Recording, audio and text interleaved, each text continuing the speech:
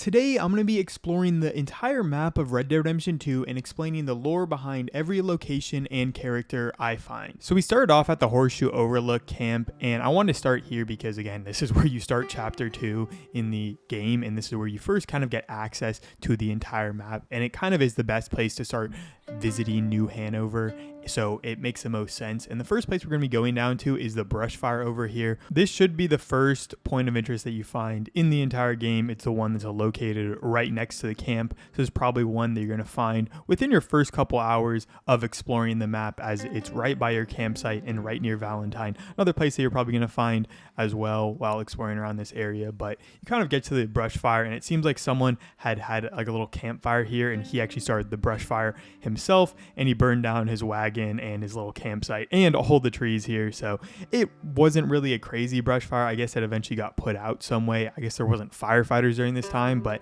it probably just ran off and burned off, or like rain came down and it kind of stopped the blaze from getting any further. But there's not really that much going on. It's kind of just a guy with his campfire here that burned down the local area because he had a little campfire go on for too long. Immediately after I left the brush fire, I found a guy who was getting attacked by cougars in a tree around this area. So I guess there's another random encounter that you can get in this area over here, but it's a guy getting attacked by cougars and he's in a tree. This is like kind of a common random encounter that you can find throughout the map, where you have these people who are either getting attacked by wolves or cougars and basically need you to stop them and protect them from the wolves and cougars. I will say the cougars are probably a little bit tougher than the wolves here, and I did have to use Deadeye because this was the very start of the game. This is the very beginning of Chapter 2, so it was kind of hard to get rid of the cougar, but eventually I did save this guy, and he didn't speak any English, but he did thank me for what I did. Right near the brush fire area is actually Caliban Seat, one of the cool rock formations in New Hanover. New Hanover has a lot of these different kind of like rock formations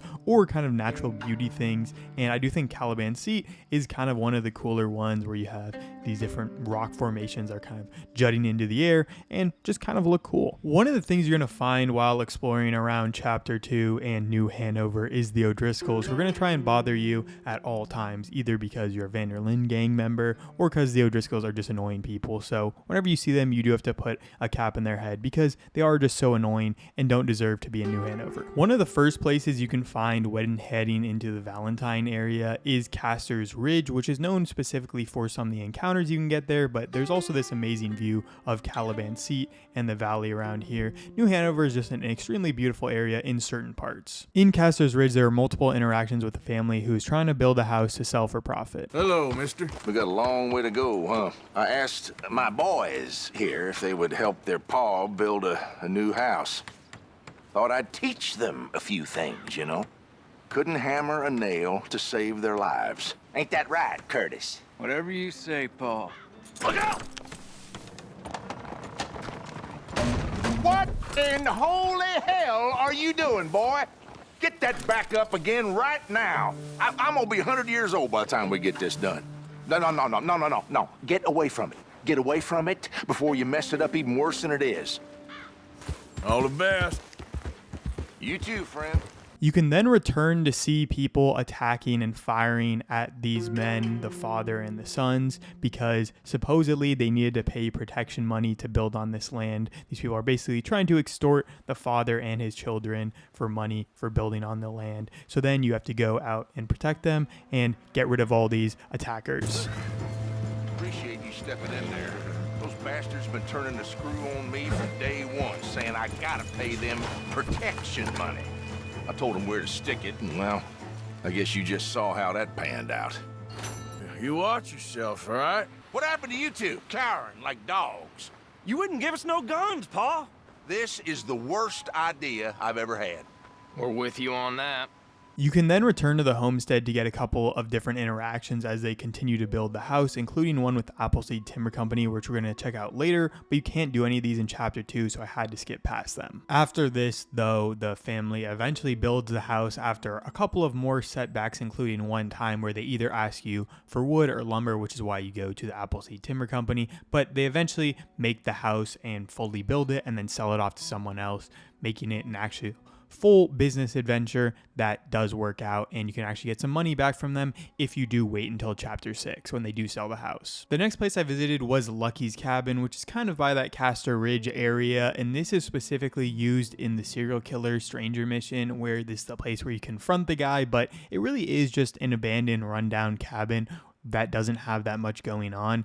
It's just kind of a place that you see and you find, and there's not much to explore around it except when you do see it in the stranger mission. So there's really not that much lore behind it. It's kind of just an abandoned cabin. The next place I visited was Downs Ranch. The one weird thing about Downs Ranch, I guess there were a couple different weird things, but you can go around the property and actually find people that are like kind of squatting on the property or just camping outside on the property pretty close to the actual home, which I just thought was a really weird thing to kind of allow strangers to camp on your property, or at least pretty near to your property. I feel like if I had a gun, I'd be wanting to push these people out. They also have corn and tobacco that they're growing here in really small plots, and of course this is a place that is really important to the events of Red Dead Redemption 2. I don't want to spoil anything, but it's a very important place because it is very important to Arthur's story. The one other weird thing that I thought was just extremely weird about Downs Ranch is if you do explore the ranches, and this is the same for other ranches in the entire game, sometimes you'll meet these NPCs that work on the ranches here, and this guy is just a random NPC. He's not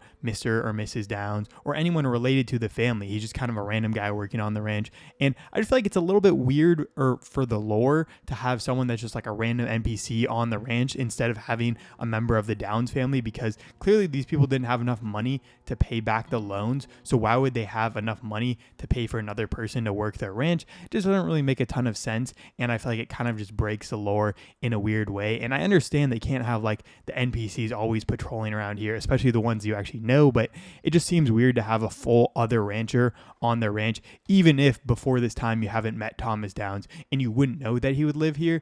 Eventually you can return in the game and you should be able to see the Downs family rather than just some random guy working here. I then went into Valentine, and Valentine is of course probably the first town you find in the entire game of Red Dead Redemption 2, and probably the most important one. You could also argue for Saint Denis, but I feel like this is really the one that kind of kicks off the game and gets you into that kind of Wild West spirit around Red Dead Redemption 2. And Valentine is a really interesting city with a lot of different lore going on in the town itself here. It's mainly like a ranching town. It's mainly like has this auction yard here where people will bring in their cattle or bring in their livestock to sell in Valentine. So it's a super important place for all the ranchers in the surrounding area, and that's why there's places like Downs Ranch who have a little bit of livestock and they're just kind of trying to survive and get by, and they bring their livestock in here to sell. But there is a little bit more going on than meets the eye here, where a lot of these cattle sold in this area aren't actually done here legally. There is a conversation that you can get in the saloon that says exactly what's kind of going on in Valentine. So you here for the auction? Because my advice would be to steer well clear of the fellow who runs that auction yard. Morris Payton's his name. Crooked as a dog's hind leg. More of a friend of the rustlers than any working man. And does Sheriff Malloy do anything about it? Of course he don't. They're all in it together. Greetings. Anyways, I can see you ain't interested in any of this, so I'll just shut my mouth.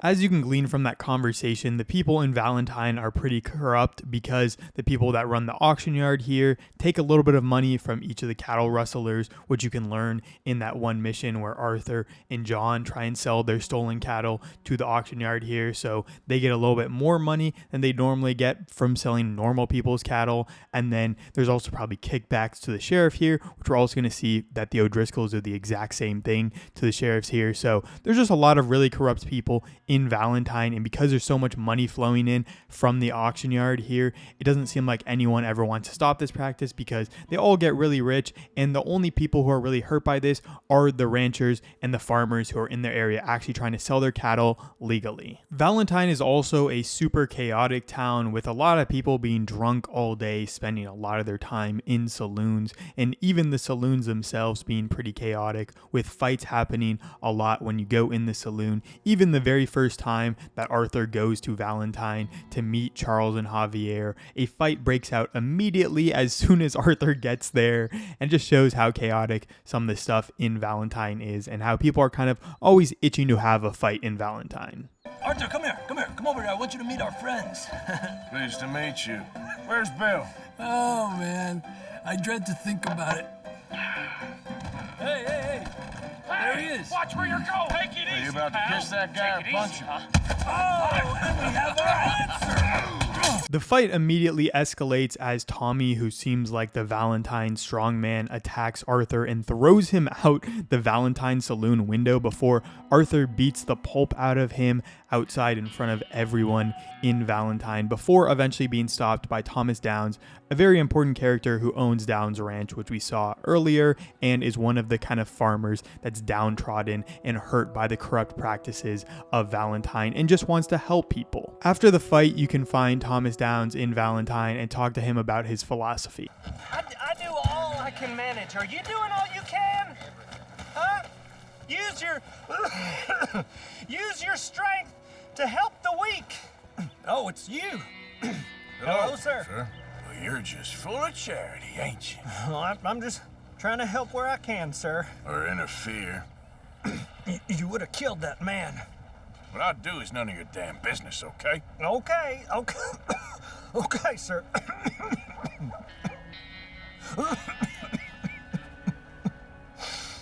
Even in this small amount of time speaking to Thomas Downs, you can tell that he's sick with some sort of affliction and that he just wants to spend his time helping out people because a lot of other people are hurt by these corrupt practices that are really prevalent in Valentine. He wants to be the one person that's actually honest in Valentine. There are a couple of other unique characters that you can find in Valentine, one of them being the homeless beggar veteran named Mickey. You can find kind of patrolling around Valentine who just asks for a hug and wants a drink. I'm too old to get a job, mister. Way too old. Can't we be friends? Yeah. Sure. I'm so happy. I ain't had a friend in a long time. Long time. My last friend died. Weren't my fault. They said it was, but they was wrong. It's fun being with you, mister. Can I hold you a second, mister? Can I? Morning.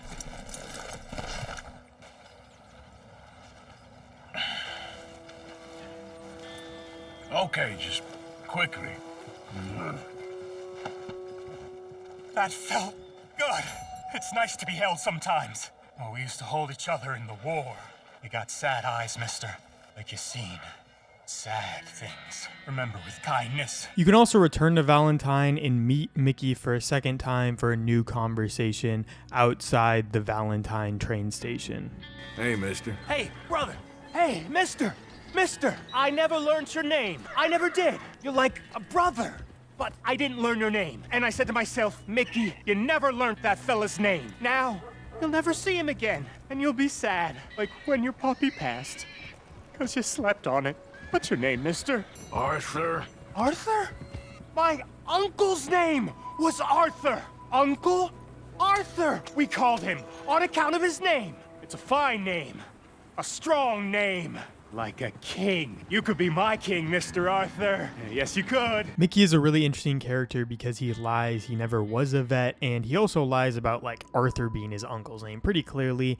And just in general, it just shows the things you have to do to get around as a homeless person. During this time period, you have to beg and do all these other things because no one really likes homeless people during this time period, and they had a really hard time surviving. Another interesting character that can be found in Valentine is John. He's this racist guy with a raccoon skin hat who is in the Valentine saloon, the Smithfield saloon to be specific. He just kind of goes out and gets drunk and rants at people and says a bunch of racist things and tries to get people to fight him. So he's just in there kind of to cause trouble, but it just shows the kind of weird characters that Valentine really brings out because you have people like John that no one really cares about because there's a lot of chaotic and weird things are already happening in Valentine. Hey there. What do you want? What's your problem, partner? Yeah, you with the squinty eyes and the big old head and the women's breeches. You.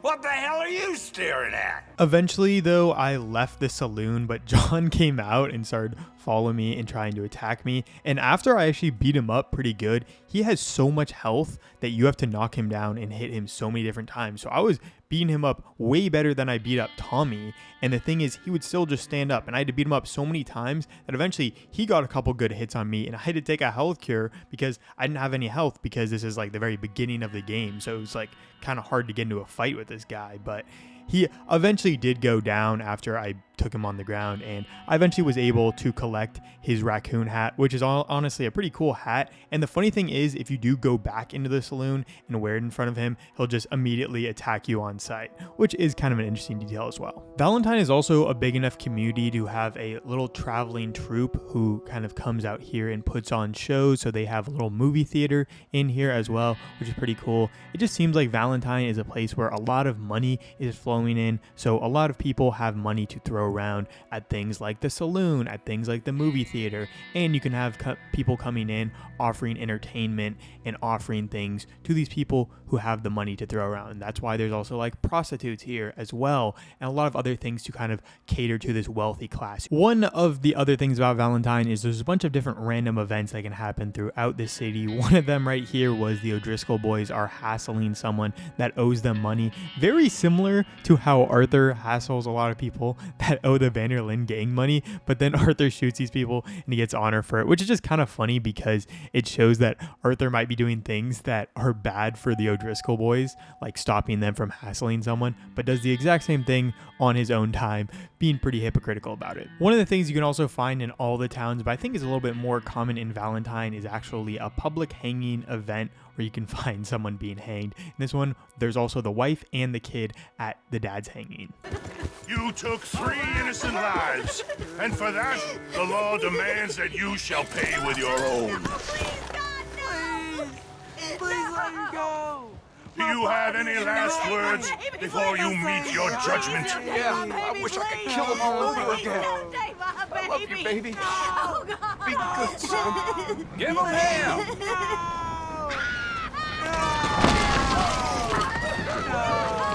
We will not tolerate detritus like this in our community. And it's so funny having the dad going there and being like, yeah, I actually don't care at all about the victims and I wish I could do it over again. And then his family is like, no, why'd you take an innocent man? Why'd you have to do this to our father and our such a good husband? And it's just like, bro, clearly he was not a good guy. Another funny event that can happen in Valentine is you can find these two people peeping on a couple about to make love, and then you can go up there and like scare them away from it and antagonize them, stop them from watching it, and then you can then go watch yourself. You do get honor for like kicking them out, and then you'll lose honor for each time that you look at them, which is kind of a funny event.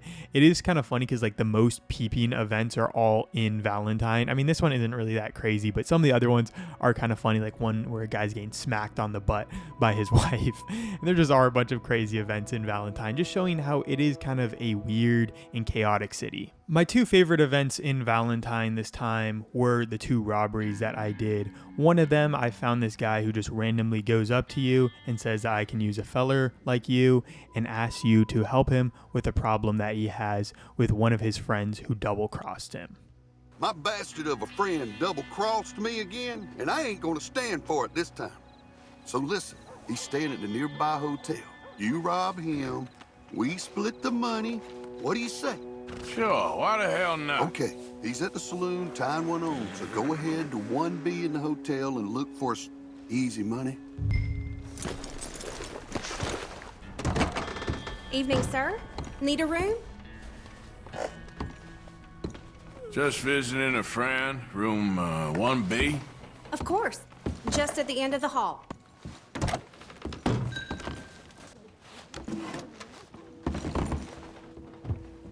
Oh, think you can rob me, do you?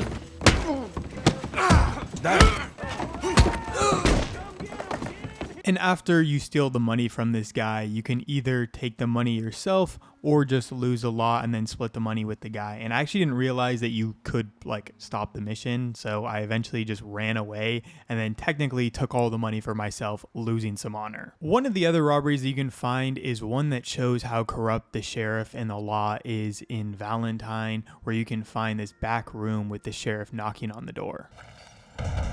It's me. come on, open up. Here. Now you go keep the people safe.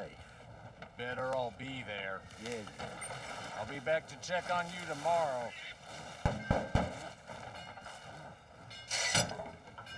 What do you want? This is private. Get lost. Howdy. New in town? Gum, candies, tobacco? How do you do? Wait a sec. You can't be over there. There's nothing. Whoa! What the hell's the gun for? Let me into that back room of yours right now. Sir, please. You don't want to get involved with them. I promise you. You make them open up, or you're a dead man.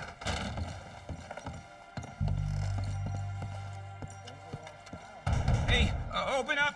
It's me. I brought some food and whiskey for you fellers. Yeah, it's only the doc.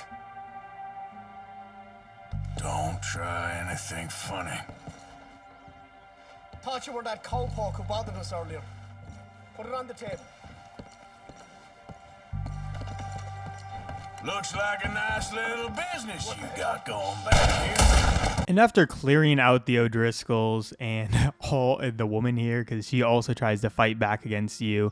I mean, this is also pretty easy if you just use a little bit of Deadeye. But after clearing out all these things, you can then loot a Schofield revolver and all the money here, which is a solid amount of money. I mean, I feel like every single robbery is the exact same amount of money. It's always $50, and this one is absolutely no different. But eventually, the law comes in and tries to find you in there, and because you're stuck in the back of a room and you can't get out this way, you're basically forced to go through the front area, which does make it a little bit harder of a robbery to do because you can't actually go out a back way or use any separate way. You have to fight your way out against the police, and this eventually took me on a wild goose chase, which took me all the way to Cumberland Forest, where we continue the video. The first place in Cumberland Forest that I found was Furwood Rise, which is where Deborah McGinnis, she's the dinosaur lady in the Dinosaur Stranger mission, lives. You can't really go here or really explore anything around here. Sometimes, like after the mission actually starts, you can like hear her tinkering away in the barn here, but since I hadn't started the Stranger mission, there was really nothing going on here. I feel like Furwood Rise just doesn't have anything going on. I mean, it's kind of by 6 Point Cabin, and at least that's kind of cool, but there's not really that much going on with Furwood Rise itself besides being the spot where the Stranger mission ends. The next thing I found was some O'Driscolls trying to rob a coach up here, and while I did save this man from the O'Driscolls, because again, anytime you see an O'Driscoll, you have to put a bullet through their skull. I accidentally shot at, like technically at the guy who I was supposed to save, so he also started running away, so I didn't really save him in the end, and instead I just got to loot the carriage, which there really wasn't anything in here, and I feel like that's the funniest part. The O'Driscolls literally tried to loot something that didn't have any actual loot in it, and even if they did get all the loot here, it wouldn't have actually amounted to anything. I mean, I got some like baked beans and some repeater cartridges, but it wasn't anything good. I then found Blind Man Cassidy, and Blind Man Cassidy is a special NPC that you can find around the map, very similar to Mickey, who we encountered earlier, but he can be found around the map. And basically, if you just give him a little bit of money, he will give you a fortune that kind of reveals a little bit of Arthur's fate. So it won't be like specifically saying what's going to happen to Arthur, but it will kind of reveal something that happens to Arthur later in the game. Help a blind man. Take this. I sense great confusion in you, sir. Great confusion. Not because you do not know, but because you are afraid of what you know. All right, friend. I then went over to Fort Wallace, which is the U.S. Army's outpost in this area of Cumberland Forest, and again, it does become really important during chapter 6 with the whole incident with the Wapiti, where you kind of attack this area a couple different times, and it's kind of a cool place, but you can't really go inside of it, so I didn't want to like really explore it because you can't actually explore any of Fort Wallace itself.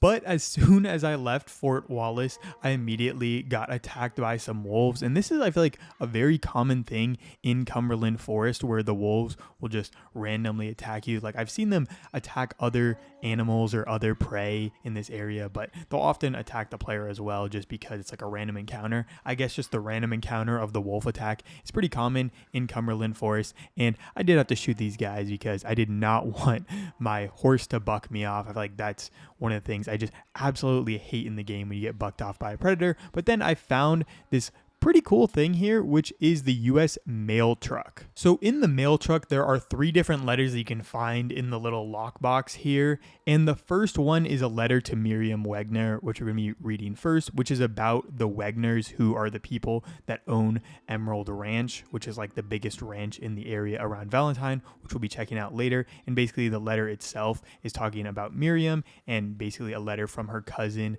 Annabelle, who had sent multiple different letters that Miriam never responded to. And this is because her father is keeping her locked up in the house because her boyfriend Joshua got shot by her father and killed by him as well, and now is like has a grave there as well that we'll be checking out later. And then she's like basically being kept in the house to not have that same thing happen again, and just kind of crazy in its own right. But we'll be checking out Emerald Ranch later, and just it is a really weird story and has some really interesting lore to Emerald Ranch itself. And then you have another one about Judge Finley, and this one really isn't that interesting, but he's just trying to get his trial postponed. And I don't know, it's just kind of funny. There's just a lot of these other random ones that are just there to establish a little bit more lore. Like this one doesn't really mean anything. And same thing with the Saint Denis Tribune one, where this guy's basically addicted to sending things to the Saint Denis Tribune because he just gotten too addicted to the high of seeing his name in the paper, which is just so funny. But either way, they're really just there to kind of illustrate a little bit about the game rather than being super into the lore, besides the Miriam Wegner one. I then went over to 6 Point Cabin, and this is basically the head location of the O'Driscolls. And this is another weird place to visit for me because you visit here before meeting the O'Driscolls here, and they're just not at the cabin at all, even though this is a specific spot. I just think it would make sense to have this be like a real gang camp instead of something that you go and it feels like fully abandoned. I mean, maybe they're just at Hanging Dog Ranch mainly, and then sometimes they're here, but it just seems weird to have like a so-called gang camp that's teeming with things and Colm O'Driscoll's in this area,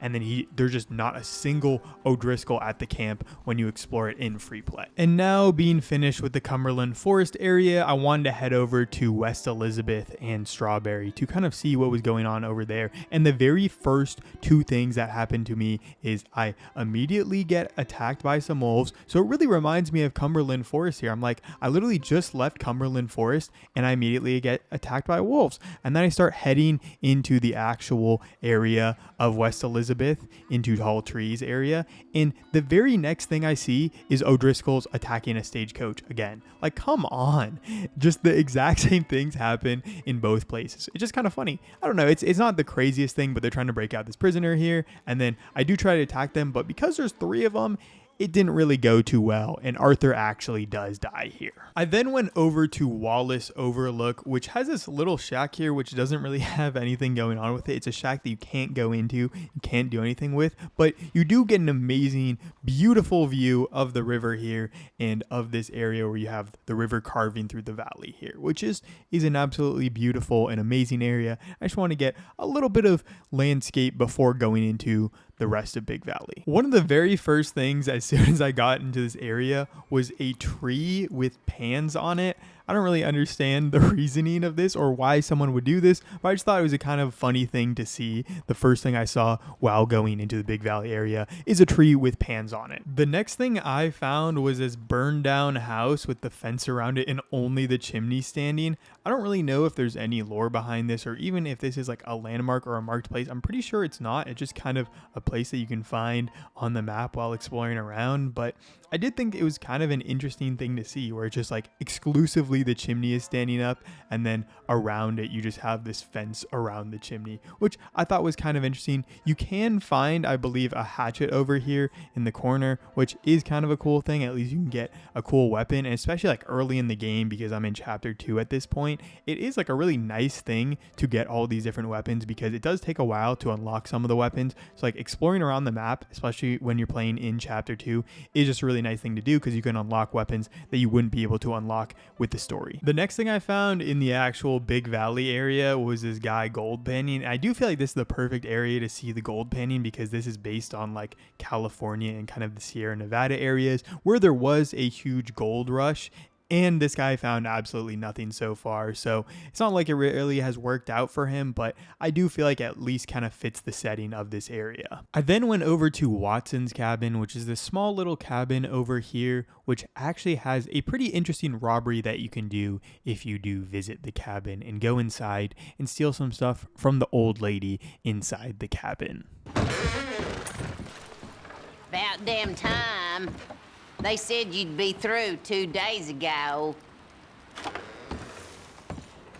Hey, I don't need to smell you that close. Hey, what's taking so long down there?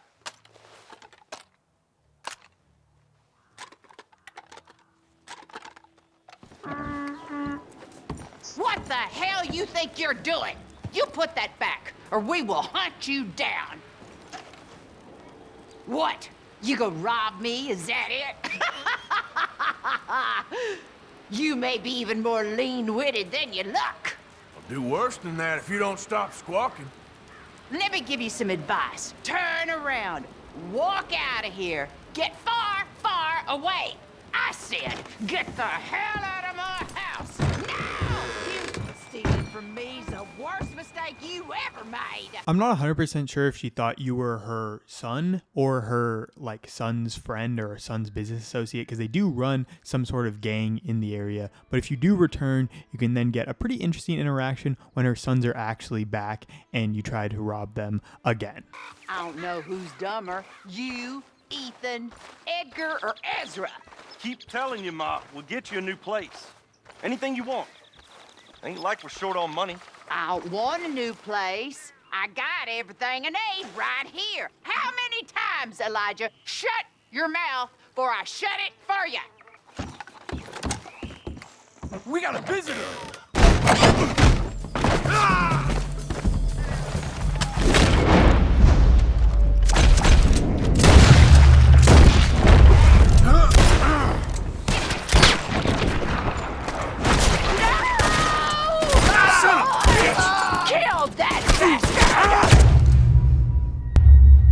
I wasn't able to get all of them because it's pretty hard to do this in chapter 2 when you don't have like manual targeting and the automatic targeting happens for Deadeye, but basically the same thing happens if you go there and only get one of her sons or all of her sons at the same time and then leave and then come back. You get the same interaction where you can find her in the house and basically what happened to her after her sons died. And in the house, you can also find this little scrap of paper that kind of shows all the exploits of the Watson brothers, where they do have pretty big bounties, but then you can eventually see Mama Watson, who has died in her bed here, and you can find her dead in kind of disgusting old body, like rotting in the bed, which is just a little weird and creepy to see. And you can actually like check it, and then Arthur has a little bit of a reaction. Shit. Oh, that smells. But overall, I think the Watson's cabin is a pretty cool place to go visit. I do think it's one of the cooler robberies in the game because at least there is a little bit lore behind the Watson gang and the whole family. And it's kind of funny to go in the house and basically like rob the mom blind. And then she realizes that you're not one of the boys and that eventually they'll get you. And even though I didn't get all the boys and I only got 3 out of the 4 of them, I mean, the same thing happened to the mom here because she couldn't survive on her own. She couldn't even survive with one of the boys. She needed all 4 boys to live the life she wanted. The next place I visited was Hanging Dog Ranch, which is actually where the O'Driscoll's main hideout is. And while I didn't really want to attack them, I did just want to check out the area. I mean, this is used in a couple different missions, but isn't really all that interesting of an area. It's just kind of a place where you go, you can shoot up, and all the O'Driscolls are here. It is kind of interesting because in Amberino, it does kind of connect to this area. So this area is kind of connect to their hideout in Amberino as well, which is kind of cool as well, but there's not really that much going on. A little bit up the road from this is a bear attacking a hunter. So you can find this hunter dead after a bear attack, and also the bear is also dead as well. But you can also find this antler knife in the bear, which it seems like the hunter used to eventually kill the bear, which is kind of just an interesting little encounter you can find. It's not really that interesting. There's not that much lore to it, but it is potentially related to the next place we'll visit, which is the Stilt Shack, which some people say that the hunter might have lived there. And the Stilt Shack is mainly used in the Ties That Bind Us Stranger mission, where Mr. White and Mr. Black kind of eventually settle here at the Stilt Shack because I guess it's abandoned by this point, but some people also think that Hunter lived there and that's why it's abandoned. And then if you continue all the way up Big Valley, you can eventually find the Hermit Woman, who is a woman in this Big Valley area, basically on the edge of the entire map, who doesn't want anyone to talk to her and has these attack dogs who will attack anyone who tries to do anything to her. And if you just stay in the area for long enough, they'll eventually attack you. But if you also just shoot her, they will attack you as well. So I did have to take out the dogs as well, but I'm not going to show that. But the Hermit Woman is also technically a point of interest, which is one of the weirdest point of interest in the entire game, because how is like a person a point of interest? Like at least some of the other ones, it's like, oh, there's an interesting person in the cave and that's why it's a point of interest. But this is just a woman is the point of interest. And like the cabin, it's not even the cabin that's the point of interest. It literally is the Hermit Woman there. The other thing that is interesting about this place is that there is a map in here that you can use to find Otis Miller's treasure, which is in New Austin. So you can't really get it as Arthur, but there's also another map that kind of corresponds with it. And you can basically find that from another hermit who's all the way in Roanoke Ridge. So we'll see him later. But you basically have like one part of the map here and then the other part of the map in Roanoke Ridge. I then continued all the way up until the edge of the map. And from the edge of the map, you can see absolutely insane views. And they have these like weird pockets that kind of extend out in weird directions, like this area in Big Valley. But you can get some amazing views. So I guess that's why Rockstar added them to the game. And then I came down from this area and I saw this broken bridge. And I was like, this is kind of an interesting thing because it's not connected to any actual road and it's just kind of a broken bridge, which I just thought was kind of interesting. Continuing into the Big Valley area, I then found the crashed airship, and this is a point of interest that's technically in two different places. You can find the one here in the Big Valley area, and then there's also one in New Austin. I think the one in New Austin is specifically connected to a stranger mission from Red Dead Redemption 1, but this one I think is just a little different, and it's like kind of its own thing that's also connected to the same thing. But the other one definitely had like Charles Kennar, who's the guy from Red Dead Redemption 1 that had an airship and basically did the same thing here. But this one I don't think is Charles Kennar because this guy is literally dead in Red Dead Redemption 2, which is before Red Dead Redemption 1. So I guess it's like kind of connected, but it's kind of his own thing at the same time. And that's why there's two different POIs for this one. I then went and explored the Hidden Tunnel, and the Hidden Tunnel is a cave in Big Valley. It's basically on the corner of the map. It's actually kind of a hard place to find because it's up like a little area and kind of like tucked away in the corner of the map.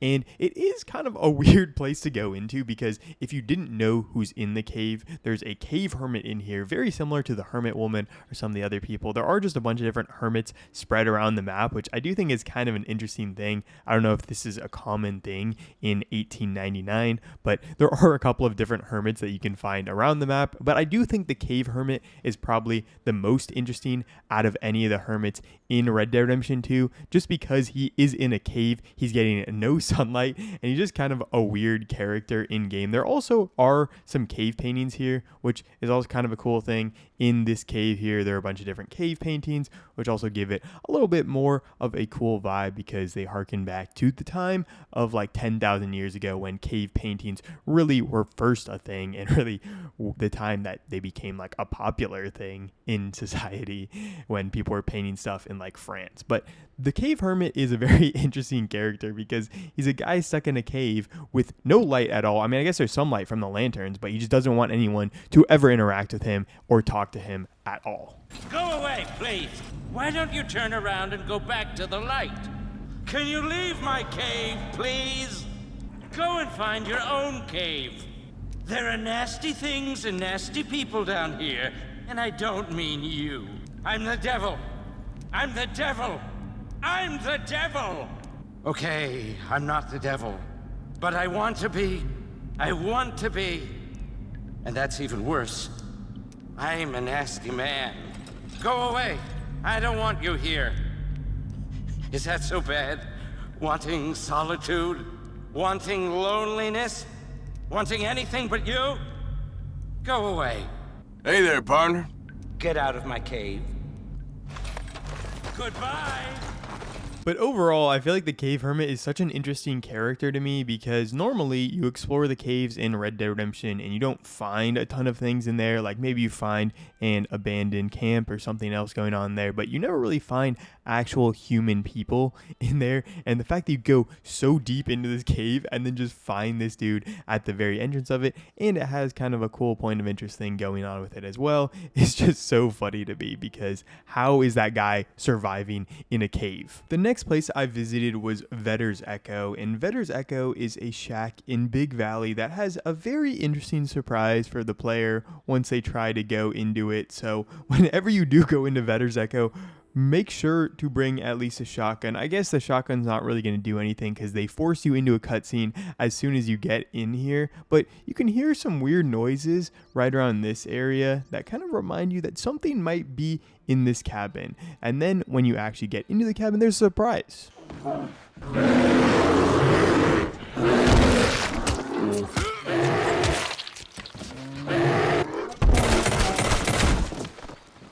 Vetter's Echo to me is also just a pretty fun shack kind of cabin to explore because of the bear there. You also see another guy got attacked by the bear, and he was probably the guy that lived in this cabin before. Some people also think that there are a couple things relating to Dutch in here because I think there's like a pipe that relates to Dutch, and then like a pocket watch that relates to Lenny here, and then there's like a couple of other things, but specifically there is a letter to Annabelle here, or Annabella, which is not Annabelle. It's actually a whole different name, but people think it's Annabelle because Dutch's pipe is also found here, and you know, Annabelle and Annabella are pretty similar names, so I don't know, people just think it's very similar, and Dutch, you know, could have been here, but I just don't think there's any actual relationship to Dutch here, and it doesn't really make sense that Dutch would have a poem to Annabella when his love was actually Annabelle. I then went over to Valley View, which is a landmark where you can basically see over a lot of the Big Valley here, and Big Valley is extremely beautiful, so this was kind of just a nice place to relax for a little. Heading back from the Big Valley area, I then started to go into Strawberry, and one of the things that you can find when heading to Strawberry is you have all these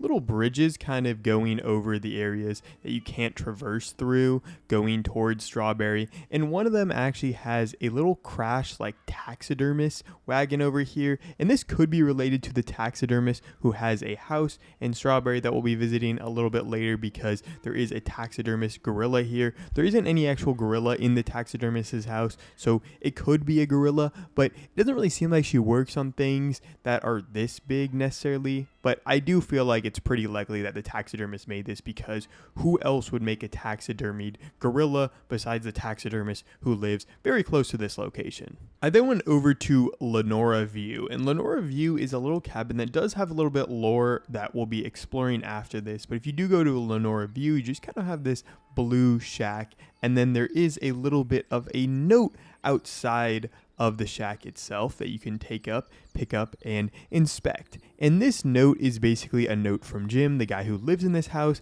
that says he's going to be seeing his new wife and picking up his new wife from her mother's house, and he's gone for a few days. Just down the road, you can figure out what happens to Jim when the stranger calls you over. Hey, come look at this. There's been an accident. Come here a minute. See that? Feller's dead down there. Must have gone off the cliff. Yep. Think he's from that cabin up the way there. Poor bastard. Well, guess I'll tell the sheriff when I get to town. This has got to be one of the worst ways to die. This guy doesn't even leave his house for that long. He's maybe, I don't know, 10 yards from his house, and he takes his wagon, puts it off the side of the road, crashes, dies on his time where he's picking up his new wife from his mother's house. He doesn't even leave the house. She doesn't know what happened to him. She maybe thinks that he's deserted her. I mean, again, eventually she will understand the truth, and he dies literally immediately as soon as the best day of his life happens. Gotta be one of the worst ways to die. And, you know, someone else gets to see him, and they basically get to make fun of him while he dies as well. So overall, one of the worst ways to die. And you can also see his wife's photo, which is kind of sad because it seems like he really did love his wife. In the West Elizabeth area, there also are a couple of like paintings on the rocks outside of this area in West Elizabeth in Strawberry, which are kind of cool. They're not really associated with anything else. They're just kind of cool rock paintings. The next place I went was this place right outside Strawberry, which is called Old Tom's Blind. I guess it was a shack, but there are a bunch of different grave markers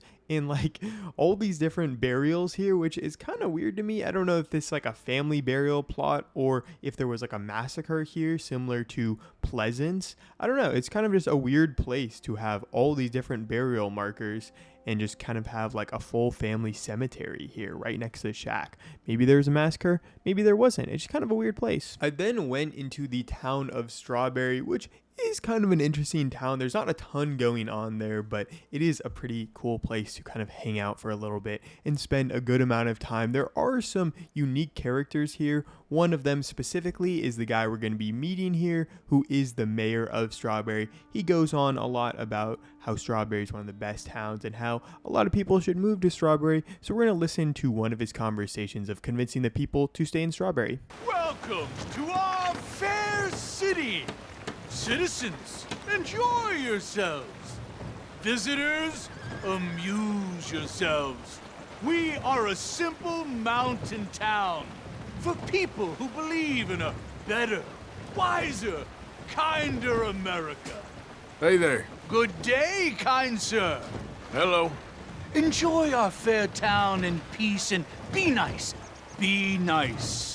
And there actually is a little bit of lore about Strawberry's mayor here. He basically used to work at, I believe, Yale. It's either like Yale or Harvard, a really nice Ivy League university, but he actually was gay and was kicked out and basically forced to move to Strawberry and then eventually became the mayor because he was gay, but then he was also dating a trans woman. So at this time, it was a little weird and probably not the best thing to be doing that, but it does seem like he has a little bit going on and it is just kind of an interesting guy. There's a little bit more lore to him, but he's trying to convince like a lot of his family members to move out here. But the real reason he moved out to Strawberry and became the mayor was because it was a little bit of a freer place and a place where he could kind of be himself if he was the mayor, because there's not a ton of laws going on around here. Strawberry itself, while a very beautiful town, I do think is a little bit underwhelming in terms of content. There's not really that much going on here. It just kind of is a tourist town attracting people to, come here, stay here, and spend a little bit of time here and not really fully live here. There's not a ton going on. It's not like you can spend time in the saloon. There is a general store, but it's not really a place that I would spend a lot of time in game if I was just to kind of hang out here. Like at least in Valentine, there's 2 different saloons, there's different things to do in town. Strawberry is kind of cool. I mean, it's just kind of like a little tiny outpost out here rather than being a full town. It's just kind of a place where they've got some hotels, they've got places for people to live, but it's not really a place that I'd want to spend a lot of time here. And in my town ranking video, I feel like this is way more of a place that you'd want to retire to rather than like spend a lot of your early life here, just because it isn't really a place where there's a lot of opportunity, and it's more of a place where you can kind of just hang out and chill and spend your later years. But it is a very beautiful town, and I do think it is a really chill area to spend in game. And if you're trying to explore the nature around Big Valley, which is extremely beautiful, Strawberry could be a pretty cool place to live. One of the other things you can find in Strawberry is a robbery in the downstairs basement of the Strawberry General Store. So you can peek through this window downstairs and actually see that they have a little bit of a moonshine making still down here, and it seems like they have enough capacity to be making a good amount of moonshine, so they're definitely selling it and making a good amount of money. Hello, haven't seen you around. Please, look around. Please, just put that gun down. Not so fast. Baseman, I want to see what you got cooking down there. That ain't nothing. Just a little batch of white lightning to warm the old bones. Take me down there. Now!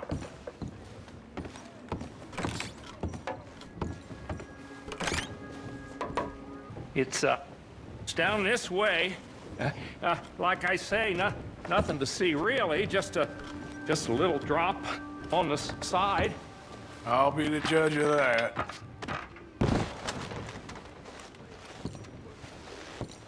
Show me where the money is. I ain't gonna ask you twice. Okay. Don't point that at me. There's a loose brick in the wall by the still. That's better.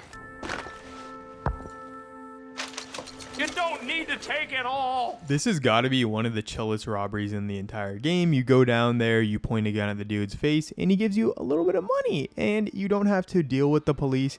You don't have to do anything else. It's just kind of a nice robbery that you can do and get easy $50 without basically anything bad happening to you and really having to do anything actually extra. So I thought this was a pretty interesting one. I mean, there's not any extra lore to it, which would have been kind of nice, but I do just feel like it's kind of a regular robbery in the Wild West times. And right outside of Strawberry is the taxidermist house, and the taxidermist is a pretty weird lady. I mean, she's mainly used in that one stranger mission where you send her all these different things, and then you eventually kind of get to complete the game by doing the It's Art achievement where she gives you a little squirrel, and then you have to like chase the squirrel around the world as it like teleports to different places.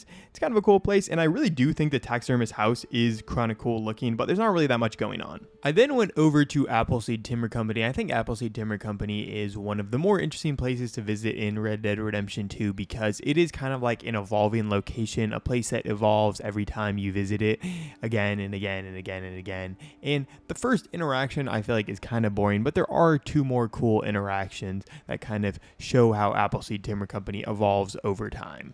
Hey there. Can I help you? Just taking a look. We're with the Appleseed Timber Company. Head foreman. Still getting started on this site, but we should have some fine Big Valley lumber for sale very soon if you're interested. Keep that in mind. We should be further along by now, but what can you do? I mean, look at these dolts. There's not a brain between them. Listen, you got any supplies for sale? Food, medicine? We're starting to run low. I can't spare anyone to go into town, not the way things are going. I'd be happy to pay premium for them.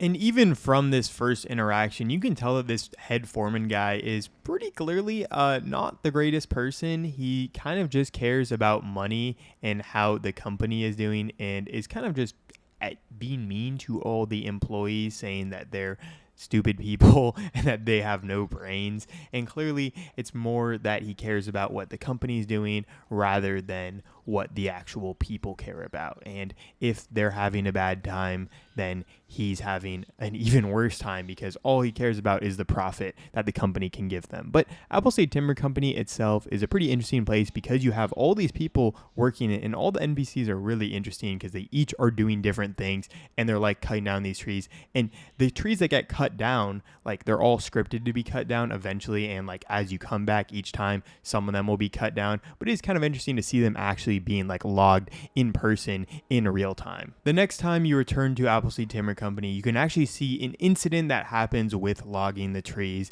hitting someone.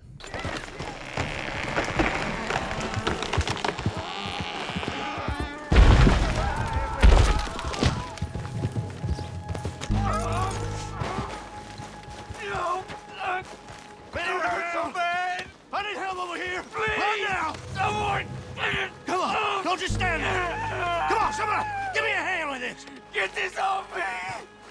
Just get out of my way.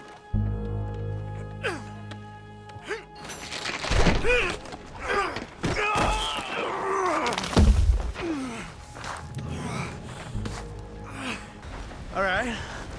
We've done all we can for you. You come back for your money at the end of the week. I can't pay you in full for today, of course. The rest of you, stop gawking. Get back to work. Come on! Hey, and you there. Thanks for the help. Thank you for your help, mister.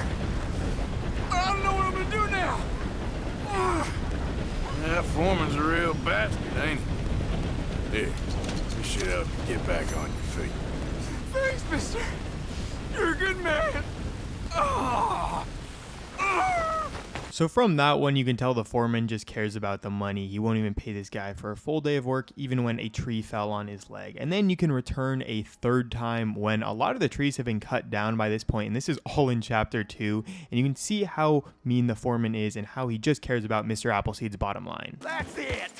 You three, back to work! We lost too much time on this already! Mr. Appleseed is very unhappy. Mr. Appleseed ain't out here getting mauled by wolves. We lost 2 men already. Look, you good-for-nothing cowards! Yeah. Call yourselves lumbermen? You afraid of us few damn critters? It's a forest. What the hell do you expect? Hello, mister. Oh! Yes! Maybe you're the man I need. Can you believe these lazy lily livers? Refusing to work on account of a few little wolves. They've been attacking workers on the south side of the camp. We need a real man to get rid of them. What do you say? He'll be very well rewarded. All right, if you're paying, I should be able to take care of that for you. And this is the funniest thing to me, where the foreman is just like, we need a real man to do it. We need a real person to do it. And it's like, bro, you could do it yourself. And then they also talk about how Joe got attacked by the wolves, and they literally ripped this guy's head clean off. Like, I understand why these people don't want to work anymore. You can then find the spot where the wolves attack these dudes and then get the eagle eye and then follow their trail to where you can eventually find these men's bodies and see that they got attacked by these wolves. And I thought there was going to be a little bit longer part of like this mission where it would go on maybe a little bit further then you find the wolves, but they just immediately attack you once you find these guys, and then you just have to take them out, which is relatively easy if you just have a shotgun. I mean, wolves are really not that hard to beat in game. They're not really the toughest animals, but after you clear out the 3 wolves in game, you can then return to the foreman. Oh, there you are. I assumed from all the gunshots and howling, you got some good news for me? Yep, it's done. That's a relief, I'll tell you. Excellent work. Money's right there on the table. Don't mention it. Me and wolves go way back. Appleseed Timber Company, all in all, is a pretty cool place to visit, and I do like the interactions here, even if I do think the foreman is a pretty bad person. Heading south of Strawberry, we finally run into this kind of like logging camp. I don't necessarily know what this is used for. It's like, I guess, an abandoned logging camp. It's used specifically in 2 different missions. One is the Stranger mission, where Albert Mason has a fox take away his thing, and it goes around here. And the other one is the Sean McGuire bounty hunting mission, where you retrieve him from this area, and this is where the bounty hunters have set up camp, and like this is where they make their final stand. There's not really a ton going on with this place, but it is kind of a cool area, and it's also right next to Fort Riggs, where I do think there is a little bit more lore going on with Fort Riggs. Fort Riggs is a really interesting place because it's an abandoned U.S. Army fort, and they actually had basically a Native American internment camp going on at Fort Riggs. There also is a random encounter that you can get with a U.S. Army veteran. You can meet this veteran around the map, but this veteran will be really regrettative of his time at Fort Riggs and of the things they did to these Native Americans, because they treated them extremely poorly. And this is really reflective of how the Native Americans got treated during this time. Again, in the game of Red Dead Redemption, you have the Wapiti, who are basically the only Native American tribe left in the game, and they are basically confined to a very small reservation in Amberino. And even during the events of the game, they are not treated well and eventually forced out of that reservation as well. So in general, Native Americans are not treated well in the Red Dead Redemption universe. And then also in this area in Fort Riggs, it basically was used as a full-time like living camp for these Native Americans. So you have a schoolhouse here, and you also just have all these people. They were able to be treated by soldiers, so it wasn't like they were getting taught by the best people at all times. They were being taught by soldiers and only interacted with soldiers who probably weren't treating them that well either. And then you also have this English spelling practice thing, which has a little bit of like a coded message that you can hear. If you look at the first letter of each of these things, it spells out like Waziah. It talks about how this guy's parents died and how they were killed there, and he's basically left alone in Fort Riggs by himself, which is kind of cool. I don't know if necessarily there's that much lore going on, but either way, Fort Riggs has some pretty insane things going on there, and they just treated Native Americans extremely bad in this location. A bit north of this location, you can also find this little pagan grave site up here. I don't really know if this is connected to anything. There are a couple of weird pagan things that go on in this area around Strawberry. in West Elizabeth, so it probably is connected to something there, but I don't really think there's any direct lore about this specific location. I then headed back to Strawberry to kind of check out the stables area and to find one more special NPC in Strawberry. Strawberry also does have a good amount of stables here. I do think Strawberry probably needs a little bit more stables than some other places because it is kind of like a naturey town that has a lot of tourists. So a lot of people are going to be coming in and using the stables to buy a horse for maybe a couple days and then sell it back to the stables. But you can also meet this guy who is a reverend who preaches in Strawberry about God and kind of wants to convince people about God. But eventually, once in the epilogue, he kind of turns away from God as much. I want to talk to you today about the great miracle of Holy Passion. Yes, passion. Passion is what drives us all. It is what drives me. It drives me to serve you, to bring you the great news. The great news that you are saved today, if only you will follow me and do as I say, so we can spend eternity together. Hello, mister. Hello, sir. Do you want to be saved? Yes. Desperately. Well, that's wonderful news. You are. That's really all there is to it. Just do more good things and less bad ones, and we can be together for all of eternity. You and me? Yes. Forever? Great.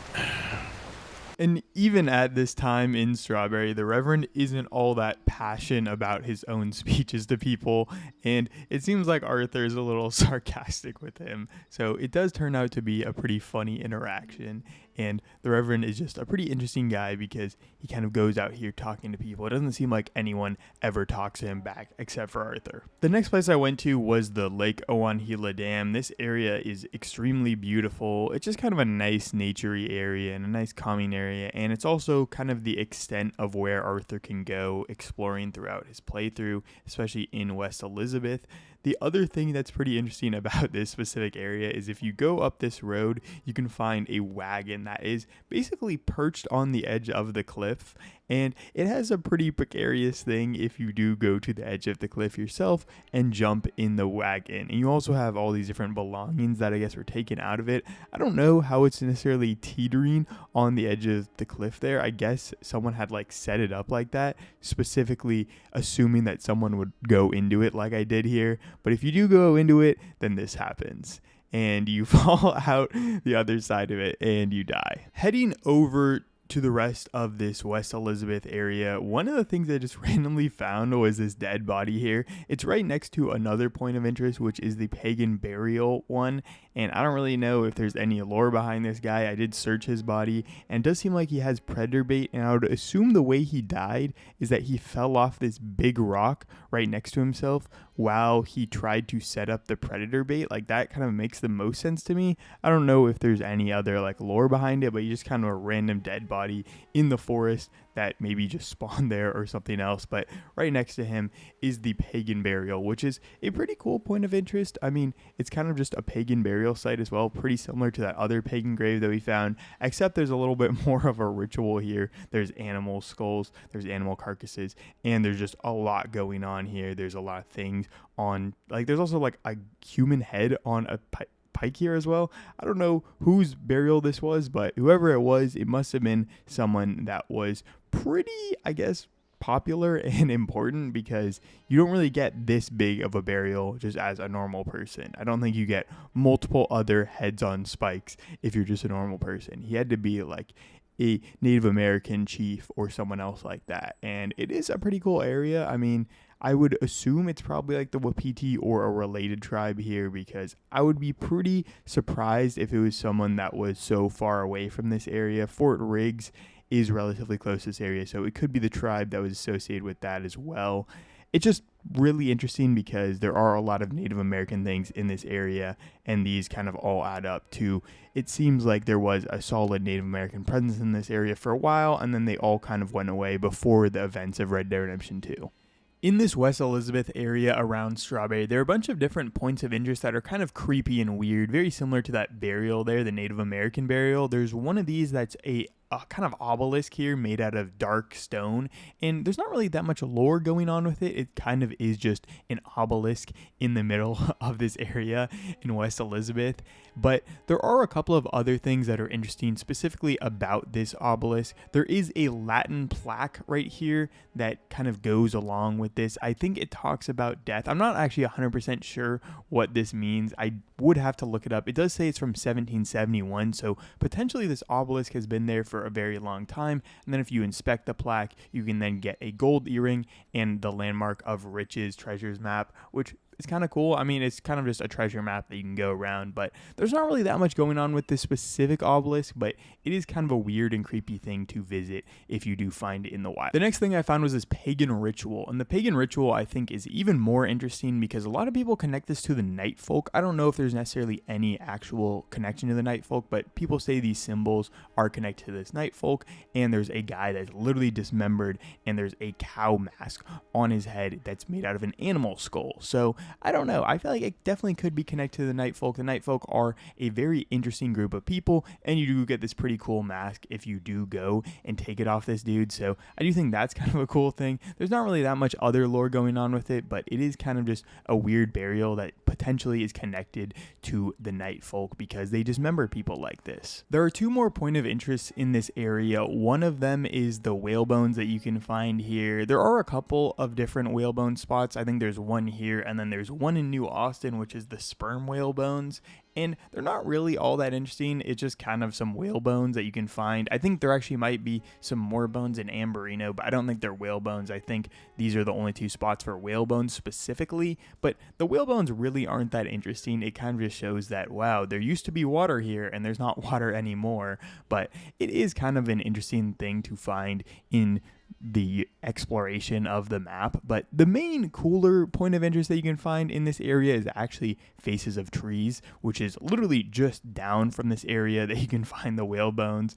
So I don't know why you'd put these two point of interest so close to each other. Like, I feel like it's a little weird to have one really cool one and then one kind of lame one in the same location when you could just put the whale bones somewhere else. I guess maybe the whale bones like make sense in this location, as this could have been a sea beforehand, but the Faces of Trees are a lot more interesting because you have these like creepy faces on these trees, and they're just kind of like all staring at you and looking back at you. I think this is like kind of connected to like a thing in real life where people would carve these faces onto trees, but it is just kind of a creepy and like shamanic thing that you can find out in society, and it's just kind of like a weird thing to stumble upon in Red Dead Redemption. It kind of just creeps you out. This whole area has a lot of extremely creepy and weird things, and yet it doesn't really feel like all that creepy of an area. So it's just kind of a weird place to go, and you just find all these different weird and creepy things, and you can kind of just leave it and it's kind of chill again. I then went over to, I think this is called Blackbriar Forest, which is a bunch of like dead trees, and I found immediately a guy getting attacked by wolves. I don't know how many different wolf attacks we've had in this entire video,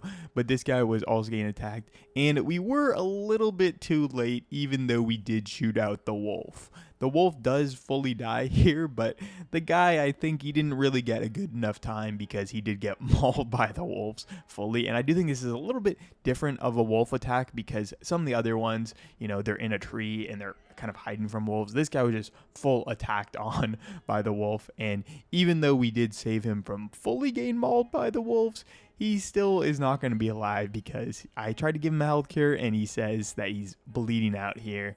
And I was going to shoot him, but eventually he just bled out himself. And I was like, I don't know if shooting him really is better than just letting him fully bleed out there. So I did just let him have his nice peaceful death. The next place I visited was a cave just a little bit north of here up on Mount Sean. And Mount Sean actually is a pretty interesting mountain to kind of explore around. I feel like it has probably the most content out of any of the mountains in Red Dead Redemption 2, so I think it's probably the most interesting mountain in Red Dead Redemption 2. But the first one we're going to be visiting is a little mine in Mount Sean called Barrel's Dream, and this is used specifically in one mission where it's a bounty mission where a guy's kind of camping out here, and it's a bounty mission in Strawberry where you have to go and find this guy, and you find him camping out here, and then you have a little duel with him, and that's basically it for that part of the mission. I mean, there's not really that much going on with that mission, but you can kind of just check it out and explore it. It's kind of just a really small mine here, but you can see that there's a little bit of a connection between this plunger here and something in the wall. So if you do try to use the plunger, you can actually blow it up and get a little bit of a passage to another hidden spot in this mine, which I think is probably the coolest part about this mine, is that you can kind of go here during the bounty mission and explore something else that can't be found initially when you explore around here. And going through this little passageway, I mean, it's really convenient that a passageway is just right here guiding you through the entire thing. And then if you go down this other side passageway, you can eventually find the cool thing that this is all kind of hiding, which is a guy who got stabbed and has a knife in him called the wide blade knife. And then he also has a miner's cap, which I think the miner's cap is kind of the cool thing that you can get here, because the miner's cap just does, like, it sheds a little light when you walk around. So if you are exploring around a dark place, you can kind of use the miner's cap to look around things.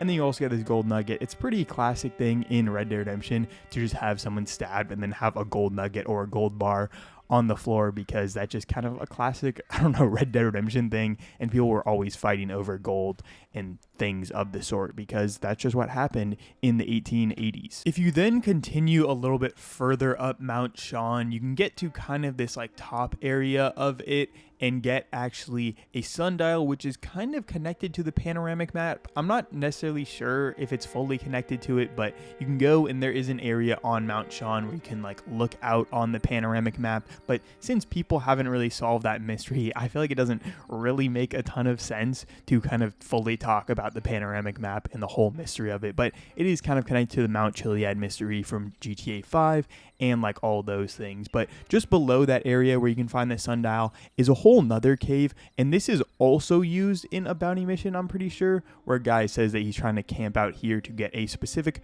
cougar pelt in this cave. And if you go into the cave, you can eventually find the cougar, and it's called Cougar Cave, I'm pretty sure, as well. But the thing is, you can't find the cougar in there in just normal traveling, so it's not really that interesting of a place while exploring the map. But I do think there are a couple of things in here that are a little bit more interesting. It kind of reminds me of the Cave Hermit, because the Cave Hermit kind of lives in a cave here. This is a much bigger cave, so it does kind of make more sense for people to live here. But if you do go down this left side, you can actually find a little bit of a remnant of like a civilization or like a camp down here, where you have all these different people that have this little campsite, and you also have just a bunch of random blood spots, which I don't know what's going on down here. I guess the cougar just attacked people, but I do think it makes it a little bit worse if you can't find the cougar in regular gameplay and it's just forced to be in a specific mission. Like, that's the one thing about Red Dead Redemption that I think is really wasted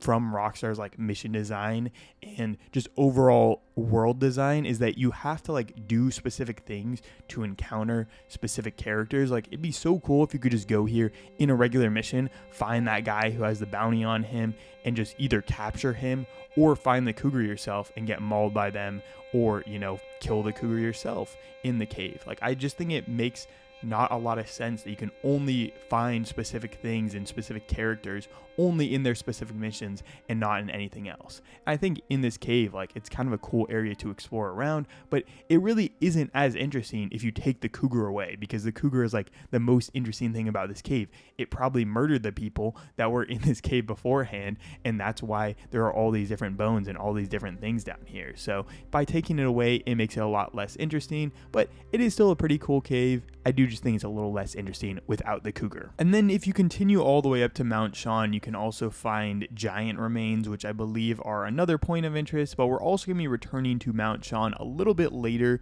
to kind of check out something else that's related to another place that we're going to be visiting. But these giant remains are kind of cool. I mean, I think a lot of people go a little bit too in depth in terms of analyzing these giant bones. Is this Bigfoot? Is this a whole different mystery? It kind of is just a giant on here and more of an Easter egg that I feel like Rockstar is just trying to put out there, because there's really nothing else that kind of compares to the giant besides the guy who's hiding in the cave as well. I then headed back to the river where I found this guy who talks about Lily May, and he actually has a really interesting random encounter if you talk to him.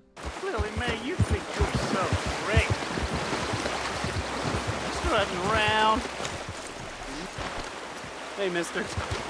I just want to be left alone, all right? A sentiment I'm familiar with. Fair enough, kid. Holding hands with that dumb. Come on, kid. You care about this girl? Stand up for yourself. She'll come around. Yeah? I've been waiting. Trust me, kid. There ain't so many good men out there. Make yourself one of the good ones. Thanks, mister.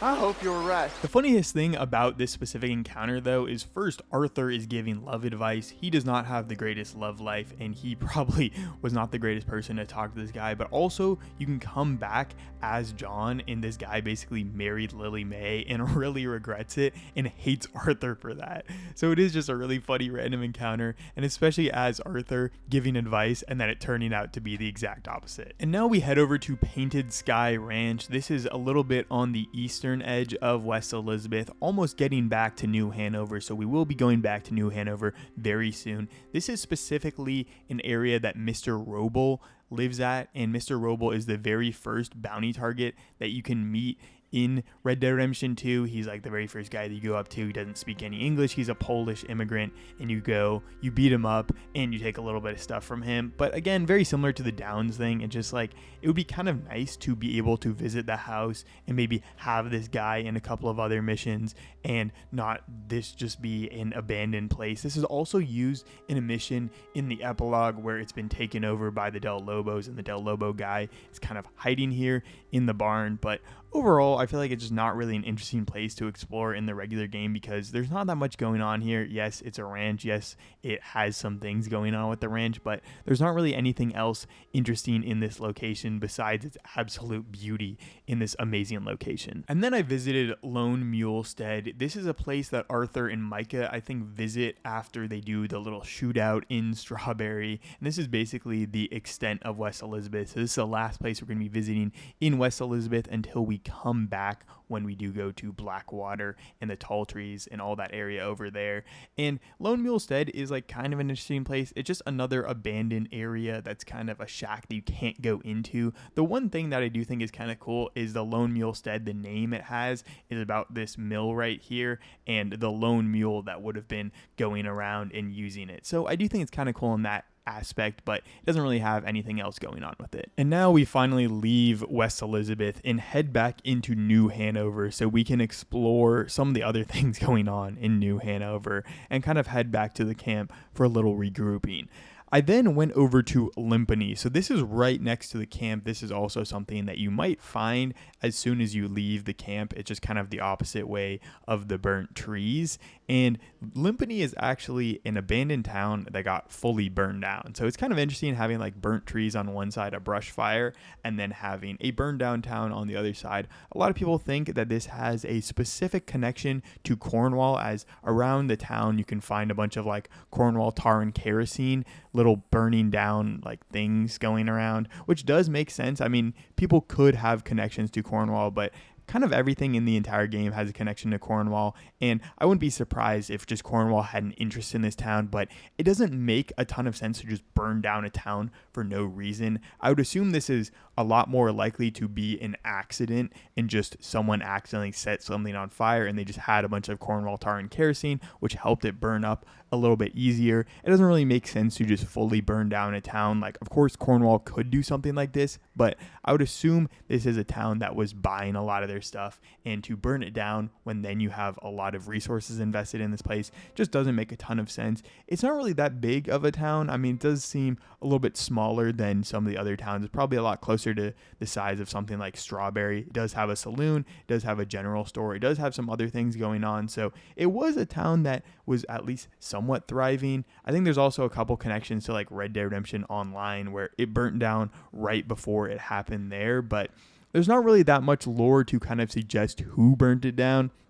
Again, a lot of people think that Cornwall did it, but I don't really think that makes a lot of sense. Just this area doesn't really make sense as a place that Cornwall would want to burn down. If it was a little bit closer to like the Cornwall oil and kerosene, tar and kerosene place, I do think it would make a little bit more sense to burn it down, but I just don't really think Cornwall like has the ability and would want to burn this place down because are probably also buying his stuff. They're probably also involved in his business, and to just burn down a full town because maybe they were a little bit against you doesn't really make a ton of sense. And even with Cornwall, it doesn't really seem like he has a ton of people that can take down like a full town. Like if you look at the other things that Cornwall has taken down, like the oil derrick that we're going to be visiting a little bit later, or even like the Vanderlyn gang, it doesn't seem like he has a ton of experience like trying to take down career criminals or doing a lot of like criminal work. Like of course he can have people that he can pay, but I don't think he specifically has like a team that goes out and takes out like a whole group of people. Like it's one thing if you just take out one specific dude, but I'm saying this is a whole town that would be pretty hard to set on fire and pretty hard to like hide your accomplices in this. So I just don't think it was an actual fire that was set by someone. I feel like it's a lot more likely that just someone was drinking too much or someone had a cigar and they just have a bunch of oil and kerosene around the town, and that's why the entire town got set on fire and it all burned down. But it is a really interesting place to go visit because the entire town is just fully burned out and all abandoned. And you can also kind of visit these other locations and kind of imagine it as a real place and just go around exploring it. You can also find this other kind of cool area under the sheriff's office and get a gold bar as well, which is also a nice visit for visiting Limpany. But it is just a really interesting town, and it would be nice to like explore Limpany and some of the other abandoned locations in a game that would be like set in the time where, you know, Pleasance was still around, Limpany was still around, and some of these other locations were maybe in a little bit more of a full swing. I then went back to the camp at Horseshoe Overlook and just kind of wanted to explore it for a little bit. Of course, we did stay here from the very beginning of the game, but I just want to check through it a little bit. I do think Horseshoe Overlook itself isn't really that interesting of a camp. I mean, most of the camps in Red Dead Redemption aren't really all that interesting. They kind of just have a pretty similar setup where they have like all the girls on a specific side, and then you have all the guys in a camp kind of right in the middle, and then you have like just kind of everyone segregated out into their own areas, which, you know, is fine. I mean, it's just really makes the camps not all that interesting, and like the main interesting parts about the camps are the specific interactions that you can get with the characters and not really the actual exploration of the camp. The one cool thing that you can find specifically at Horseshoe Overlook is actually these Dutch like speech notes where he has a little bit of notes for his speeches, which I think is actually a really interesting thing. It kind of shows that a lot of the stuff that Dutch says is rehearsed. I mean, that doesn't make sense. Like I wouldn't expect him to just be always off the cuff, off the dome for these things. Like, of course, he's going to be writing things down and kind of coming up with specific ideas for specific speeches. But it is just so funny to like see how he actually writes his thing and how he like comes up with ideas where he tries to always bring in things from like Evelyn Miller or things that make him look a lot smarter. And it's just kind of interesting to see that he's like fully writing speeches and writing notes for himself to kind of riff off that he can then use in these speeches to inspire people. And that's what makes him such a successful cult leader and why people follow him so easily. The next place I visited was the Granger farm, and this is where you can find Emmett Granger, and you can have a little bit of a bounty and a little duel with him if you do find him in the specific mission, the noblest of men and a woman. The one thing about this place that I think is very similar to some of the other ranches that I found throughout the game is that Rockstar just kind of generates random ranchers to populate these ranches before you actually visit them for their specific mission, which again, I just don't really think makes a ton of sense in the overall game lore. And I just wish that there could be a way to have the actual NPCs there when you just visit it as a normal place. And it just seems a little weird to visit it and then it's like, oh, Emmett Granger is going to be there in 2 minutes if you start that mission. It just seems a little weird and doesn't really seem as like cohesive because you can't find the person at their actual ranch. Next place we have is the trading post, and this is just a trading post off the side of the railroad in the New Hanover area. Not really all that cool of an area. It's just a point of interest that I do think is kind of an interesting place to kind of visit. It just shows that the railroad had a lot of things that would kind of spring up beside it, but as these trading posts got less interesting because there's like, oh, you can kind of connect to a full new town, Valentine, pretty close. You don't need to have a full trading post here if this isn't the end of the railroad and if the railroad connects all the way to a real. And now we head over to the oil derrick that I was speaking about earlier. And this oil derrick, this guy right here, he had set up an oil derrick in this area, and since it's pretty close to the Cornwall tar and kerosene area, it did have a little bit of a competition with them, and it eventually resulted in this guy's death by the Cornwall goon squad that took him out. And you can find this out by reading a note on the guy's actual body, but there's not really that much else going on. It kind of is just showing how Cornwall is pretty ruthless and will go out of a lot of different ways to kind of get rid of his business competition. But I think that's why like Limpany doesn't make a ton of sense to me as like Cornwall burning it down, because this guy represented an actual like business competition to these people. Cornwall was always trying to buy out his competition or just kill them here like he did with this guy. And I don't really think Limpany represented an actual like business competition. I just think maybe they were a town that wasn't really that great to him potentially, but did seem like they were big customers of him. So I don't really think it makes a ton of sense that Limpany would be taken out by Cornwall himself, because that doesn't really feel like the MO. Either way, though, you can read this letter from Cornwall, Kerosene, and Tar, and it says that they're trying to buy him out of business or trying to find a way to compensate this guy for setting up his business, and saying that they aren't really going to be able to compete on size because they just have one small oil derrick, and Cornwall owns the railroads and has a much bigger business. The next place I visited was Register Rock, and Register Rock is just a rock that people register their name on while they're coming through this area. It's a pretty common thing in these days, and there are a couple of other like famous people on here like Frank Heck. I think like Jimmy Brooks is also on here that kind of contributes to the whole Jimmy Brooks is part of the Strange Man and all these weird things, especially because like Jimmy Brooks's date is like way earlier than it should be. It's like 1871 or like in the 1870s, which would make him 20 years older than he probably should be. He'd be like 40 instead of like 30 or whatever. And it just is kind of an interesting place to visit. There's a couple of cool names, but there's not really that much going on with it. The next place I visited was Cornwall, Kerosene, and Tar itself. It is a pretty cool place to go visit. Again, you can't really actually visit it because people are always going to be attacking you and shooting at you if you do try to get a little bit too close. But I do think it is a pretty beautiful area in its own right, just because it feels so different and foreign to all the area around it. The area around it is just kind of the heartland. You have these plains, and then you have these like big rocks, and then you have this huge oil refinery in the middle of all of it, which I just think is kind of interesting. It just kind of shows the disparity and the kind of juxtaposition of these things during this time period where you had a lot of these industrial things springing up in areas where there wasn't any industry before. There are these areas that were uninhabited by humans and maybe only inhabited by Native Americans during this time, and then they just have these huge areas like this that just spring up in the middle of them and kind of take over the local area, which I just think is pretty interesting. And again, Cornwall does have a lot of actual like influence in the game, but I don't really think Cornwall, Kerosene, and Tar is really the most interesting place to explore. There's not really that much going on, but I do think the other thing that's pretty interesting about Cornwall, Kerosene, and Tar is that it does feel super realistic. Like everything inside is pretty realistic, and you have like all these machines that are going on at the same time. It just does feel like a place where real people work. I then went over to Carmody Dell, and Carmody Dell is a ranch pretty near Cornwall, Kerosene, and Tar, and pretty in this area around Emerald Ranch as well. So they probably have a lot of competition with Emerald Ranch, and this is specifically owned by Seamus's cousin, and this is in the mission where Jose and Arthur come here to trick Seamus's cousins out of a wagon they have, and then use the wagon fence that Seamus owns and just kind of put it through there. So it's kind of a cool area. There's a little bit of lore going on with it.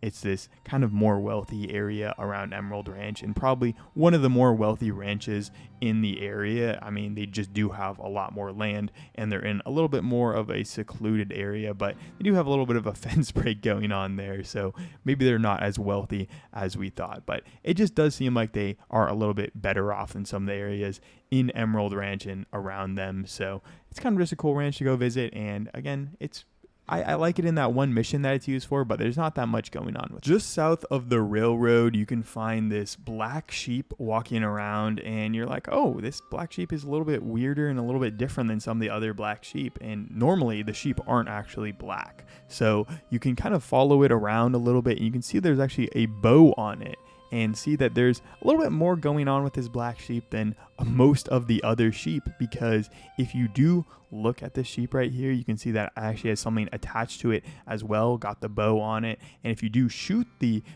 sheep, I mean, you're going to lose a little bit of honor, which does kind of suck, But if you do then loot the sheep, you can find that there's actually a gold wedding ring on the sheep here. And it connects back to a little bit of lore that we're going to be finding out at Guthrie Farm. So Guthrie Farm is a farm a little bit south of here that you can there go and find a guy who actually has intercourse with sheep, and you can find him with his pants down with a very similar black sheep right next to him with a very similar bow on it and a similar gold ring on that other one. So it's pretty clear that he was probably trying to have intercourse with the sheep, or someone was delivering him the sheep to have intercourse with. And then going around Guthrie Farm, you can shoot off a scarecrow hat here, which I guess is kind of a cool thing.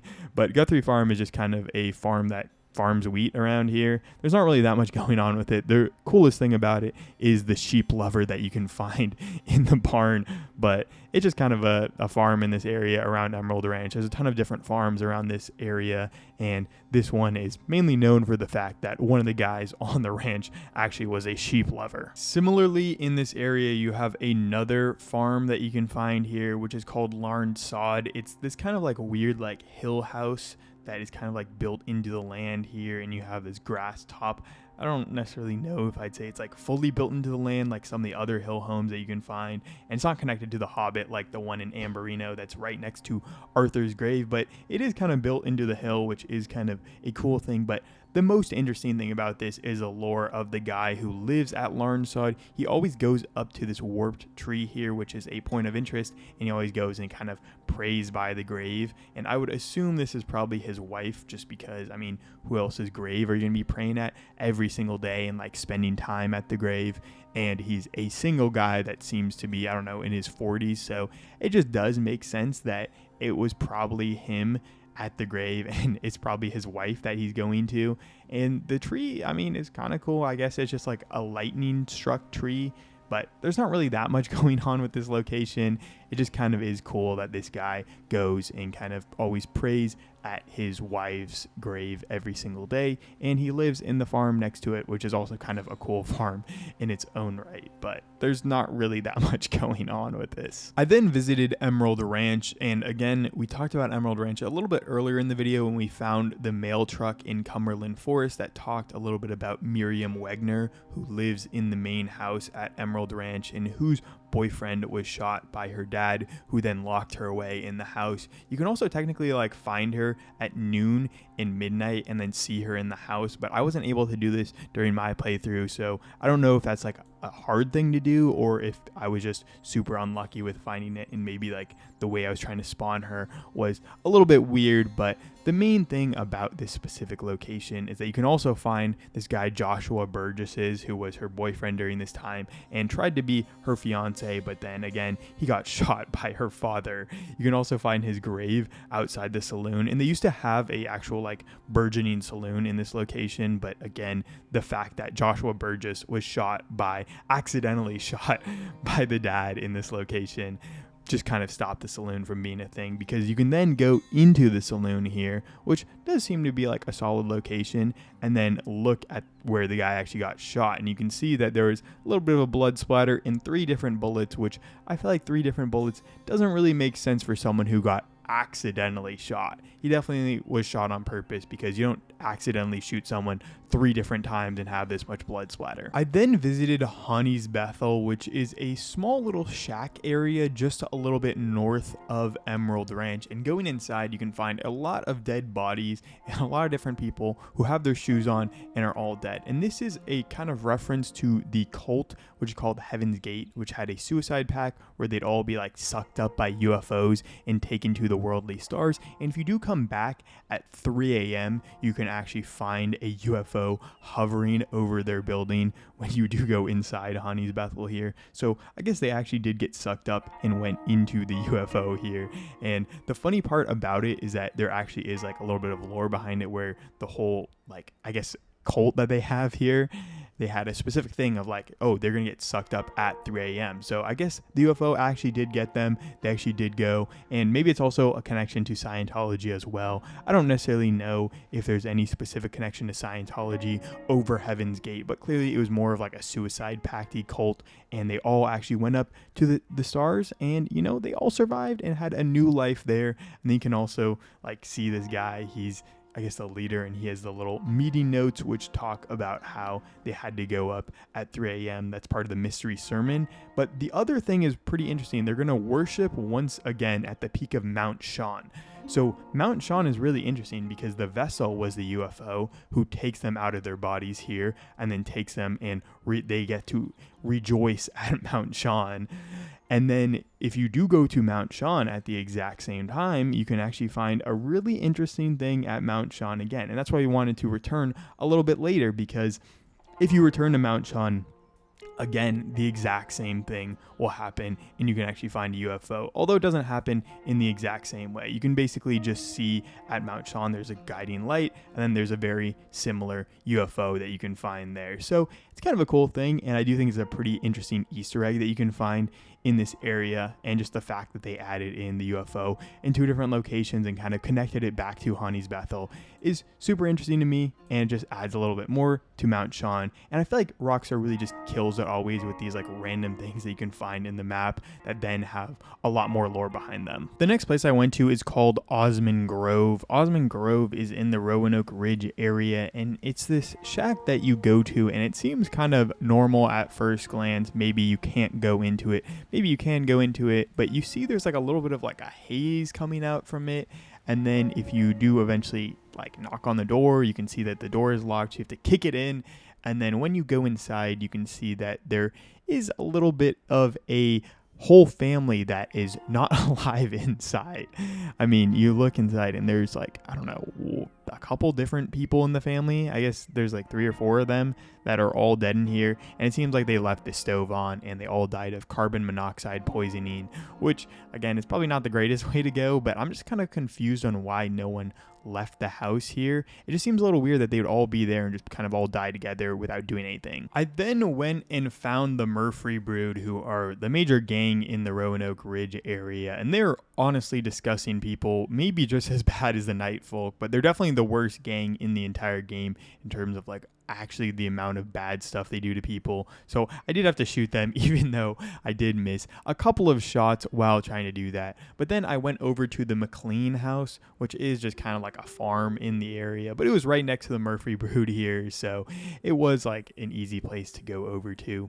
And in this area, I mean, it's really not that interesting. I feel like the Murphy Brood is just kind of, they pop out at so many different places, but the McLean house is really just a ranch that is kind of just a general ranch in this area. But the fact is that I shot these people here. The McLean house, these guys are super trigger happy and will kind of shoot anything on their land, so they immediately started shooting that. The next thing I found was a chain gang in the area, and there's just like this one guy who's away from the chain gang. He's got his foot cut off, so this guy cut off his foot to get away from the chain gang.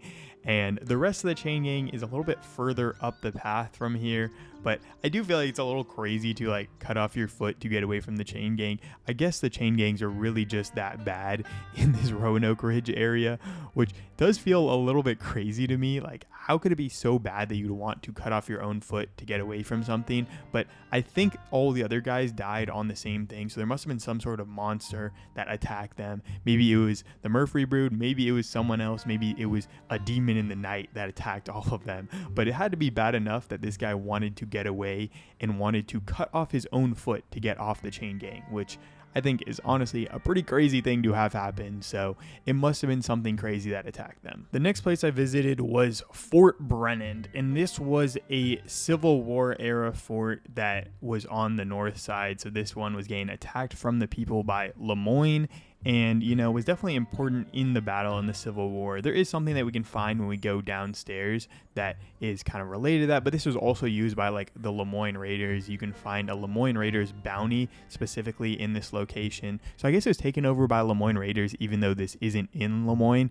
Like, it's technically pretty close to the border, but it doesn't really make a ton of sense to have like Lemoyne Raiders operating outside of it. But I think the guy who was operating was like a Civil War guy, so maybe he wanted to take over a place that he had already raided before and already had a little bit of personal history with. But you can find the Civil War knife also here, so that's like kind of a cool weapon that you can find. But I think the more interesting thing is that you can kind of like loot things, and they talk about the people that were stationed in this area. And like after finding the Civil War hat, you can kind of like talk to the people or like read what the people were going through here. And they were basically getting raided and attacked by the Confederate sympathizers in this area and basically just getting murdered. And they felt like they were like sitting in a basement here and basically just waiting for people to attack them, waiting to die in a sense.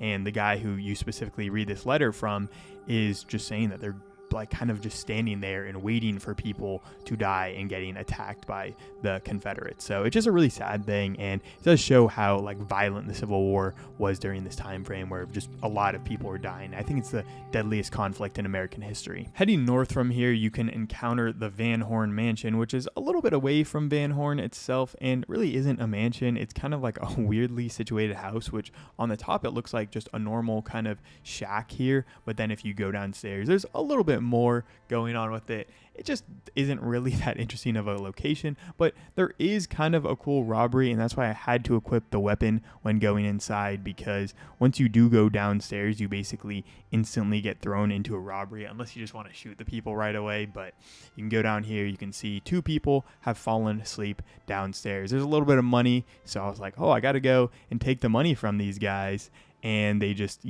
he realizes that you take the money from him, and then it starts a little bit of a fight. But the thing about it is like, bro, this is not a mansion at all. Like, I don't understand how Van Horn Mansion is called a mansion, because it really isn't that big of a place to live in, and it's fully abandoned. So, I mean, I guess it didn't work out for the person that built this mansion, but it just doesn't really seem like a mansion. It's like 2 rooms, one on the top and one on the bottom, and they're really not all that roomy. And I feel like a lot of the space is taken up by the specific staircase as well. So I just don't really feel like it's that great of a place. But again, I feel like another complaint about the robberies in Red Dead Redemption is like, how does this robbery have the same amount of money as every single robbery in the entire game? Like, I don't understand why every single robbery needs to be $50. You get $50 for robbing someone. Like, can we not have a robbery that's like a little bit different amount of money?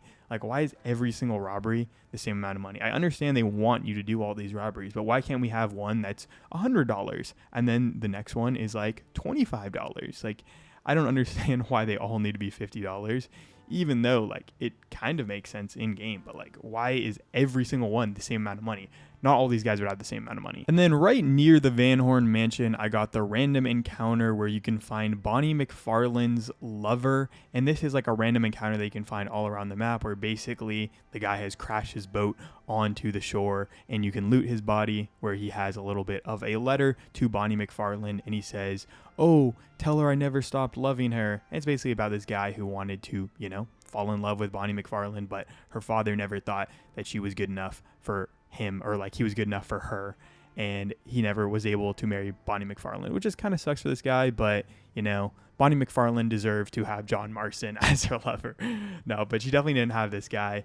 This guy definitely doesn't really seem like the greatest man, and he was trying to go off to make his fortune and then come back to marry her, but that didn't really work out. I then headed into Van Horn from here. Van Horn is a kind of interesting place. I mean, it's kind of like run down and abandoned, but at the same time, it's kind of thriving in its own right because it's a lawless place. There's no law here. No one operates in this area, but there's not really that much going on. There's like one stranger mission that starts here, the one with Bertram and Magnifico is in this area, and Miss Marjorie all starts in the saloon, but there's not really that much going on in Van Horn, and I do wish there could have been like a little bit more lore to this area. The other thing that you can find here is like an iconic mystery in the Red Dead Redemption community, which is the Grand Duchy of Luxembourg's daughter, whose name is Isabeau Katerina Zinmenster, but she basically disappeared, and in the game there's like no way to actually find her or get the reward here, but she has disappeared, and a lot of people speculate on who she could be. But I feel like this is likely just cut content that they wanted to add in game and have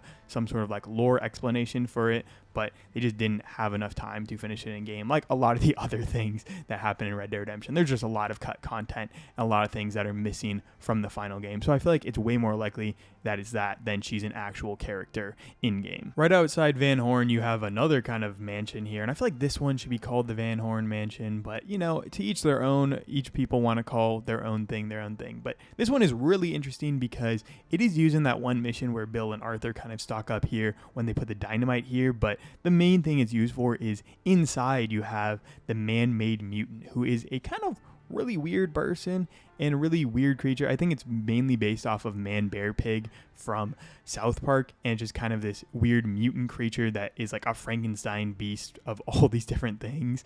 So it has like all these different animal things going on. This is like a bear heart, I think.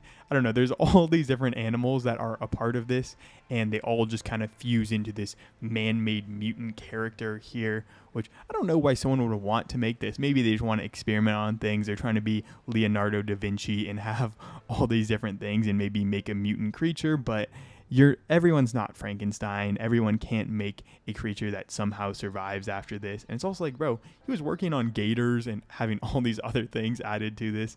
I don't know. It's just kind of a funny guy. And just in general, I think the man-made mutant is kind of an interesting character, but I don't really think there's that much like lore or that many things that kind of go around it. It's just kind of a weird thing to stumble upon when browsing around Red Dead Redemption 2, and just like a weird thing to find if you do just randomly go into this window. Another point of interest you can find in Roanoke Ridge is one that can only be found if you climb up this little tower here. I think this is supposed to be a fire lookout tower, or maybe that's another one in this area, but there's also like a fire lookout tower in this area as well. So I'm assuming this is also the same thing, but what you can find here is there's a little snake pattern in the dirt. And I think this is supposed to be referencing a real life snake pattern where there's like a couple places in America that are these like serpent mounds. I don't necessarily know what these are connected to. I think it might be like a old ancient thing that's going on. I don't know what culture it's connected to, but it's connected to some old culture that has these like serpent mounds going on. So it's kind of a cool thing that connects back to old culture, but there's not really that much going on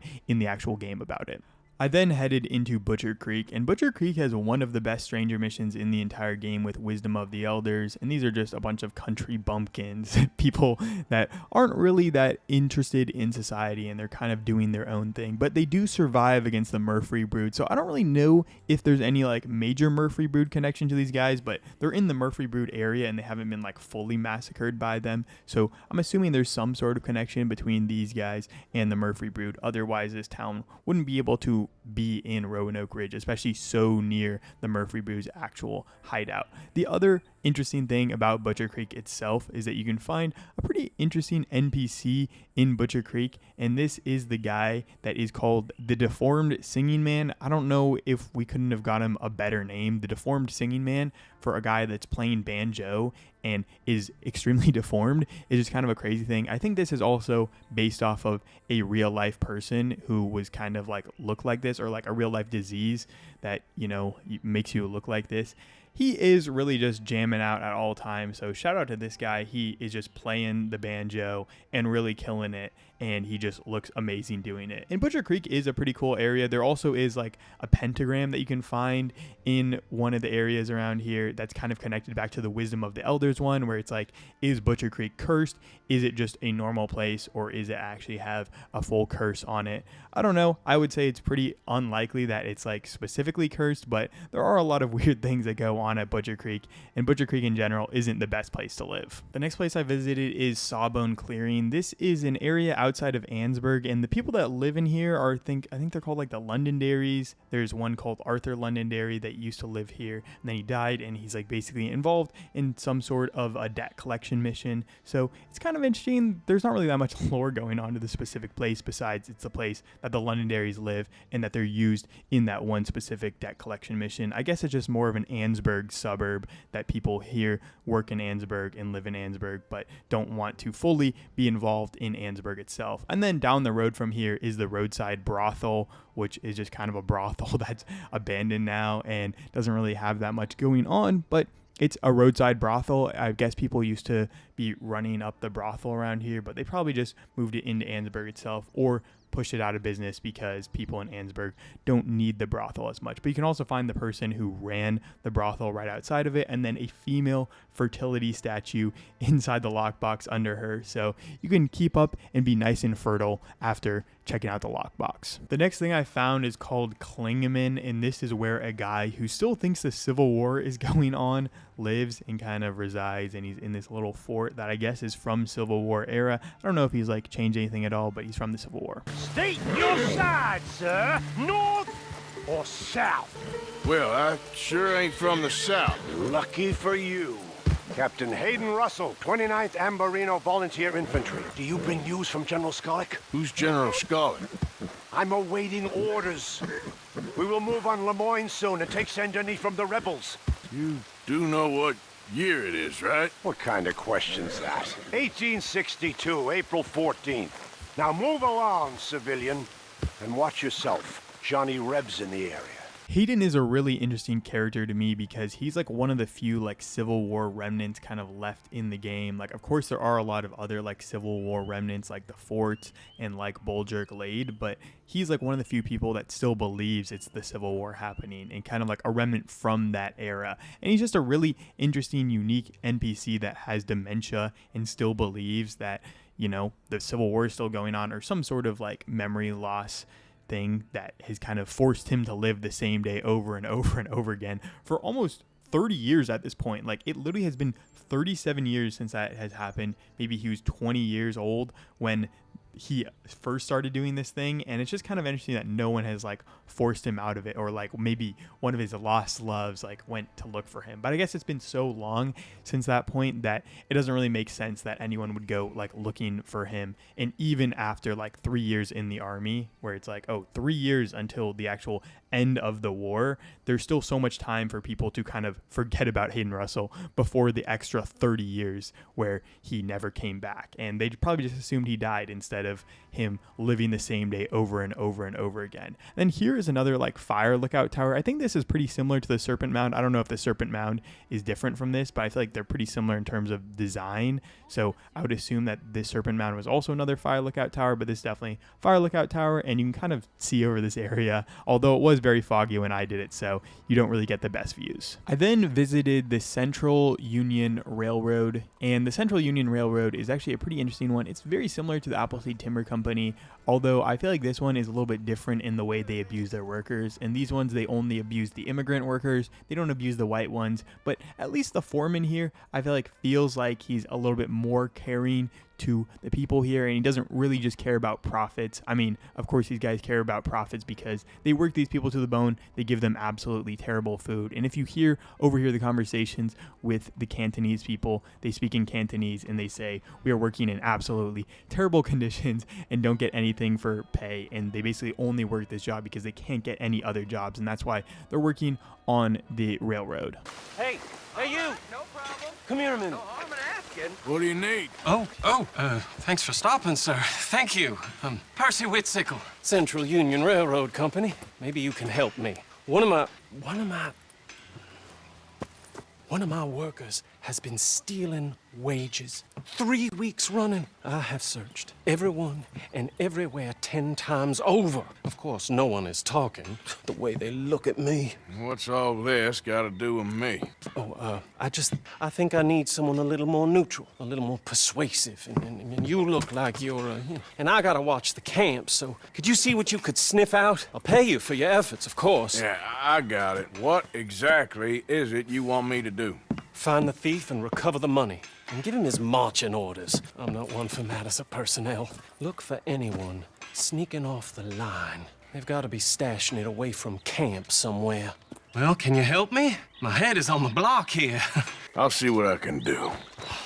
Thank you. I then went over and looked if anyone was going off the line, eventually finding the junior foreman going off the line. So he's likely the one that's stealing the money. And I think these missions are a little bit too simple for me. Like, I would have liked if there's a little bit more going on, but I understand not every single location needs to have a ton going on and a ton of lore behind it. And just adding anything in to make the railroad a little bit more interesting is great. But eventually you do catch up to this guy and realize he's probably the one who's been stealing the wages, because he's not actually going for a piss. He went a little bit further away from camp for someone that would have wanted to go take a piss. But I'm just kind of confused on why he just went to the thing immediately here. Like, is he putting money in? Is he taking money out? I'm just kind of confused why he went here. Whoa, what are you doing here? Doing your friend Percy a little favor. He says one of the workers has been stealing. I reckon I just found him. Stealing?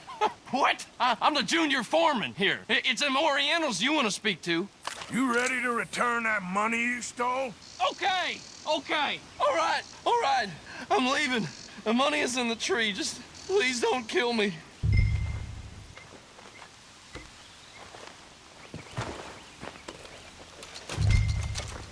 I got your money. Here, you're gonna need a new junior foreman, though. He just quit. Randall? I don't believe it. Well, that does explain a few things. Thank you for your help, partner. Here, for your trouble.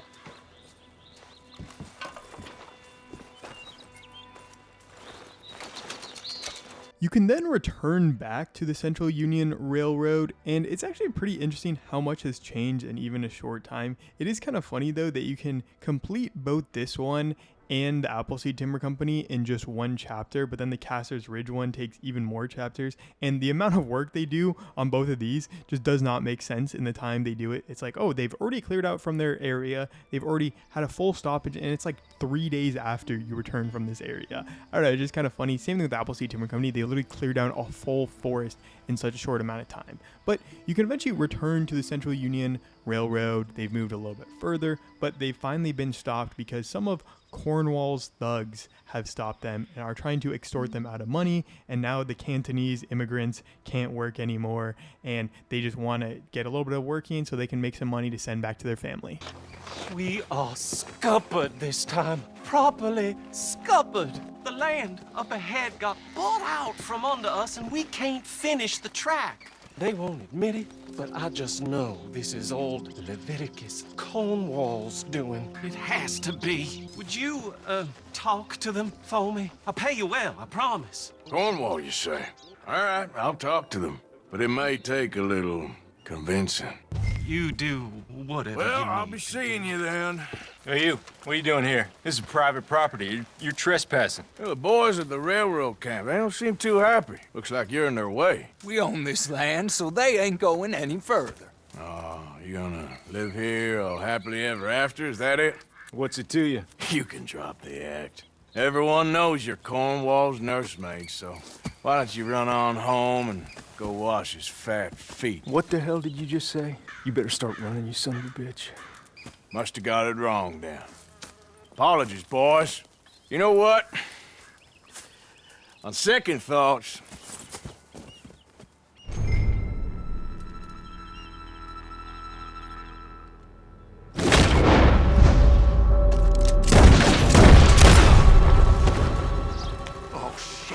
Let's get out of here. I'm right behind you.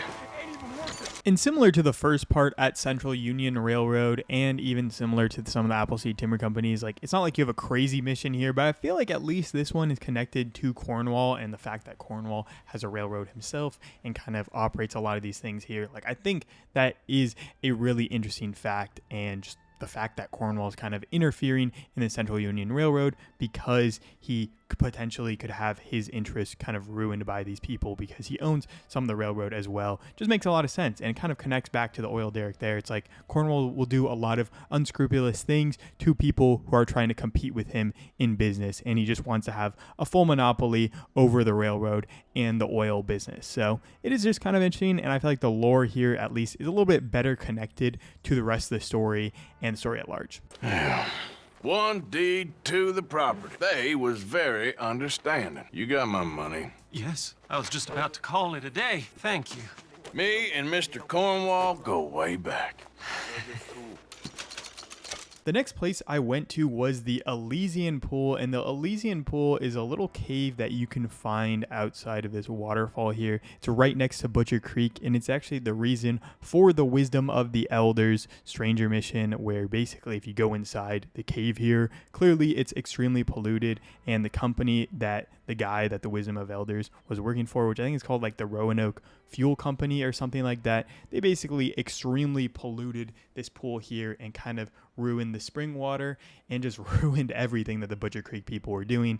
And that's why you have the whole Wisdom of the Elders kind of mission, because this place was extremely polluted. And it's kind of an interesting cave to go through. The one thing I don't think is that great about this cave is that there's really not that much to do. It's kind of interesting because I was going to do a video on the caves of Red Dead Redemption, but I was like, if you go into every single cave, there's really not that much to explore. Like, there's a little bit of lore going on here, but there's just not that much going on to make a full video on. It's like, even in this one, even though it's a pretty large cave and there are kind of some things that you can explore in the cave, it's not like there's that much that you can really do in here. Like, you kind of just walk around, it's dark for a while, and then you can find some other things. And then in the cave itself, you have like one kind of cool cave painting, but there's really not that much in the Elysian Pool cave that's interesting. I guess if you do find all the dream catchers, I think you can come back here and it kind of unlocks something in the cave, but it's not like there's that much lore going on in this cave, and it really is just used as a set piece for that one specific mission. But the thing is that is like kind of interesting about it is the first place that you go into the cave for that mission, you can't actually go inside of it before or after this mission. Again, just another thing that is kind of like ruined by the mission itself. You can't explore the rest of the cave without being involved in that mission. And then for what's got to be the worst point of interest in the entire game of Red Dead Redemption 2, technically it's 4 different points of interest, and it's these trail trees that can be found in Roanoke Ridge. They're kind of just trees that are shaped in pretty unnatural ways. I mean, wow, it's kind of cool to like randomly stumble upon this and then have it like as a little point of interest. But then you have another tree a little bit further down the road that is also a point of interest, and it's just a very similar tree, and it's, I guess it's marking you, telling you where to go for the trail, but it's kind of just another thing that gets put into the notebook. And then even further down the path, you have another tree that, I mean, this one at least is kind of cooler because it's like a tree that's split in 2. I don't know, I actually kind of like this one a little bit more than the other ones, but still, it's just the same thing 4 different times. And then you finally have the 4th tree, which is actually connected to like the place where you go into Elysian Pool itself, and it's kind of like far off the trail, so it's kind of just, I don't know, in general I just think this is probably the worst point of interest in the entire game, and there's 4 different ones, so technically it's 4 different points of interest and they all suck. I then went over to Beaver Hollow, and Beaver Hollow is pretty interesting. Of course, it is the place that the Vanderlyn gang have in their camp for chapter 6, and then it's also, of course, the Murphy Brood, who is like the most violent and most brutal gang in the entire game, and it's their kind of camp and gang hideout for most of the time, and they do some pretty bad things to people. I mean, you can clearly see this dude's a little bit chopped up. Then they have the guy who they want to knock them out because I guess their mom or the main person in the Murphy Brood doesn't want the people to be lively because they want to torture them when they're not lively. I guess it makes it easier for them.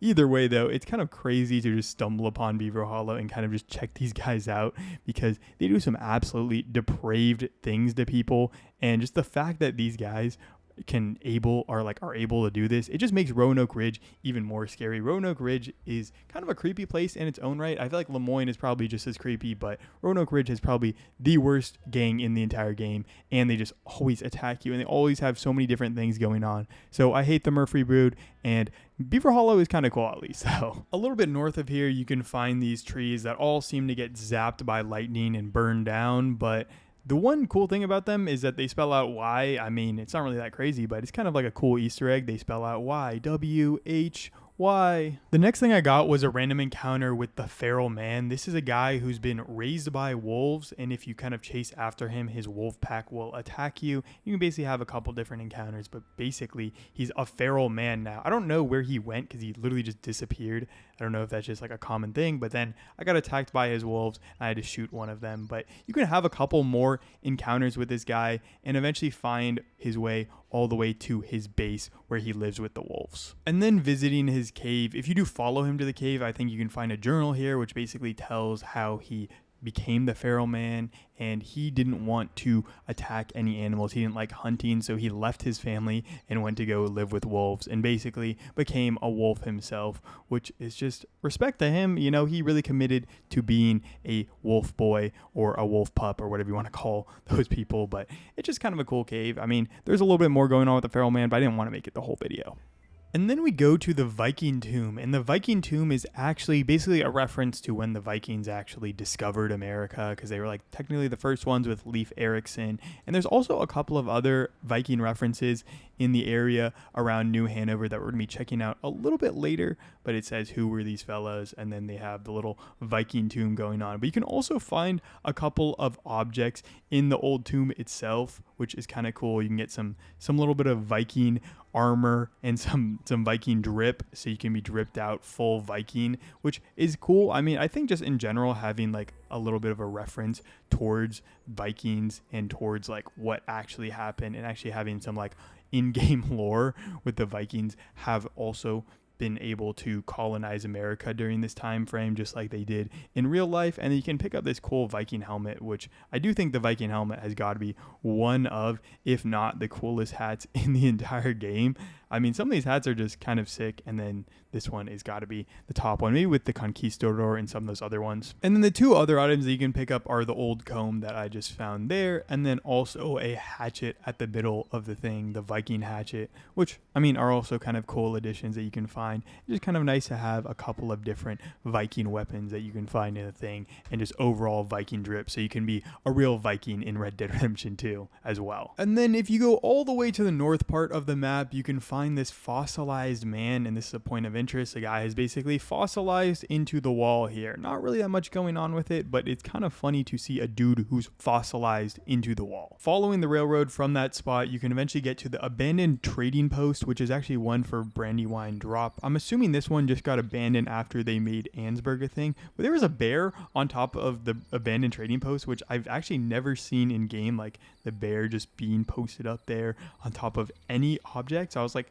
it's kind of weird to see it on top of the like abandoned trading post there, and then you see just the bear is kind of chilling for a while. He doesn't really do anything. I eventually do go into the thing and actually inspect the structure, which does cause the bear to run away, but I thought the abandoned trading post is a pretty cool area. I guess it probably just got abandoned once they had Ansburg as a thing, and they didn't need to stop at like a little trading post in this area over here, because instead you can go to Ansburg. So it makes a lot of sense that this did stop here, but there is a little bit of civilization around here, so it would make sense to have a trading post around this area. Near here, just up the road, you can actually find a whole meteor that has crashed down and destroyed a little bit of an area over here. You can find this meteor, and it's a pretty cool meteor. I mean, I really like this area where you have, like, look how much damage there is. It's just a really good job of like environmental showing how the meteor actually crashed down, and just a good job of environmental design showing that there actually was a meteor crash here. I mean, look at all around it. There is clearly a huge impact, and it was done by just this small rock,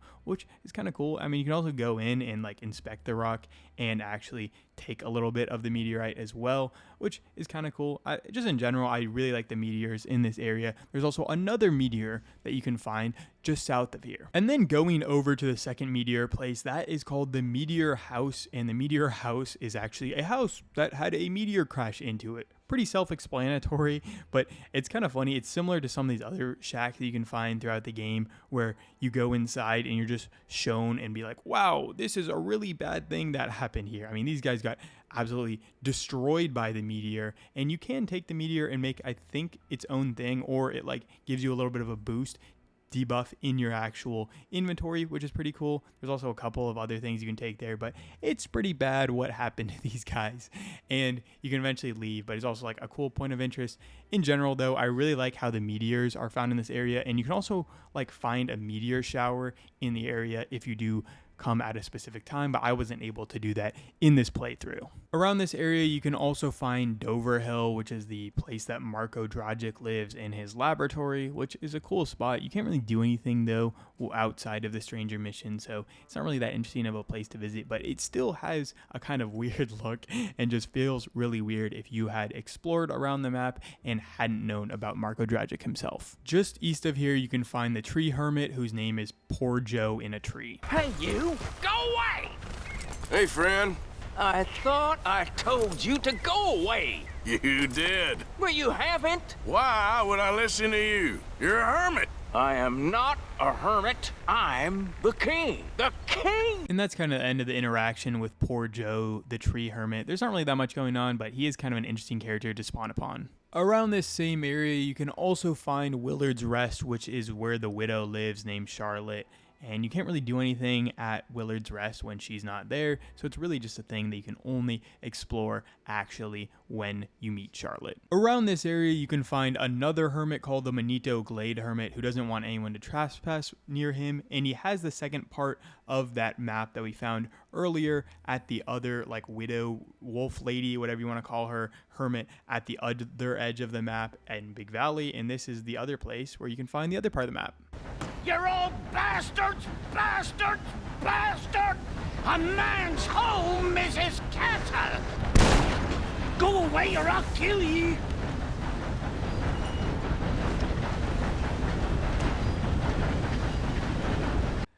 After saying some mean things to you, if you are caught trespassing here, he'll then just start shooting at you from inside the house, and he's low-key hard to take down. Like, it took a ton of different shots to get him down, but eventually after you shoot him down, you can then go inside and kind of loot his house and kind of kick it down, because you do have to kick the door down to get inside. But you can also get his sick hat, which I think is kind of the best part about looting this guy's house. He does have a really cool hat, like honestly one of the best hats in the entire game. It just looks so funny. But then you can go over to him. He's also got a rare shotgun, which I guess is kind of cool. It's kind of just another thing that you can loot while going around the map. I think it's one of 2 or 3 rare weapons in the game. There's also the rare rolling block rifle, which is in that one mission in Rhodes where you kind of loot the Braithwaite Manor area. And then you also can search the side table to get the other part of the map that connects the other one and can get you to Otis Miller's treasure, which can be found in New Austin. I then went and visited Annesburg. Annesburg isn't really the coolest city. It really is just a company city for the coal mining company here, which eventually gets taken over by Leviticus Cornwall after Arthur goes to Guarma. But during this time, it is owned by the people in Annesburg. So it's just a full company town. Everyone is working for the coal mining people. There's really nothing to do. There's no saloon. There's just nothing interesting in Annesburg besides it being a coal mining town, which again, the coal mining town is kind of cool, but I just don't really think there's anything in Annesburg that's all that interesting of a place to like spend a lot of time.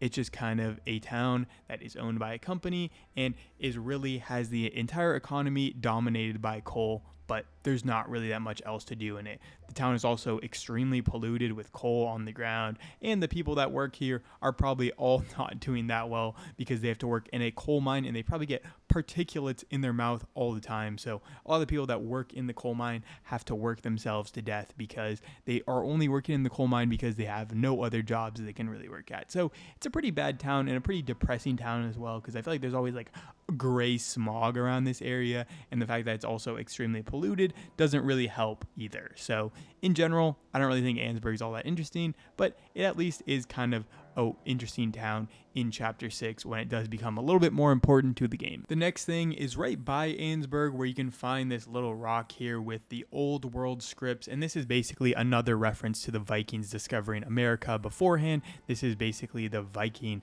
language, which is called Futhark. I actually learned about it in school one time. It's a pretty interesting language, and it says something, I don't really know what it says. You can look it up on like the RDR2 wiki, but it's just kind of a cool little rock, but there's not that much going on with it. It just kind of adds to the Viking lore in New Hanover. And then the very last place I want to explore is the very edge of the map, where you can find this shipwreck over here and a shark tooth trinket that you can find in the little lockbox over here. But now, after finishing New Hanover, we're going to head over to Lemoyne after I pick up this shark tooth trinket. And then we can transition over to the points of interest in Lemoyne and exploring what Lemoyne has to offer after we get the shark tooth trinket though. So we start off in the Dewberry Creek area. This is the area where New Hanover meets Lemoyne, and there is this old Green Bank mill, which really isn't all that interesting of an area. It's really just an abandoned mill. And then you have Dewberry Creek itself, which I do think is a little bit more interesting. It's a fully dried out creek bed, and I think this happened a lot in these days when they like dam up rivers, and then the creek bed would dry out. And you can see that this mill has basically been run out of business because you can't use it as a mill when there's no riverbed. And this is also the place where Sadie and John go on that one mission. So it is a kind of interesting area, and I do think Dewberry Creek is a very underrated area. I really like the kind of dried out creek bed. It is a really nice setting, and it could have been cool to have it in a couple more missions instead of just the one where Charles and Arthur go here to scout out for a new camp. But either way though, I do think it's a pretty cool area and a nice like setting in between New Hanover and Lemoyne, and kind of like a boundary that runs between the two states. Like I do think having a dried out creek bed as like a boundary between the two states does really work well as like a natural boundary to kind of shepherd them off into their own areas. The next area I explored was called Old Trail Rise, which is a little bit of a dilapidated shack in this area right by Dewberry Creek. I think it's a little bit south of it. And this is specifically used in that one mission where you do the train robbery and you kind of bring the oil cabin here where you meet Sean here as well, and then it kind of starts the mission from there. But the interesting thing about Old Trail Rise, which I don't really think I've seen a lot of people discuss online, is that if you go downstairs you can clearly see that this was an area used in the Underground Railroad, where you can see a lot of different people's names on the walls, and it seems like an area where, you know, people may have been sleeping on the ground here. And then think about it, upstairs you have the shack and then you have a little ladder going down to it. Clearly it is an area that was used in the Underground Railroad, and it is just a very interesting area to explore because it's right on the border of Lemoyne and New Hanover, and likely was an area where slaves would go, and as they escape they would stay here for like a day before, and then they can eventually get over to New Hanover, which likely was a free state during this time frame. But you can see all of these different names on the walls here, which is just a pretty cool little detail that Rockstar put in here, and you can clearly see that it is a part of this like Underground Railroad in the area. And especially when you can go around, and the next place we're going to be exploring is kind of the exact opposite of this, and just shows that Rockstar paid a lot of details to all these like slave things in Lemoyne. Like, although they didn't really go fully into the racism aspect in Lemoyne, where there is kind of a lot of these things that were like not really expanded upon in terms of like the Jim Crow era stuff here, I do think this was a really cool detail to add into the game. I really do think it works well in the whole aspect of the things that are going on in Lemoyne, and kind of the whole racism aspect in Lemoyne, and how black people aren't really treated right during this time period. The next place I went to was just up the road from here, and this is Compsonstead. And I think Compsonstead is a really interesting place to be right next to the Underground Railroad shack, because Compsonstead and the person who lived in it, Jeremiah Compson, who is a Strand part of a Stranger mission, was actually a slave catcher. Like, he would go and find escaped slaves and bring them back to their masters. And it's so interesting to have someone like Jeremiah Compson living so close,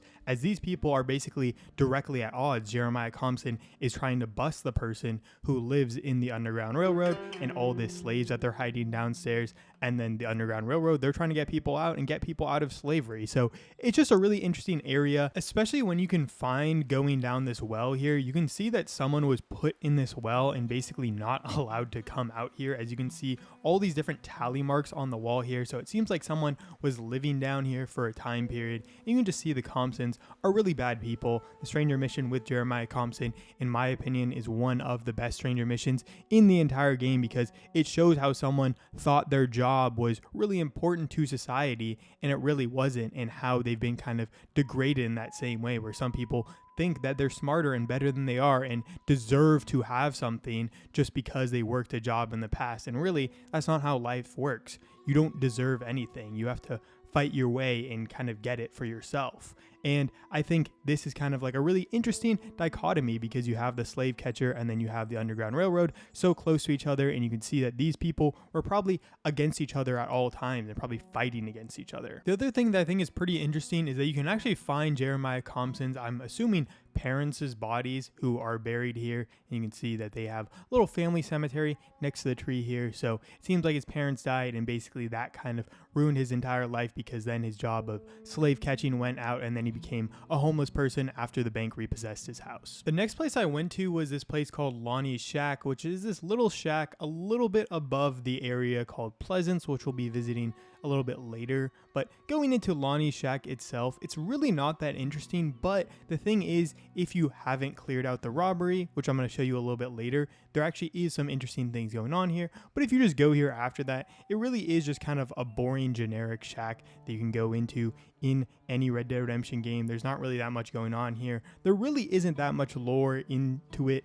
It really is just that one robbery that you can do when you first get to this place. But after that, there's nothing else going on here. You can't can't really find anything interesting, and it just kind of is this boring old shack area. Just about the only interesting thing to it is being like overlooking Pleasance. I don't really know if there's any deeper lore to it being right near Pleasance, but Pleasance is a very interesting place I'll be checking out later. And then I went to go rob it myself because I wanted to show off the robbery as well. The robbery isn't really all that interesting. You just kind of go in there, shoot some guys up, and get the loot. But when I did go in for the robbery, I thought they were all dead here, so I was like, what's going on? Like, all the guys are dead before I get in. I realized they actually were just all sleeping. So I guess I did catch them off guard, but it did make this fight a little bit harder, but you basically just kind of blast through everyone.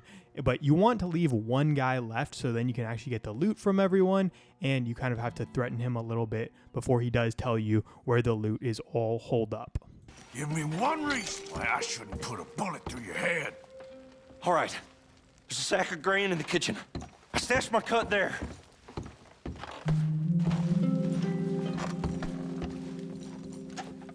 This is pretty similar to a lot of the other robberies that we'll be exploring throughout our time in Lemoyne, where you kind of just have to threaten someone and they tell you where to go, and then you get like a $50 reward, which is pretty solid, but I do think the rewards could have been a little bit more interesting if they had different rewards for different things. The next place I went to was the Aberdeen Pig Farm, and this I think is probably the most interesting robbery in all of Red Dead Redemption. This is a pretty iconic one for the weird people that you meet here, and it's also used a lot as a place to transfer money from Arthur to John. But overall, I think it's just a very interesting experience when you do meet these people, and this area is kind of on the border between Lemoyne and New Hanover, so it's a place that you can find relatively early in your discovery in the game, and I feel like it also represents a lot of these characters in the game where they seem to be pretty nice and just wanting to help you out, and it's kind of the reason you don't want to trust strangers in a Red Dead game, because they basically will always do something bad to you if you trust them a little bit too much. So I started to go over to the house, and you can see them outside where they start calling out to you. Don't be shy, partner. No such thing as a stranger here. Hello, mister. Well, you look like you need to take a load off. Well, ain't this a rare treat? Why didn't you tell me we had guests coming? I'd have fixed myself up nice. Oh, now you know you look perfect, princess. I ain't no guest, miss. I'm just passing through. Oh, nonsense. Well, come on in. Rest a while. Now, we got food on the stove and a bottle of the good stuff we've been saving. It's decided then. I'm gonna go freshen up. I appreciate the offer, but I best be on my way. Oh, come on now. How you gonna turn down a hot meal and good company? I'll go open that bottle. After they do a little bit of convincing Arthur, Arthur eventually decides to go in himself after he is a little bit apprehensive at going inside. But after you go inside, you immediately get greeted with a painting on the wall with this extremely creepy looking woman, and you can kind of explore around the house here, which it seems relatively like a normal house. I mean, it doesn't really seem like they spend a lot of time in this room because I feel like everything's kind of just disheveled here. It doesn't really seem like there are spending a ton of time here. And the other really weird thing about this house is what happens when you go upstairs, where Bray tells you to go upstairs to talk to her because she reportedly won't listen to him. So she only listens to strangers, and I guess doesn't want to listen to, I don't know what Bray is to her. But you go upstairs and you can see that there's like, I guess like a little chessboard up here, and then you also have a little bed up here, but there's no mattress on it, so clearly that's not where they're sleeping. And then you go into the actual room itself, and the room is extremely creepy when you do eventually see it, but there is a little bit of a conversation you can have with Tammy up here once you do go into the room. Well, look who it is. You are hungry, ain't you? I didn't mean to intrude, miss. It's all right. Looking ain't a crime. You go on and have a seat at the table. I'll be down in a minute. So after that weird conversation with Tammy where it seems like she's trying to seduce you for a minute, you eventually go down to leave them, but you do get to see that they, I guess, sleep in the same bed, which does seem really weird because they were, I guess, technically, they are siblings, but they're also lovers at the same time. So it just has this overall weird vibe in this house. I don't really know when you get to understand where there's like necessarily the sisters versus lovers, but they are a really weird family. She'll be down in just a minute. Woohoo! That is what I like to hear. Hey, now pull up a chair, partner. Hey! Hey!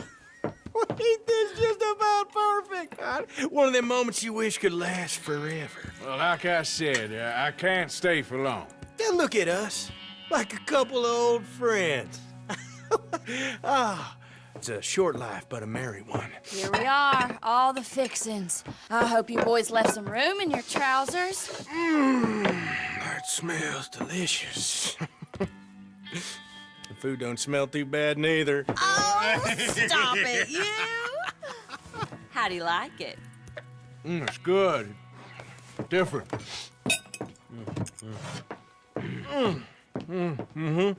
That meat is so tender.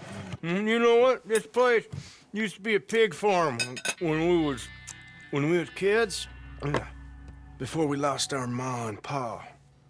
Horrible business. Horrible. But we still got each other, ain't that right, honey pie? And we still know how to have the hog killing time. Here, that's for you. Yeah. There. Yeah.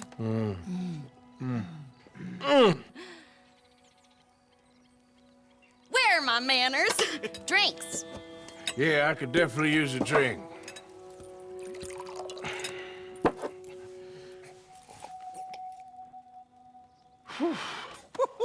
That stuff will put hair on your chest. Oh, I doubt he needs that. Let's loosen you up some more. Come on, honey.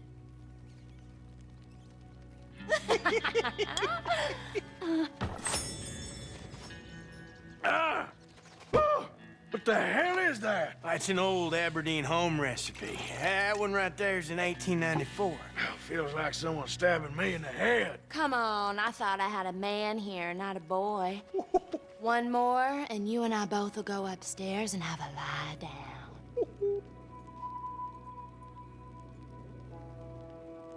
What the hell?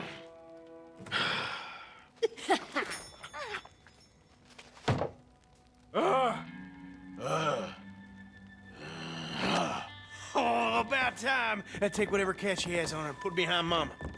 Yep.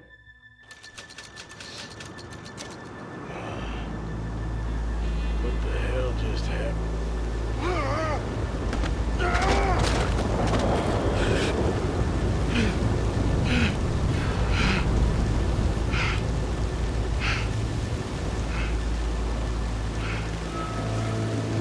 Those crazy sons of bitches got some explaining to do. So basically, they got Arthur drunk and robbed him, and they're also siblings, yet at the same time lovers, which is just extremely weird. And then they also put Arthur in an area where I guess they had put other victims before, but at the same time, they didn't like fully kill him, which just seems weird to me. Like, I don't understand why you just leave a guy out there fully alive. I guess they thought he'd be a little bit too embarrassed to go back and get his money, but in this game, I lost $100,000, so I really need to go back and get my money. But I just feel like it's a really weird thing to just take all the dude's money and just leave him there fully alive right by your house so they could get your money back. It just seems a little weird to me, but I guess I don't really understand the point of it.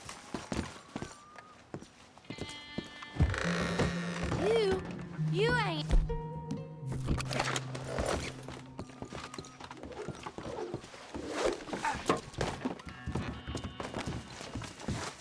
Whoa! Stop it! I ain't a damn hog! Oh, it don't matter. I'll make sure you're dead this time. Let's cut it open and watch you bleed! That's my... But after shooting Bray and hog-tying Tammy, you can eventually go and retrieve your money, which is behind their mom, who has this extremely creepy portrait here. And I think there's also like suggestions that they also killed their parents as well. Overall, extremely weird family, extremely weird people. It also took a ton of shots to take down Bray. I guess that's probably because he's a pretty hunky boy, but you can get a pretty interesting interaction if you do take Tammy's body, who's the woman here, to the place where they put you and they put like all the other dead bodies. And that's kind of where you get this, like, I guess, interaction where it talks about their mother and how potentially they also killed their parents, which would also be just a really weird thing. But you can take Tammy's body and go back. But overall, I do think the Aberdeen Pig Farm is a place you have to go if you are checking out Red Dead Redemption. And the thing to me that is like the most funny about the pig farm is that, of course, you have these weird people. I mean, maybe they're not interacting with strangers all the time, but they literally have a kill pit not that far from the home. I'm sure people are at least passing by their home relatively often. You know, maybe there might be a sink of dead bodies in this kill pit where they have a bunch of other dead bodies next to each other. It just seems a little weird that you'd have a kill pit so near to your house, especially when you're kind of loners and incestuous siblings. Overall, it just doesn't really seem like the place where I would want to have a kill pit right next to my house, because I think people are going to suspect the people that aren't really talking to a lot of other people, but at the same time, I guess have like a really bad body smell next to them and are extremely weird at the same time. So there's a lot of different things, but you can find the secret interaction that kind of tells people about the mom and how they killed her. Please, no, please, I'm sorry. Not here. Mama!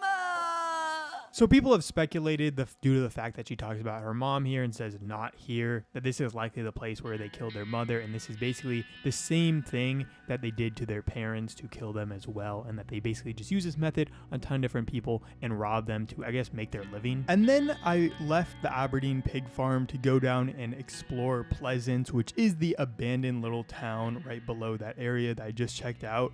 But first, I saw some Lemoyne Raiders holding up some things, and you know, when you are in Lemoyne, you do have to give a little bit of your mind to the Lemoyne Raiders, because these have to be the most annoying people in the entire game. I feel like they're always like, oh, you need to come through our territory and give us a little bit of your money, and then they just try to rob you at all times. Like, at least the O'Driscolls are, you know, somewhat like, it makes sense what they're doing. The Lemoyne Raiders just harass every single person that comes through their territory and don't do anything beneficial to society, so they need to be taken care of anytime you see them. I then showed up at Pleasance, and Pleasance itself is a pretty interesting town. Of course, it is like an abandoned town that was abandoned necessarily for no specific reason. A lot of people think there's a massacre here, but there's also a lot of other conflicting signs here where people said a plague happened here, and then maybe just like the town got ran out on, the devil came and attacked them all, and God's favor has lost them. But either way, it was a town that was only there for a very short time. I believe the town sign says it started in like 1887 and then went for like 4 years after that. So it wasn't a town for that long, and you have like this tiny church here. So it does seem like they're building some sort of a society, but before they could even build it out into an actual real town, it did get taken down by likely just this massacre. I mean, all 10 of those graves are part of this same like Pleasance massacre. No one really knows why the massacre happened. Some people says that it might have happened because of the plague that's on some of the walls here, but again, it could have happened for a lot of different reasons. Someone could have came in and just massacred the entire town because they didn't like the people in Pleasance. There are a lot of different reasons that this could have happened. It could have been the night folk who are in the area. It could have been Lemoyne Raiders. There are a lot of different dangerous people right in this area around here, and there are a lot of reasons why you'd probably want the town of Pleasance to go down. I mean, the Lemoyne Raiders are someone who operated in this area doing a lot of illegal things, so I could definitely see them being the reason, but there isn't really any evidence to point to anyone specifically committing the massacre in Pleasance. It's pretty interesting to explore around Pleasance as well, because it really just shows the rot of this area in Lemoyne. Not a lot of people can live here, and the fact that someone actually wanted to live in an area that's kind of right in between Saint Denis and Rhodes and kind of more like a crossroads between them doesn't really make a ton of sense. I mean, you're kind of far away from from the city life, but at the same time, you're close enough to Saint Denis where most people aren't going to want to move to Pleasance. They probably just move to Saint Denis. So in general, the town, I think, probably wouldn't have had the longest time frame of being like an actual town. Not a lot of people probably would have moved here, and it just was that initial community that got them off the jump. Even in the Lemoyne swamp here, you can also find a huge snake, and this huge snake is kind of the reason that a lot of people think this is related back to either the god or hell or whatever, because the snake here represents likely Adam and Eve's snake there and kind of like biting the apple. And some people think that Pleasance, they either made a deal with the devil and then God kind of smited them down, or there's some connection in that way because there is a huge snake in the tree here. And it does make sense, but I feel like there isn't any clear connection to that because there really isn't anything in game that would really suggest that. Pretty close to Pleasance, you can find this bridge here, and then if you go under the bridge, you can actually find a pretty interesting incident. I mean, it is a guy here with a peg leg, and then I guess he's getting eaten by the alligator. I don't really understand what the dead alligator has here, but clearly it's like a pirate who's trying to bury his treasure, which is just kind of a funny thing to have in game, where it's like the pirate with his little peg leg is burying his treasure in the Lemoyne swamp, the exact opposite place you'd expect a pirate to be. Why would a pirate want to be in the Lemoyne swamp? I feel like that's just not a place that a pirate should really be. I mean, the swamp is for gators, and I feel like pirates and gators don't really, fit that much, but I guess it kind of works out in its own right, but I just don't really think pirates and swamps go together all that well. Although, I guess there are some things that make sense in terms of pirates and swamps. Going a bit over the bridge, we can find a little cabin over here, and this is the one that's specifically used in that old Cajun mission where you go into the swamp and basically protect the old Cajun from all the night folk that are attacking him. But really, it's not that interesting of a cabin. There's not really anything going on in the cabin. I think a lot of these Lemoyne shacks, like there are a bunch of different Lemoyne shacks that you can just find, and they're all not really that interesting because they don't have anything going on inside them or any lore to them. In this area on the swamps of Lemoyne, we can also find the houseboat, which is just kind of a houseboat where, someone was living in this boat as a house. I mean, it's pretty self-explanatory if you really think about it. There's also a point of interest in here, which is the phonograph here, which at least is kind of a cool thing. I do think it would be a little bit more interesting to have a couple more pieces of technology like this that you can find around the world that kind of are representative of the world during this time period, because, well, the game is really set in that 1899 time period. It would have just been a little bit nicer to have a little bit more technology things that kind of correspond to the time period. And then there's also this Black Bell's house, which you can find in the area. Another one of these shacks that just doesn't really have that much going on with it. And then if you go a little bit further up the railroad from here,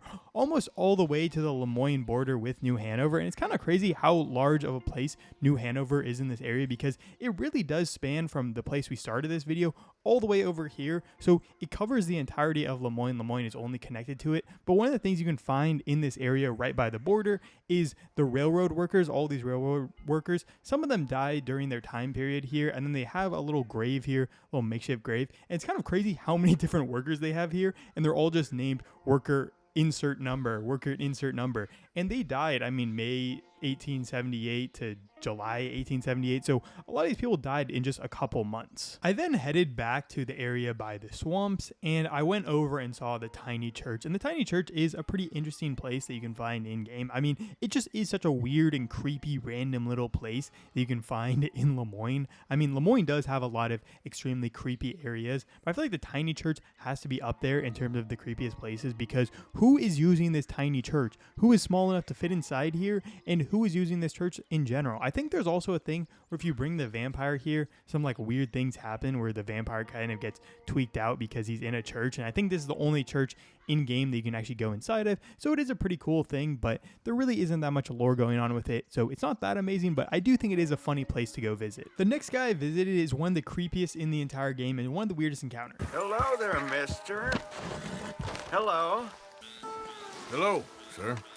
Ain't you a sight for sore eyes? You want to come inside, friend?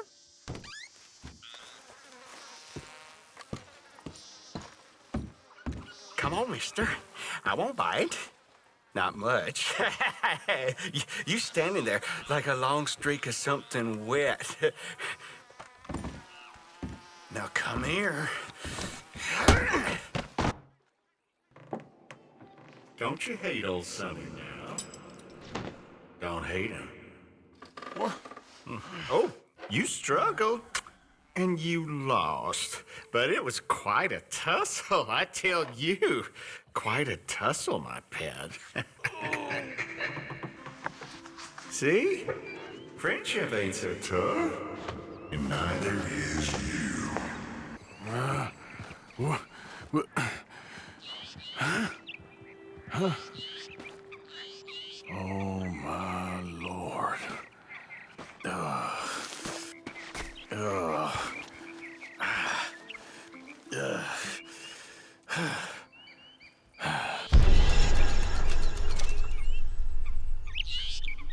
So Sonny basically fully took advantage of Arthur, knocked him out, and had his way with him in an extremely bad way. I mean, you can clearly kind of understand what was going on there if you really do read into it. I don't want to specifically say what happened, but you can kind of understand. I mean, Rockstar didn't put it in themselves because it would be a little bit graphic if you did have a scene there, but Arthur goes out with 0 cores, lost a little bit of his money, and basically got fully taken advantage of by Sonny. I then wanted to explore around this area before we get revenge on Sonny, because I am going to enact some revenge on that guy because he does not deserve to do that to Arthur and just get away scot-free. But this area around Saint Denis is pretty interesting. It's kind of interesting to have so many different farms so close to the actual city, because this isn't really a thing that happens in real life now. Like, the farms are a lot further away from the cities, but because you're in 1899 and there wasn't like a super easy way to transport things to the city, I mean, these things had to be a lot closer to each other. So you have like these sugarcane farms, I think that's what they all are,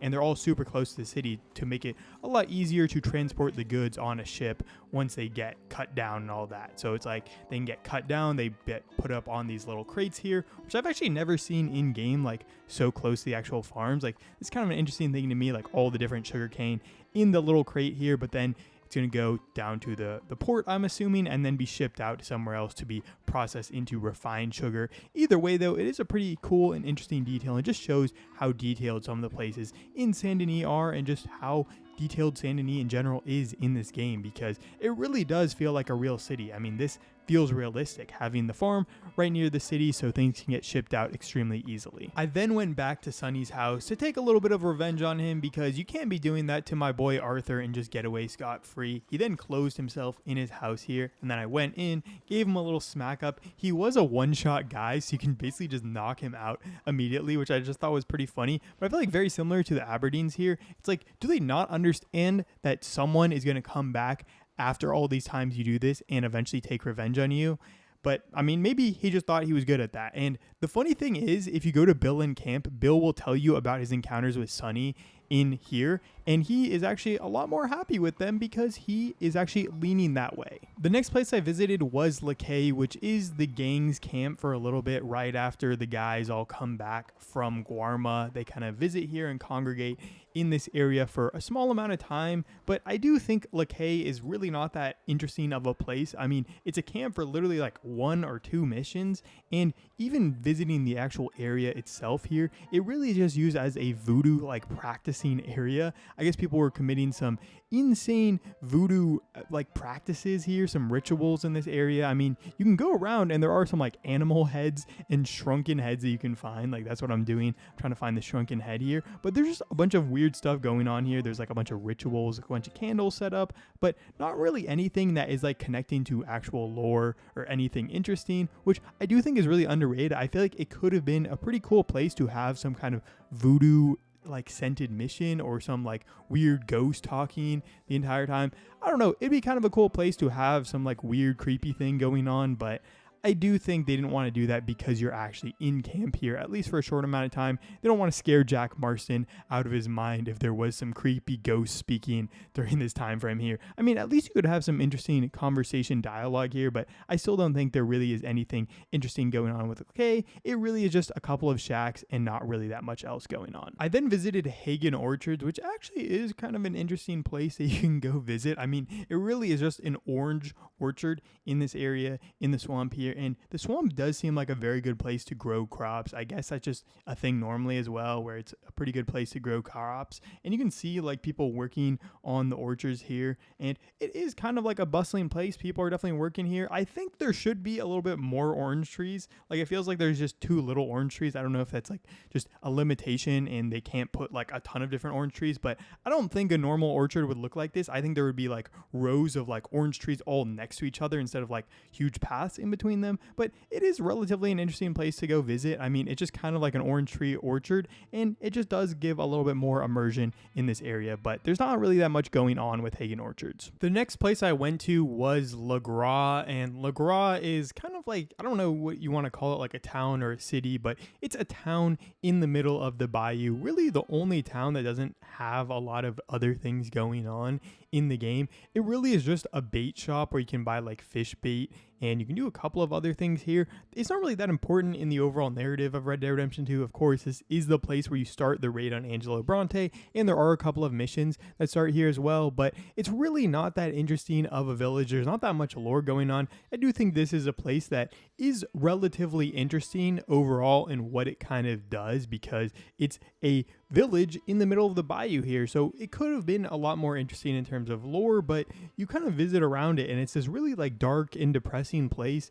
Not much is going on. It seems like these people really only survive because they fish and they kind of get everything up themselves. Maybe they're selling a couple of things to people outside of their town, but it seems like a very insular community that doesn't really interact with the general public. And I think that's what they say in one of those missions where you go talk to these people, where they're not really talking to a lot of other people and they're not really interacting with a lot of other people outside of just their own community. And it really is just kind of sad, because this is kind of a cool community. It's kind of unique, and I just wish there was a little bit more lore going on, or a little bit more to this community, because it really could be an interesting place to visit. And I do think it is one of the more unique communities in the whole game of Red Dead Redemption 2. And the fact that there's basically no lore going on here, I mean, you can see that they build boats and like they fish and stuff, but there really isn't any other lore that you can find like in a village here or in some of the buildings. Like you can't go into any of the buildings, you can't really do anything here. It's just an overall kind of disappointment of a town. The next place I visited is just across the water from that, and this place is called Maycomb's End. It's used in that one mission where you go and blow up the stills here, which is kind of weird because these are like moonshine making stills, and you blow them up in a mission before that, like the time I visited here. So these should be fully blown up, but I guess they just fully recover after the mission. You come back and they still have moonshine making stills. I don't know, it's just kind of funny that you can return and the stills that you blew up in a mission are just still there and kind of chilling. And a lot of the other things that you visit when they have something that's blown up, it's just fully gone. And then you also have Maycomb's End here, which is used in one stranger mission, but I feel like, again, it's a pretty underutilized area. It's kind of just an area that's abandoned and not really much is going on here. I guess it's probably like a fishing trading hub, very similar to Le Gras for a time period, but I guess as like Saint Denis became a big port, these places weren't really needed as much. And then I guess there was a guy here, he's trying to kick me out, and you never say anything to Arthur Morgan and try to beef him up, because he is the goat here and he's going to shoot you if you try to do anything to him.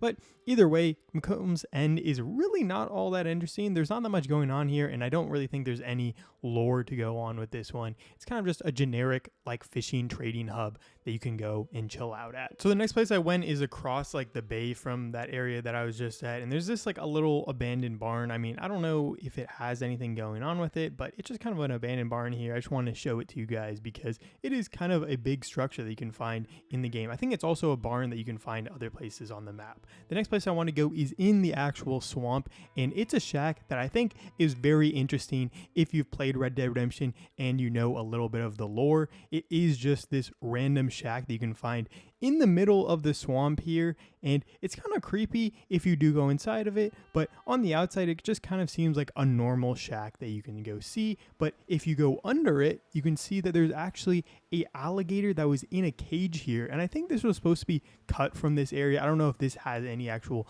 bearing on what's inside the thing, but I think it was supposed to be part of something else, and then they kind of merged it together with the inside, which is the Strange Man. And the Strange Man is a really important character in the Red Dead Redemption verse because a lot of people think he's like a god or Cain or Abel or like some of these mythical figures. And I guess he is kind of like someone like that because he is a mythical figure in the Red Dead Redemption universe, but I don't really think he is any one of those specific people. He just is someone that kind of, plays with society and plays with people to see how they'll react to things. And he's mainly used in Red Dead Redemption 1, where there's a stranger mission where he talks to John and he basically like predicts John's whole future. And then there are a bunch of different riddles around here which kind of predict Arthur's future in Red Dead Redemption 2. So it is pretty cool in that aspect. Like, it is extremely creepy to go around here because you can also see, like, in this area, there's like a painting of the Strange Man here, which isn't fully finished at this time frame. But if you do visit it when it's fully finished, I'm pretty sure you can see the Strange Man himself, like, in the mirror in this house. So it just overall is a really creepy and freaky place. Like, in this mirror, you can see the Strange Man. And even visiting the shack without the Strange Man being there, it is just an extremely eerie place. You have all these different paintings. You have this weird lighting from the candles. And there's all these different words and riddles on here. These ones are talking a little bit about From the Snow to the Grave, which is talking about Arthur. And there's one about Jimmy Brooks, which is the guy that Arthur saves pretty early in the game. And, there are all these different things where it's like this guy's kind of controlling Arthur's destiny and has his hands in all the things that Arthur does throughout the game. I then left the bayou to go to Scarlet Meadows to get one of the most comedic interactions in the entire game of Red Dead Redemption 2, the one with the white hooded figures that I found here. Settle down, my friend, settle down. Because we are here today for a very special occasion. It is imperative that we reestablish sanity and supremacy before it is too late. Our numbers are waning, thanks to the fools in Congress and their ludicrous ideas. But today, we grow one stronger as we anoint a new brother into our sacred cause. Please step forward and kneel. Do you choose to accept the light? Yes, sir. Yeah. Oh, here we go. Much. All right. Come on. Let we go. The eternal light shine.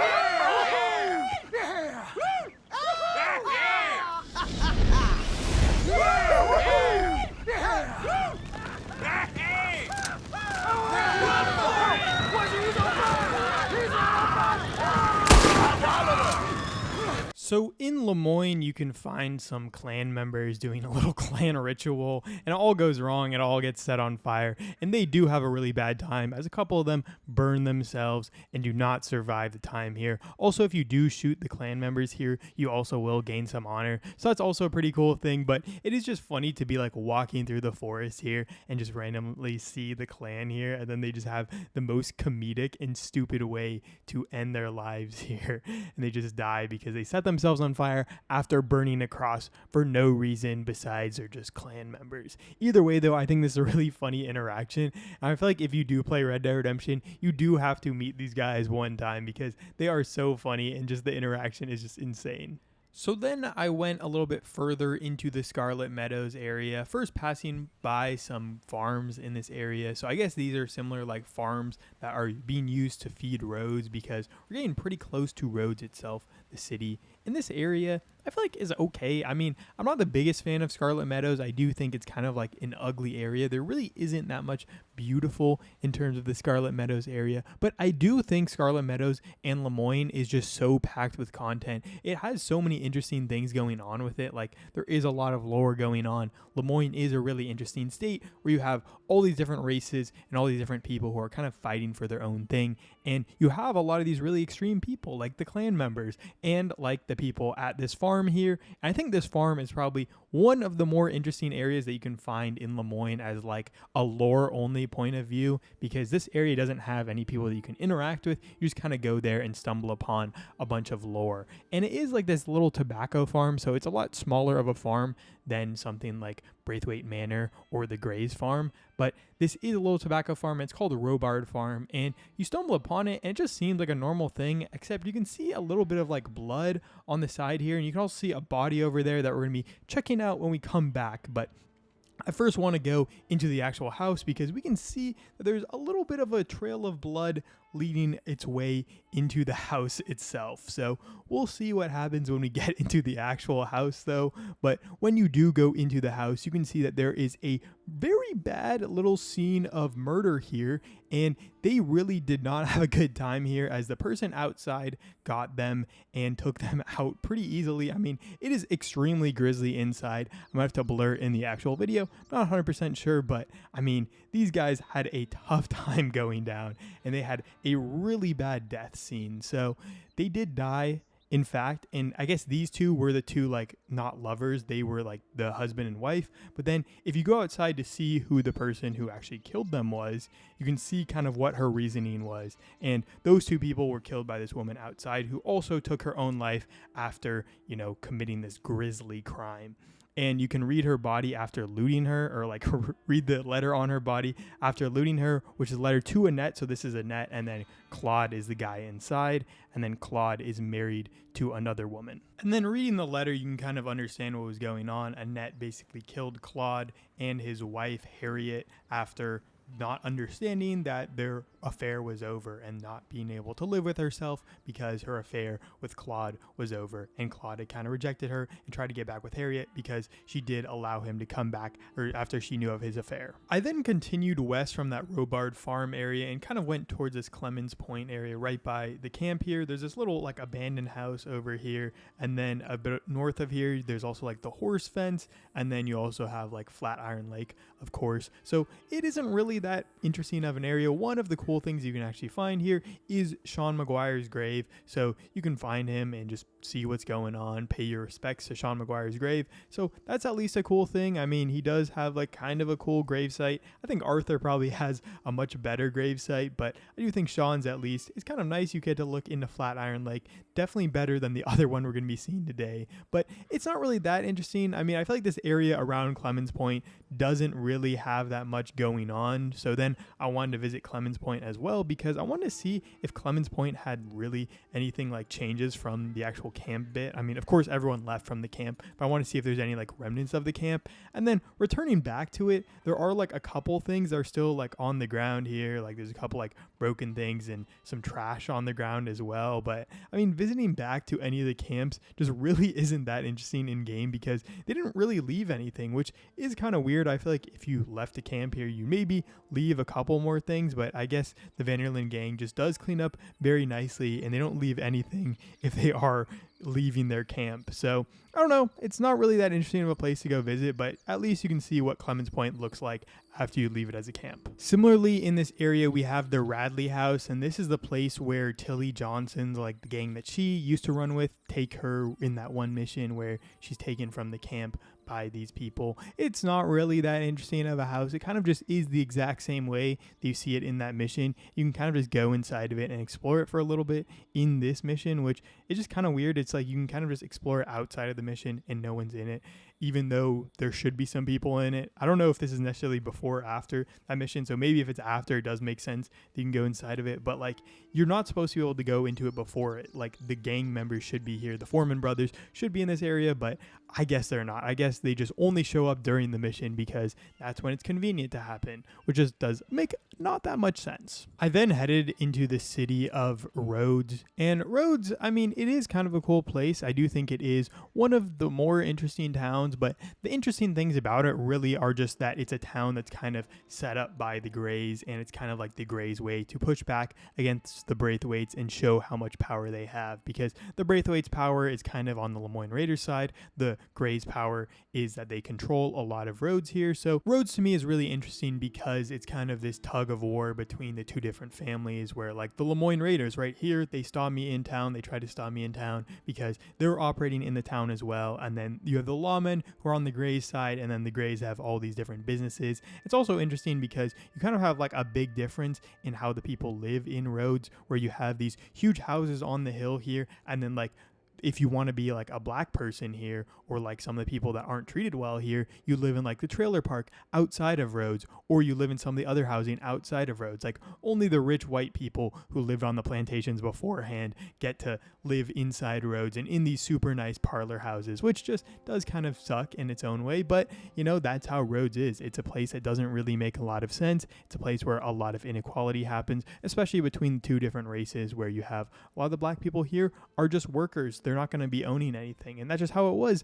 during these time periods. And then you also have the donkeys here, which I think is just such a funny thing. And you have like this whole factory area, but the donkeys going around on the mill and actually milling stuff down is just kind of a cool thing. It's a cool little detail to have in the game. And then you have like all of Rhodes. It's also, it feels like it's a little bit dilapidated and rusty because you don't have as much money coming in if you actually have to pay your workers a little bit instead of having them work for you for free because they're your slaves. So it is kind of a funny place because Rhodes is just not really doing as well without slavery there. I mean, it just isn't doing as well because there's not as much money to go around when you actually have to pay your workers. The one thing about Rhodes I do think is a little bit lacking is that there's not that much going on in Rhodes itself. Like comparing it to Valentine, I feel like Valentine had a lot more things going on in the town of Valentine, and Rhodes I feel like doesn't really have that much going on. There are a couple of stranger missions that you can do here that start specifically in Rhodes, and there are a couple of like NPCs that you can meet a couple times in here, but I feel like compared to Valentine, there's a lot more things going on in the town of Valentine than the town of Rhodes. The town of Rhodes is really just a staging point for these two families. But one of the cool things that you can find in Rhodes is this robbery here in the gunsmith. No, please don't go, please don't go. Why are you dressed up like that? I've seen some sick diversions in my time. This one might take the prize. No, wait, please. You gotta help me. It's that crazy gunsmith. He made me dress up like this. He's got me chained to the goddamn bed. Why, hello. Don't think I've seen... Oh, hey, that's a piss I want to see what's in that basement of yours. Show me. Right now. Nothing to no worse down there, I swear. Why don't I be the judge of that? Open it now! All right, all right. I ain't got nothing to hide. I got my boy sleeping down there. It's such a shame to wake him. You know, you could always come back after he wakes up.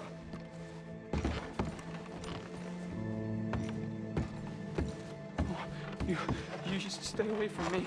Know what I tell you about talking to your pa that way? Oh, thank God. Don't shoot me, please. Just leave us be. You're not gonna help me? Take anything you want. Just leave us in peace. Take anything you want. Just don't harm my boy. No, the chains. Shoot the... Oh, finally. Thank you. Thank you. You sick I'm sorry. son. Please forgive me. I know it was wrong. I just couldn't face that he was gone.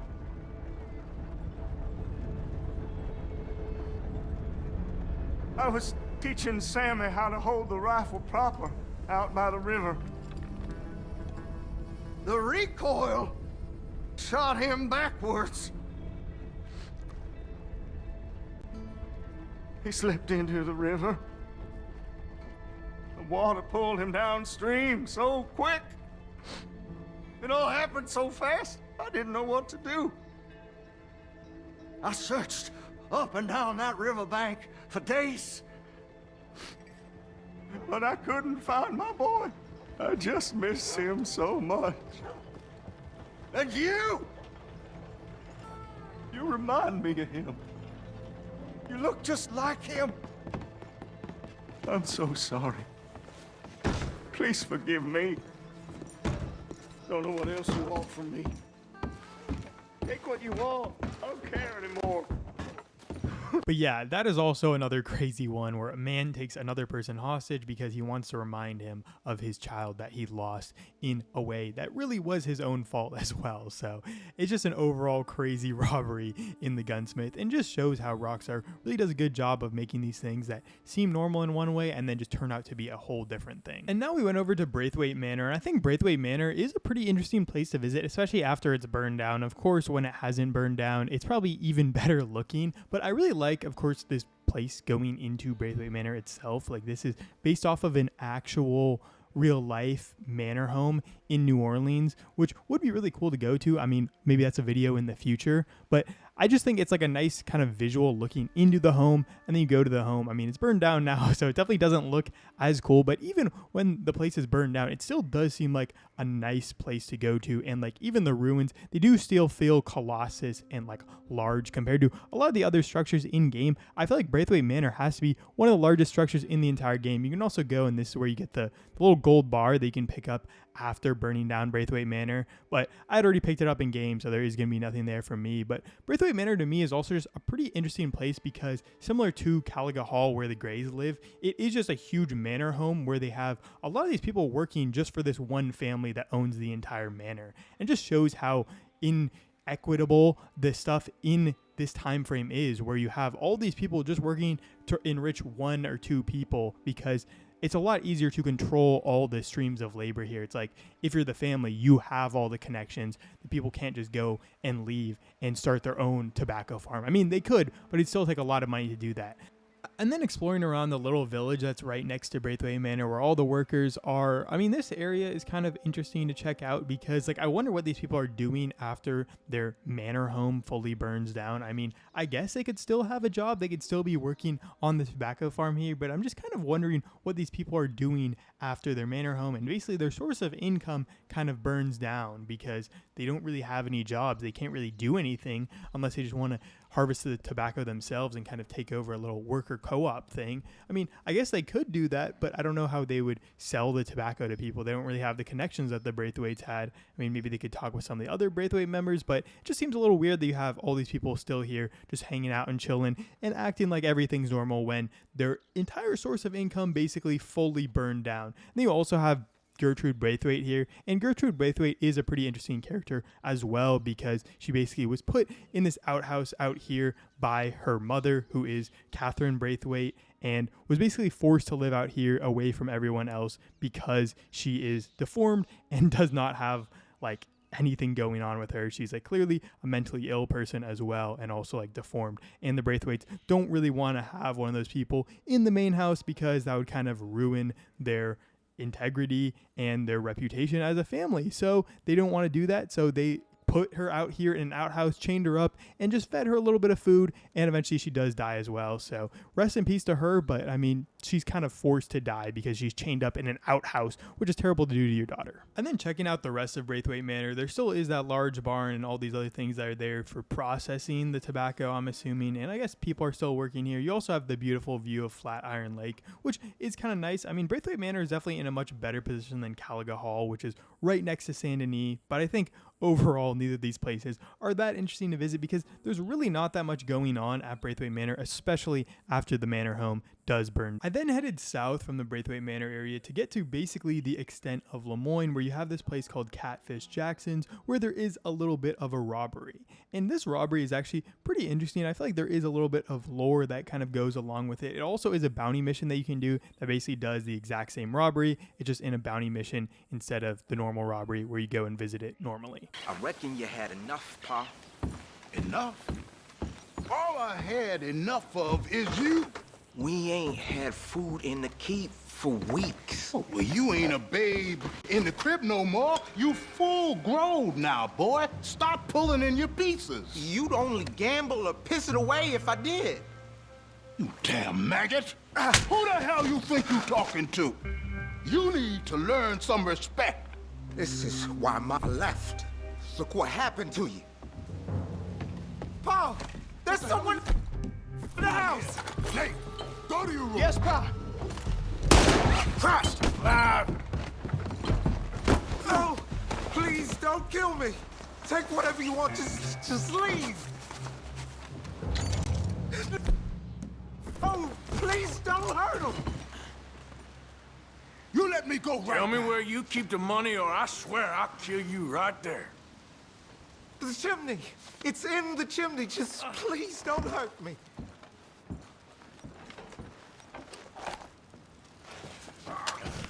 Why the hell are you doing this? This isn't really all that interesting of a storyline itself. The robbery isn't that interesting. You kind of just go there and rob from people who really need the money, and honestly probably need it more than Arthur does. But there is a little bit more of a storyline where if you rob them, you can kind of come back a couple times and keep robbing them, and the dad eventually drinks himself to death, and then the son eventually like leaves on his own. And he also talks about like his mom and some letters that his mom sent him. But it is just a really sad storyline, and just it feels bad to rob these people because they need it way more than Arthur does. I then headed north up to the old Harry Fenn shack, and this place is really weird and kind of icky when you go inside of it, because you do go inside of it and it very much is the opposite of one of the first shacks we went to in Lemoyne, where that one was like the Underground Railroad one, where they're kind of helping escaped slaves get out of slavery. And this is basically the exact opposite. It's kind of not really even a real house. I don't know if someone actually lived here or if this was just a place where they'd hole up for a little bit of a time being,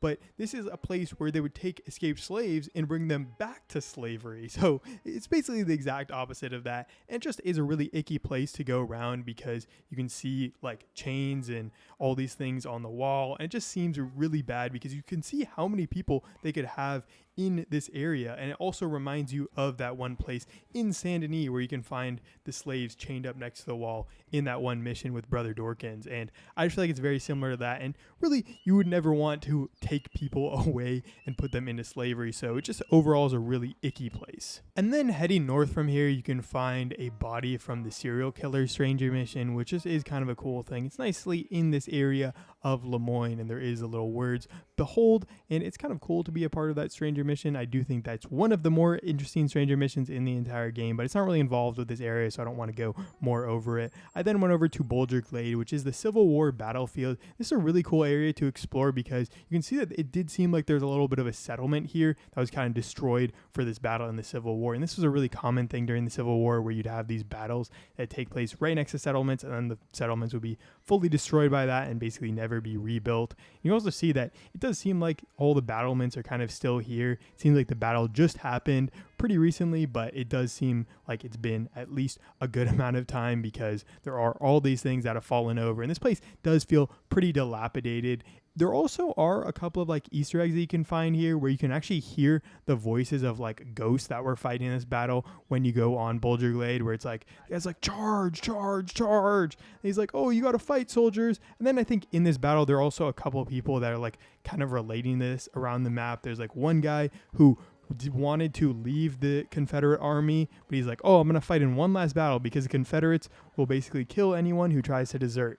And then his girlfriend or whatever, you can find her saying a letter saying, oh, don't find it, and he dies in this battle. You can find him on Bulger Glade, and then you can find her as well in the Amberino area, basically sending the exact same letter back to him and saying like, oh, I basically killed myself because you didn't survive this battle, which just really sucked. And overall, like, Bulger Glade is a pretty cool area. It's just kind of nice to have like a Civil War battlefield in a place that is kind of so racked by the Civil War, where the Braithwaites and the Greys both basically lost a lot of their fortunes because they actually have to pay their workers now, and they can't just use slavery to make a lot of money. And then a little bit east of here, you can be right by Shady Bell, and you can find the grave of Kieran Duffy, who's basically buried in the worst place possible. He's buried in a place where pigs kind of run all over his body and his gravesite, and he doesn't get to look at anything. He's just in the middle of a grass field where people are probably going to destroy and dig up his grave eventually. Overall, if I die, do not put me in a grave like this. This has got to be the worst grave ever. I guess they had to bury him extremely quickly after the thing and pretty near to Shady Bell, but I'm like, bro, you guys couldn't have gotten a little bit of a better spot. It's in the middle of a ditch. There's gonna be like water. When there's water building up, it's gonna all soak into his grave, and there's pigs that are running over his grave. That's what happened when I came over here. So this is not a place that I would want to be buried. And then going over to Shady Bell, I mean, Shady Bell is a pretty cool place to go and visit, but overall, I do think Shady Belle is like not the most interesting camp. It just kind of is like a boring camp where there's not really any character of the camp. The character is all around Shady Belle itself, which is a pretty cool plantation house, but there's not much that's going on that would make it like a super interesting place. The tensions are pretty high during this time, so I did get a little conversation where Micah was just attacking Reverend Swanson. He was like spitting on him and kicking him on the ground, which I'm not gonna lie was one of the funniest things of all time. He's just absolutely bullying Reverend Swanson, and Reverend Swanson honestly kind of deserves it at this point because this guy is just drinking up a storm and doing absolutely nothing. And then Bill was kind of looking fly in that flannel there, so I was like kind of talking to him. But overall, this is just a funny time to go back to Shady Belle, and I just think in general Shady Belle is probably not the most interesting camp. It just kind of is a plantation house, and while it is nice to live in a plantation house after you see like Caliga Hall and Braithwaite Manor and you're like, oh, I would actually kind of want to live here because they are pretty cool places to live, it just is like a rundown version of that and a lot worse. And I feel like when everyone's kind of cramped into a small space, a lot of people are like sleeping on the ground and like sleeping on couches, and it just doesn't really feel like a fun and vibrant place to be around. I just think in general, Shady Belle isn't really the greatest camp and probably isn't one I want to spend a lot of time in here. So it does make a lot of sense why chapter 4 is a little bit shorter, and it did really help me out that chapter 4 is a little bit shorter because I didn't want to spend as much time in Shady Belle. Southeast of here, you can find a little swampy area, and you can also find this little shack here, which is used in a random encounter where you can basically find this woman who's tied up in this area. A man will say, my wife is tied up by these people who took her hostage. You need to go help her. And then you can go help her and basically save her from these dudes. And, you know, it's kind of an interesting area. It's kind of an interesting random encounter, but there's not that much going on here. And it really is just kind of like a boring old shack in the middle of the swamp. There's not that much going on. And then a little bit north of here, you can find an abandoned factory that was, I guess, part of the factory and like the railroad system. So it was probably a factory that was using the rail to export stuff out, but it's not used anymore. It's all like overgrown and abandoned now. Kind of disgusting. I'm kind of surprised that no one else is taking that over because it does feel like it's in a kind of a prime spot next to Saint Denis. I then headed over to Caliga Hall, and Caliga Hall I feel like is a little bit more interesting than Braithwaite Manor because they're at least farming tobacco, and tobacco I feel like is a little bit cooler than what Braithwaite Manor was doing. I think they were also farming some tobacco, but I feel like Caliga Hall is just straight up tobacco, which is kind of funny. It's kind of funny to basically bet your entire family's worth on just one product. I mean, imagine you have one bad season and then all the tobacco money goes up, but I think tobacco is probably more profitable. I mean, I feel like Caliga Hall is a little bit nicer than Braithwaite Manor. I mean, it seems like they have a little bit more in terms of like housing. Like they have not just one big house, but they also have these houses across from them, and they're all kind of based on like Scottish houses, I think. I'm not 100% sure, but the Grey family is all Scottish. And I thought that the Grey secret popped up here, but I think it must be happening later in the game. But the Grey secret is that they're actually not Scottish. They're actually English, and they were, or I guess they're still Scottish, but they were pretenders on the side of the English crown instead of being people that were fighting against the English crown. So they were actually pretenders the entire time, and they weren't actually real Scots. They were fighting for the crown. And you can also see the barn that you burned down in that one mission, and also like the burnt tobacco, which I feel like is so funny because all the burnt tobacco fields, it's not like the tobacco has just burnt to a crisp. It's just the same tobacco plants, and then they just have a little bit of blackening on them. But I mean, going around the Caliga Hall, I mean, it is a really nice house. And the thing about Caliga Hall that I feel like is kind of funny too is that the Braithwaite Manor gets fully destroyed and then the Greys are kind of chilling. So maybe the Greys are doing really well by the time it gets to the epilogue because they still have their entire plantation here. And really all that happened was they lost a little bit of tobacco crop. I mean, if you look at their fields here, it's not even like they lost the whole amount of tobacco. They still have a ton of tobacco left. And all they need to do is just sell a little bit of that, and they're probably chilling, and then they can probably retake over roads and beat out the Braithwaites, and then take over the Braithwaites' land, and then they'll be chilling.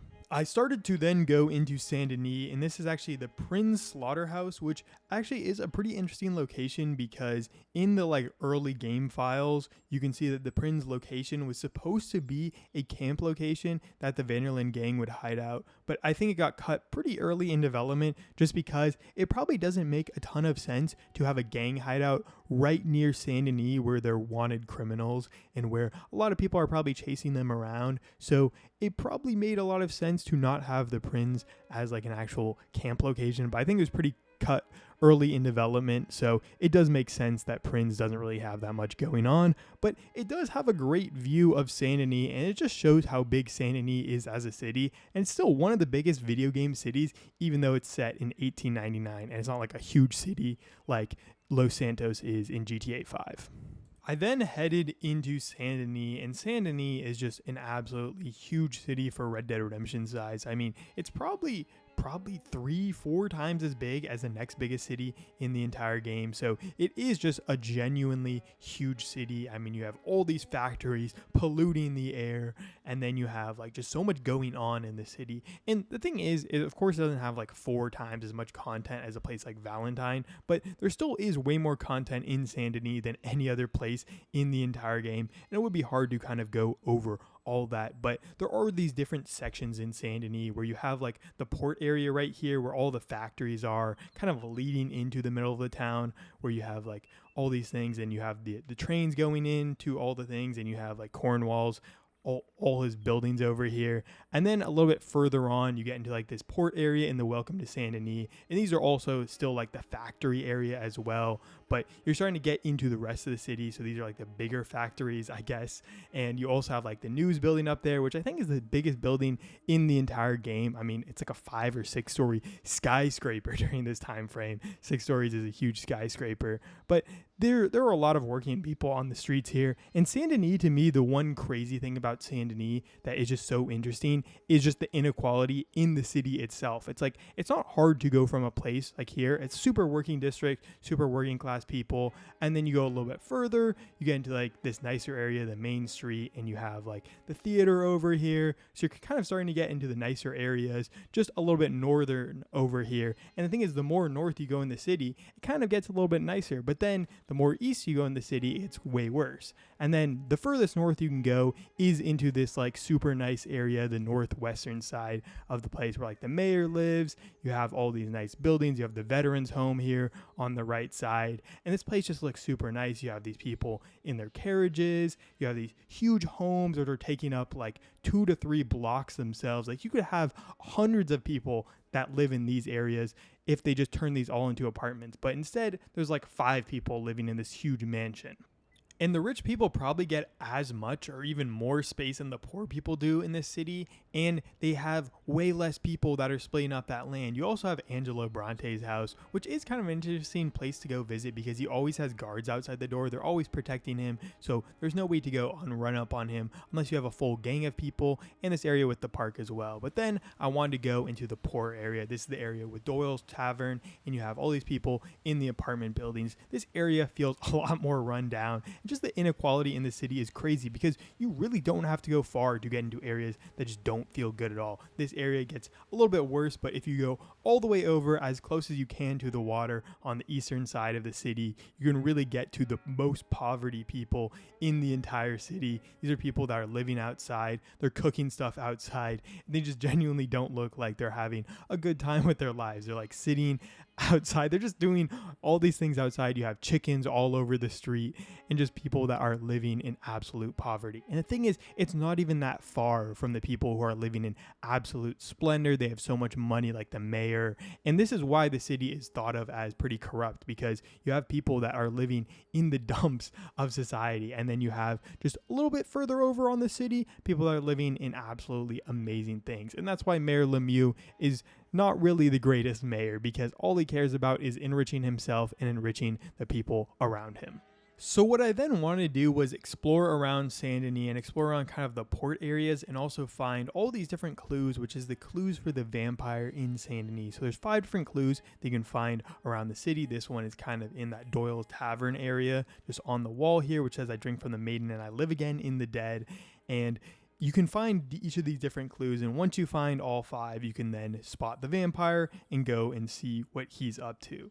The next clue is a little bit further down into the port area, and it's on this area right next to the general store and the butcher, and it says, 5 bones under the perfect star, Nosferatu will become mortal again. I don't know what that means. With Sumika or with Dominicana, it will become mortal again. Either way, though, I don't know how to pronounce that at all. But there's one right there by the general store. And then you can go and leave there. And there are like a couple more hints in this area, kind of right in the same area where a lot more of these poorer people are probably living. These working class people, I guess. And then there's one on the wall here, which is in this red text. So it is a little bit harder to read. And, you know, they're all kind of in the same like cryptic thing of like, oh, Nosferatu's going to eat you. Nosferatu's going to do all these bad things again. Your blood is going to remain on my lips. That's what he says in that one. It's just a little creepy. But then you can go around this area, and I think you have to like go through an area and you can find the next clue, which is on this wall right here.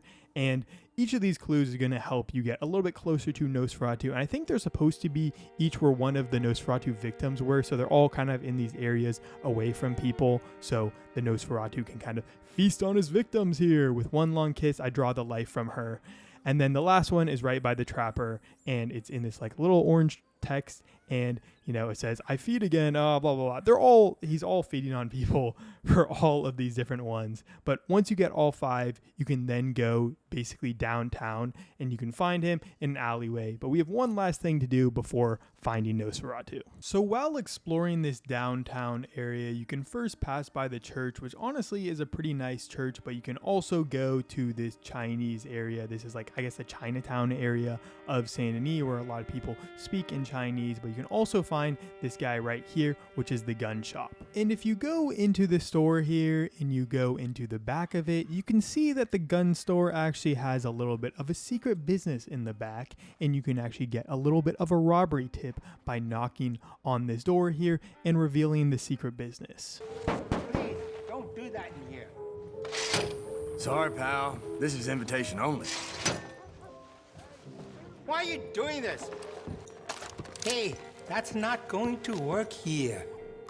I want to see what you got behind that door back there. Now! Nothing. This is a back terrace where people go relax and just get away from everything. Let's go in and relax then. Go on, move. Open up, it's me. Again. Must be a slow day. You know how it goes. So there you are. Where else? Hey! What the hell's going on? Why all the security? What the hell's going on back here? No, nothing. Honest. I'm just paid to guard the place. To guard the back alley? Don't lie to me, you son of a bitch. I just do what I'm told. I don't ask too many questions. Hey, there's no need for that. All right, you got 3 seconds before your goddamn corpse. 3, 2. Okay. Take it easy. A little poker game, that's all. 3rd floor, upstairs. Door at the end of the hallway. Just calm down. No shooting. They ain't paying me enough to care about this. I won't breathe a word to no one. Don't you try causing no trouble here. Leave right now. Oh my God! Don't do anything stupid. It's all right there on the table.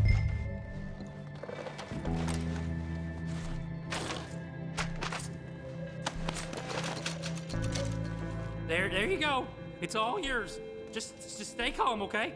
But while it's not the craziest robbery, I do think it's a pretty interesting one to kind of go into, because you can see it in the back alley and then you can rob the back room. And the thing is, you have this whole poker game with all these rich people and they have a whole guy backing it up, and you can only make $50, the same as you can make from any other robbery. I mean, come on, can we not make a little bit more money from that? But I mean, it is understandable because maybe you had to rob the other guys to get the extra money, but I did want to get out of there because they said the law responds quickly. I then continued on my way down here, which is actually where we can find the Nosferatu guy. But before we see Nosferatu, we do want to wait until 1 a.m. or midnight because that's the only time he shows up, and that's when we can see the vampire. So then at 1 a.m. you can head into this area over here and into this back alley right through this little settleway, and then you can finally meet the vampire feeding on one of his victims and have this very cool interaction with him. So, you found me. Hey, what are you doing? Stay back for your own sake. I walk with the undead. What, you're a vampire? I have been called many names over the centuries. Now go, or I'll feed on you too. You're a goddamn idiot. I'll suck you dry. Your blood is mine. Come to me, mortal.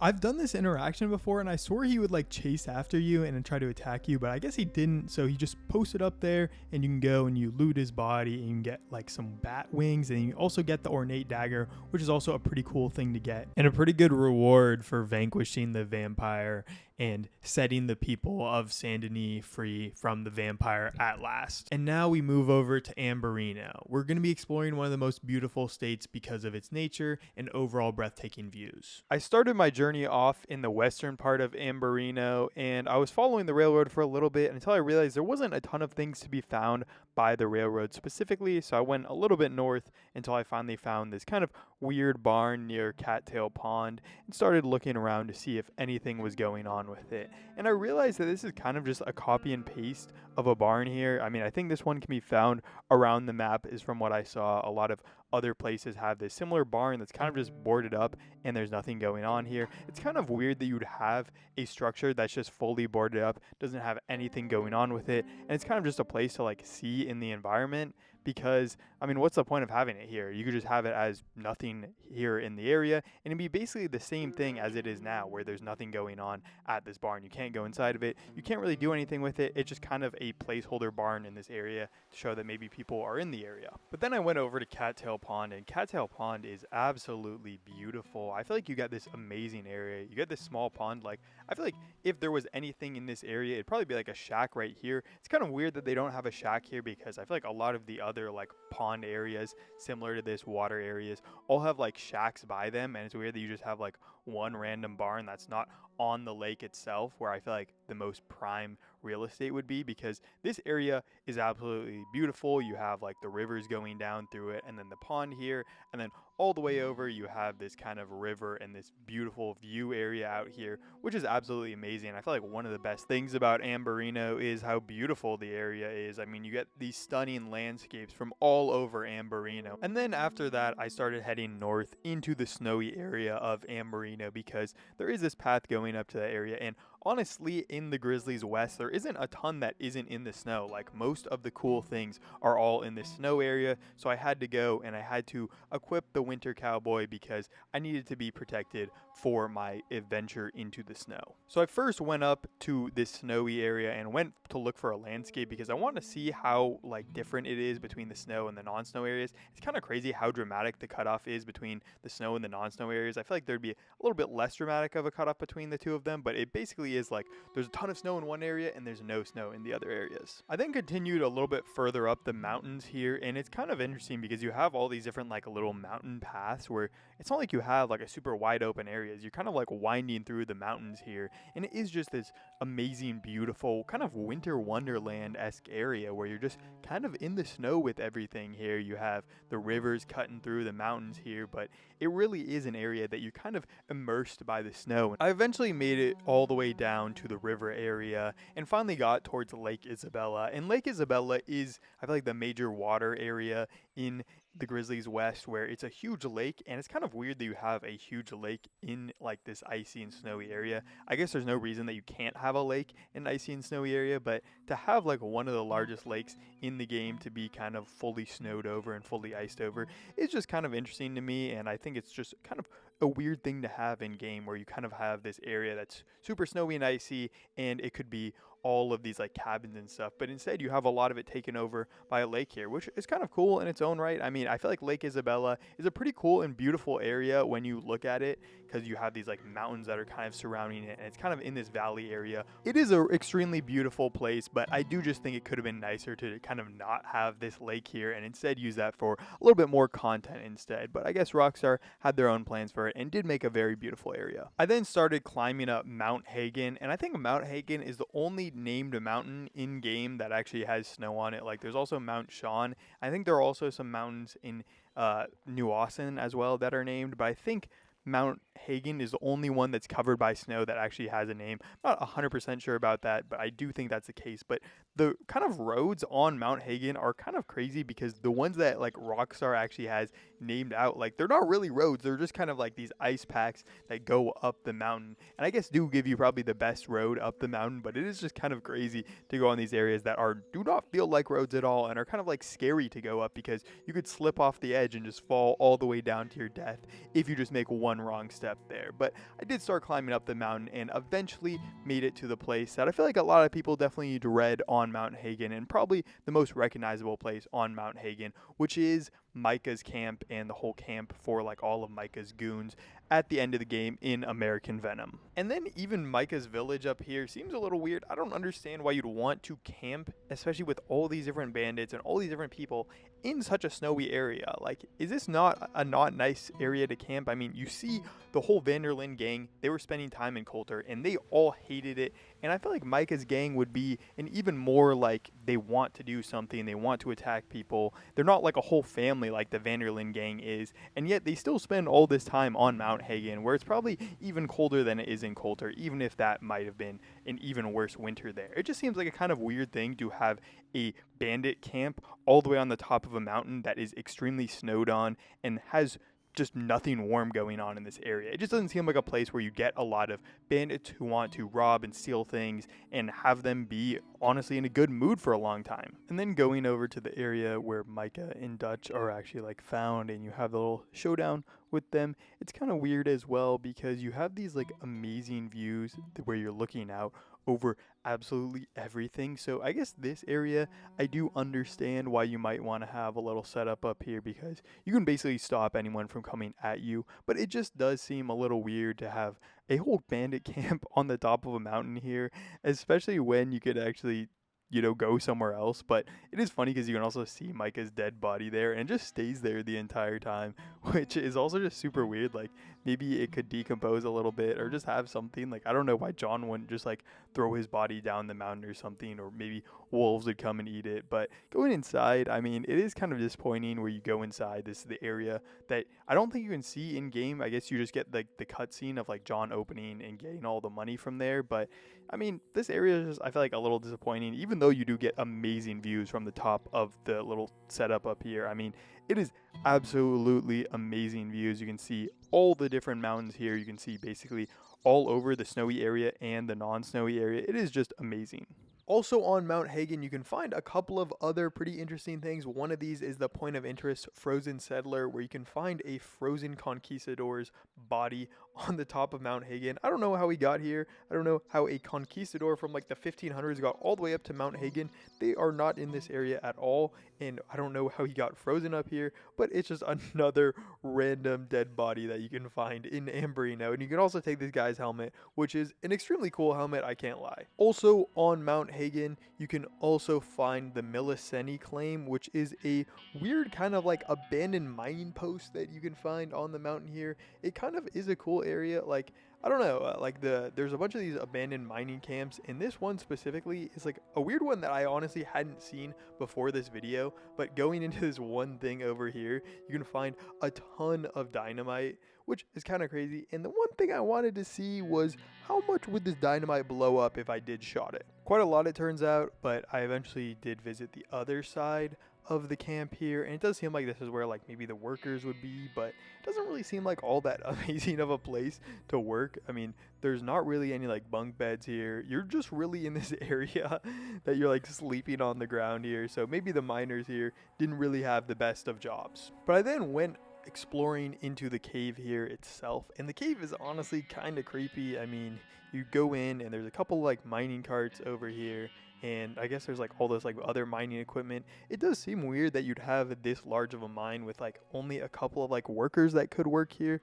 Like, I don't know where all the workers would have came that would have dug out the mine. Maybe they just had so much TNT that it just worked out to work out the mine that way, but it just does seem a little weird that there isn't a couple more workers that would have lived here. But you do have a couple of these mining carts. But just in general, I feel like this is kind of a weak mining operation in here. I mean, you have a mining operation here, but Rockstar didn't really put anything all that interesting in this mining operation. It just feels like an abandoned mine that there's nothing else going on in, and it just is a little bit weak when you consider it and compare it to a lot of the other places. Like, yeah, you do have like a cheat code here, but when exploring this mine, and this mine is honestly pretty big, there's nothing else to kind of glean from it. Like, you go into some of the other caves in the game and it's like, oh, there's like a cougar in one of them, or there's pollution in the mine there, and this one just seems like a place that they maybe wanted to test out things, but they just didn't get anything in time for the game ending, because you have some of these like random cave parts that jut out and go different directions, and there's just nothing at the end of them. And these are like kind of cool places to explore. I mean, it's a little bit creepy to go into these random cave jut outs, but like there should be something going on here. It feels like they want to have something here, but there's just nothing in the cave, which just feels really weird and just doesn't feel all that Rockstar-y, where they have these like kind of copy and pasted random caves here that there's just nothing interesting going on here. And then there's just one singular light here, one singular feels like a human interaction, but that's kind of the only thing going on here. One singular lantern that feels real and feels realistic, but nothing else in the cave. Just a kind of generic random mining operation in the middle of Mount Hagen. I don't know, kind of a weird thing, but either way, I did want to get out of here because I was kind of creeping myself out in there. I then went down to the little, I don't know, intersection between the two different paths, and I instead went down Mount Hagen instead of up Mount Hagen, and this actually takes you down to Ewing Basin, which is the same place that the O'Driscolls are hid out in that very first chapter 1 of the game. In Ewing Basin, I feel like is a pretty interesting area to explore because pretty similarly to a lot of these other areas, it is just fully abandoned. There's nothing going on in Ewing Basin. I mean, there's not really that much going on in Ambrino in general. It is kind of just like a lot of different mining camps that people have enjoyed and started using them, but this one specifically I feel like has been abandoned for a lot longer than like even Coulter as well. I mean, maybe they've been abandoned for the same amount of time, but Ewing Basin just does not seem like people have really used it besides the O'Driscolls. And I feel like this area probably doesn't make as much sense to hide in as Coulter. Like, Coulter at least had a couple of buildings where you could hole up a lot of people in. I feel like Ewing Basin really just has a lot of these like fully destroyed buildings. I don't think any of these would survive against a winter storm because there really isn't any actual place where you can get away from the winter storm. Every single one of these places either has some broken down doors or broken down windows. There's always the cold is going to come in, so maybe unless you had a bunch of different fires, you're really not going to stop the cold from getting out here. So I don't really know how the O'Driscolls were able to survive the winter in Ewing Basin, because it just feels like it isn't a place where you can survive the winter because there's nothing to kind of hide from. You don't really have shelter here. I think one of the other things that's pretty interesting about Ewing Basin as well, and it really connects back to the O'Driscolls, is that if you keep going south and you go south from this area in Ewing Basin and down towards like, I guess this would be Big Valley down here, and you could go and you could see that the snow starts to finally clear out a little bit. So that's the other thing to me that's kind of weird. Like, I don't really understand how they would be stuck in Ewing Basin. It kind of seems like an area where you would not be stuck because you just go south and get out of the snow here. I mean, maybe that doesn't make a ton of sense, but if you just keep following the snow down, you can go all the way down to where it finally ends. And this is Big Valley here, and you think, okay, what's in Big Valley? the one major thing in Big Valley that would be connected to the O'Driscolls is Hanging Dog Ranch. It connects all the way down to Hanging Dog Ranch, where the O'Driscolls were kind of shored up here. So I guess there is a pretty good connection there, and it does make sense why the O'Driscolls were in this area, because Hanging Dog Ranch, which was one of their big gang hideouts, is also in the area right by Ewing Basin. I then went back to the area where there's a little intersection and instead went towards Lake Isabella. In Lake Isabella here, again, I think it's a pretty beautiful area, and there's just not really that much going on here. I mean, it's used a little bit in that area in that very first mission where you go towards Ewing Basin and you kind of see a lot of people here, but it really isn't a place where there's a lot going on. I mean, again, it's kind of just a lake that takes up a lot of space where that could be used for maybe a shack here or a shack there, but there's not that much going on Lake Isabella specifically. One of the major things you might know Lake Isabella for is that this is the place where you can find the White Arabian, which is like the most well-known horse in the entire game and like the fastest one as well. I mean, it's kind of cool and you can get it in this area, but I was like not really trying to fully go out and catch a White Arabian because it probably would take a little bit longer than I wanted to budget for this video. You can also go into this area by Lake Isabella. So Lake Isabella on the northern side, you have this kind of like little rock overhang up here by the waterfall as well. And if you do go up to this rock overhang right here, you can see that there's like a dead body and then like a little crate here as well. There's a lot of these different dead bodies in Amberino. I don't know why there's so many different dead bodies in Amberino. I don't know why Amberino is like the top spot to find all these dead bodies, but I guess a lot of people froze out here. But you can go and you can find a little bit of treasure here, which you can get cobalt petrified wood and a little bit of a billfold. I think the petrified wood is used to craft the boar tusk talisman, which is kind of cool, but there are just so many different dead bodies in Amberino. I think probably in this video we probably see 5 or 6 different dead body spots in all of Amberino, which is pretty funny, and I just feel like it's such an interesting thing to find all these different dead bodies and all these little treasures in Amberino. You can then follow the river up for a little bit, and it's kind of interesting because Grizzlies West is kind of just, you have all these different rivers that you can follow to find interesting things, and they go from these bodies of water. And then I split off a little bit from this river here, and I eventually found these mammoth tusks. I don't know if this mammoth is necessarily like a recent dead body of a mammoth or an older dead body of a mammoth. I feel like if it was an older one, it would be kind of buried by snow or like packed in a different way, but I don't really know how like fossils and dead bodies really work. But it is a point of interest, and John asked, was this a mammoth skeleton? And yes, John, it definitely was a mammoth skeleton. You can then follow one of the little offshoot creeks of that major river up to kind of the start of it here, which is like a little waterfall here that's frozen over. And if you do go through the water here, this was the one thing I was actually really scared about, where John is in the water here. And I was kind of scared because if you do go swimming with John, he just immediately tuckers out of stamina and just immediately starts dying. So I was kind of scared that he would just ruin this whole thing and he couldn't get over to this area because he couldn't swim. But you don't have to swim over to this area. But again, right here, you can find another dead body. And it's just kind of funny because you can find another dead body with a horse here and another bit of loot here where you can get this hawk talon trinket, which I actually thought was pretty interesting. And you can find another dead body of this guy who died next to the freezing waterfall, which I don't really think is the best place to have a camp set up, because I feel like next to the freezing waterfall isn't really a good spot, because the freezing waterfall seems like an area that would be pretty cold to me, an area that you probably couldn't warm up all that much. I then split off from this creek here on the other side, which is called Dead Boot Creek, and I went up and I explored a little bit up this area and eventually found this cabin up here, which is called Dorman Crest. And if you go into Dorman Crest, you can see that it doesn't really look like the warmest place because there's really nothing that's kind of protecting the cold from getting out here. I see it's very similar to Ewing Basin, where the guy inside here really had nothing to protect the cold. He didn't have any windows here, so he tried to cover it up with, like, again, like this newspaper and all these other things, but it doesn't really seem like he could have gotten the cold out. So I don't understand how the people in Ewing Basin survived, because if you do spend a little bit time inside the place, it doesn't seem like anyone's using it. But if you do eventually go outside, you can realize that there actually is a little bit of a trail leaving from the cabin, where the man who I guess lived in this cabin was actually going somewhere else. And eventually you can follow this stranger's trail all the way over and eventually see this man. And it does seem like the man has been frozen a little bit in his area. I think this is a reference to a movie. I think it's called Jeremiah Johnson, but you can see that the man is frozen with his carbine repeater, and it doesn't really look like he had all that great of a time. So it does seem a little weird that the Ewing Basin people just somehow clearly survived. I guess they were more in a pack. This guy was on his own, but it did seem like he has frozen. But at least he got a nice good view for his death spot because, you know, he's got a beautiful view right there. And then on the other side of the river, so if you go past Dead Boot Creek where the mammoth skeleton is and then over to Spider Gorge, there's another little Easter egg over here, which is a frozen cattle drive. So I guess someone was trying to drive cattle through the snow. I feel like that's not really the greatest idea, but it seems like all the cattle here have frozen and died after getting stuck in the snow. I do think it is a little weird that all the cattle are like still in the same spot here. It seems like that doesn't really make a ton of sense. It's like they were frozen in time while they're being driven and just died and froze here, which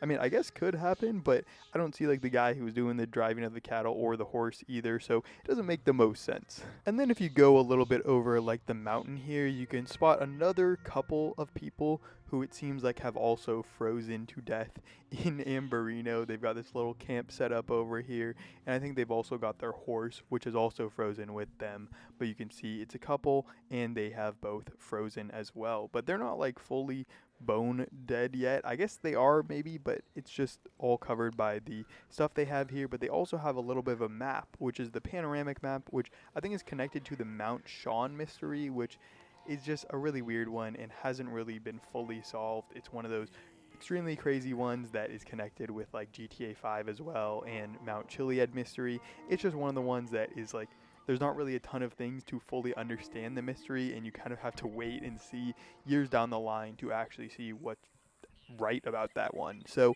they haven't really fully figured out the panoramic one, but this is one of the spots where you can get the panoramic map, which kind of starts that whole Mount Sean mystery, I think is what it is. And then if you continue up the river here, you can eventually find your way over to Coulter, which again is probably most known being the Vanderlyn's first camp in the entire game of Red Dead Redemption 2. And coming back to Coulter in multiple different videos, I've realized how weird of like a camp Coulter is, because in game you think of it kind of as like a bigger place than it actually is. It has this barn here where this is where like Charles and Pearson were both stationed, but then you have like a couple of other places that you visit throughout the entire time, and it's just not that big of an area. But like looking in the barn here, there's really not that much going on. I mean, you can of course have a couple of horses stationed here, but it's not really like you can have a ton of people in the area, and it's not like there's enough horses for like 25 people. Like even the Vanderlyn gang coming in with like the 20 people that are there in the gang, there's probably more people in that gang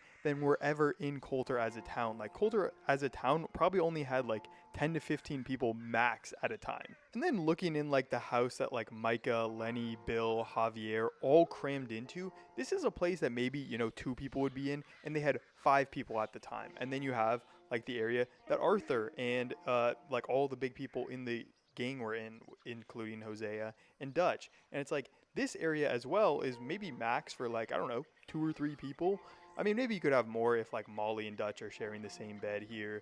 You know, you could have more people in this. But again, even Coulter is like packed out to the gills when they have all the people there. And it's just kind of an interesting area because you look back on it as like a normal kind of camp area, but it is just way overpacked with the 20 people because they're all kind of forced into a couple of these buildings, because a lot of the buildings in Coulter are also kind of run down. And then I went and visited the kind of main building here. This is where the majority of the gang is kind of holed up. And this is like a school, I think. And the fact that it got turned from a school into a place that like 10 different people are holed up in just shows how small of a place Coulter actually was, and how it really wasn't a fit place for the Vanderlyn gang to hole up for more than like the 2 weeks maybe that they were there. I mean, they might have been there for even less time. It's just kind of hard to understand how much time they spent there in game. The other major thing you can find in Coulter is actually Davy Calendar's grave, which is in like the little Coulter chapel, I guess, over here. But it's just here, and you can kind of see it It's kind of cool. Not really anything crazy though, but it is one of the graves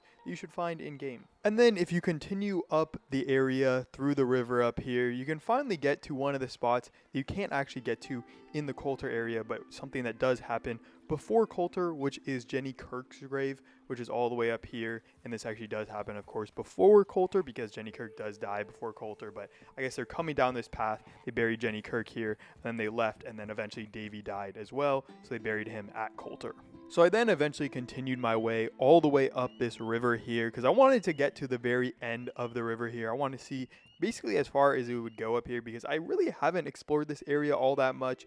And eventually I did find the end over here where you can't go any further because you do have this like little mountain, I guess, blocking you. I mean, it's not really much of a mountain, but it's just a couple rocks that can basically stop you from hitting the edge here. But at the top here, it is a little bit frozen as well. I mean, there's not really much up here. I don't think there's any like loot that you can find up here, but it is kind of a cool place to explore because it is the very edge of the map in Amberino. So then I went a little bit towards the eastern side. So I left Coulter and went east this time.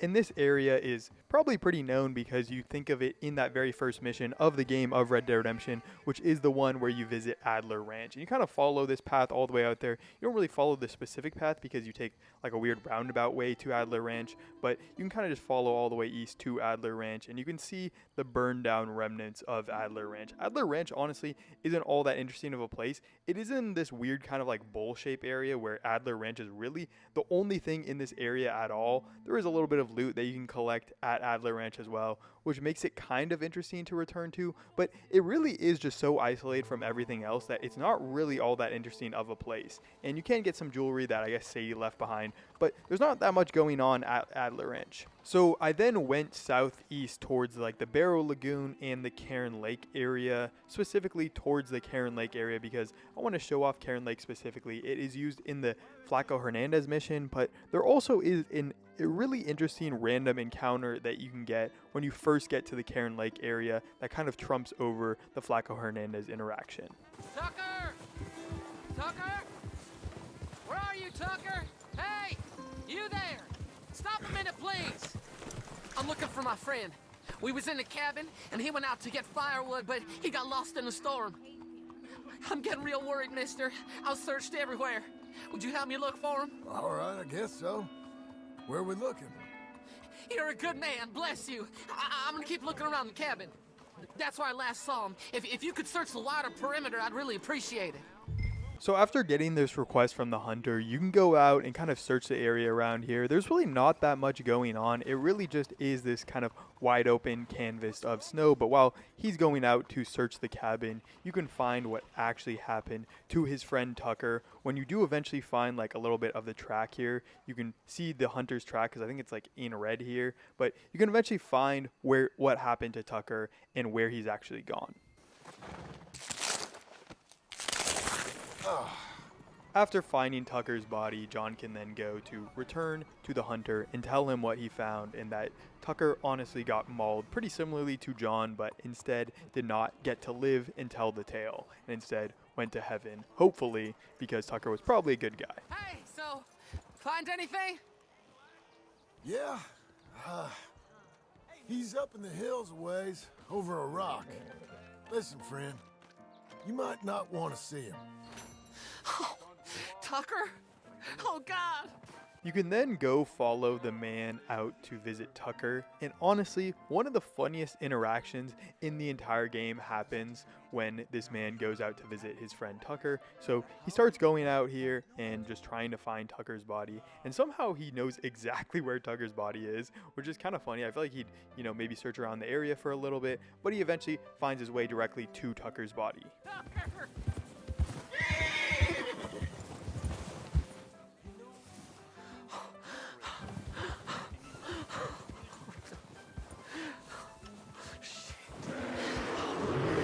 Oh, my worst enemy. Oh, Jesus, no! The Hunter eventually has the same exact fate as Tucker, getting eaten by the bear as well. But even when you try to shoot the bear off him, you can't do it. So the bear is basically unkillable and unstoppable. So you can't even stop the hunter from having the exact same fate as Tucker, which is just pretty funny. I feel like it's such an ironic encounter in that Tucker has the same thing as his friend as well. And he basically allowed his friend to die in the same way as he died. But then returning over to the shack in kind of the camp area here, this area, I guess, is technically like the area that Flaco Hernandez is supposed to be staying in, and with like the Del Lobos here as well. But there's not really anything going on when like the hunter goes there. This is like when the quest isn't triggered yet. So if you go here when the quest isn't triggered, there's no one here, which does just seem a little weird. I feel like it would make a little bit more sense to have like Del Lobos in the area just automatically and not have them only spawn when Flaco Hernandez is here. But I guess it does make sense to just only have them spawn when the actual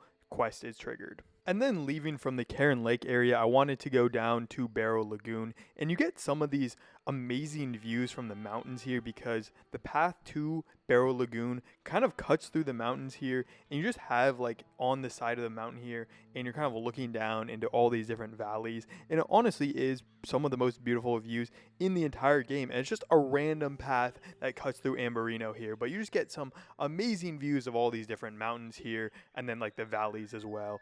It is just absolutely stunning and beautiful when you go through this area over to Barrow Lagoon. And then I made my way down to the Barrow Lagoon area itself, and the Barrow Lagoon area itself is actually honestly pretty beautiful as well. You also have these like super high mountains going down to this lagoon area over here. But Barrow Lagoon is probably most interesting in the way that it has this little cabin on the side of it that you can see over here, but it also has this like ice area. There's also these weird like fog as well, but the ice area I feel like is used for, there's like a couple of viral videos of Red Dead Redemption where you have like the bears attacking you on the ice, which is kind of cool, but it's mainly used for the shack area over here. I feel like this is the most interesting area because you have this one point of interest right here where you can see this guy is kind of like being buried here, or like they dug up his grave as well. It's like a frozen grave here, and you can see on the body here he's actually like missing part of his leg as well, which is also really weird. I don't know what's going on with that, but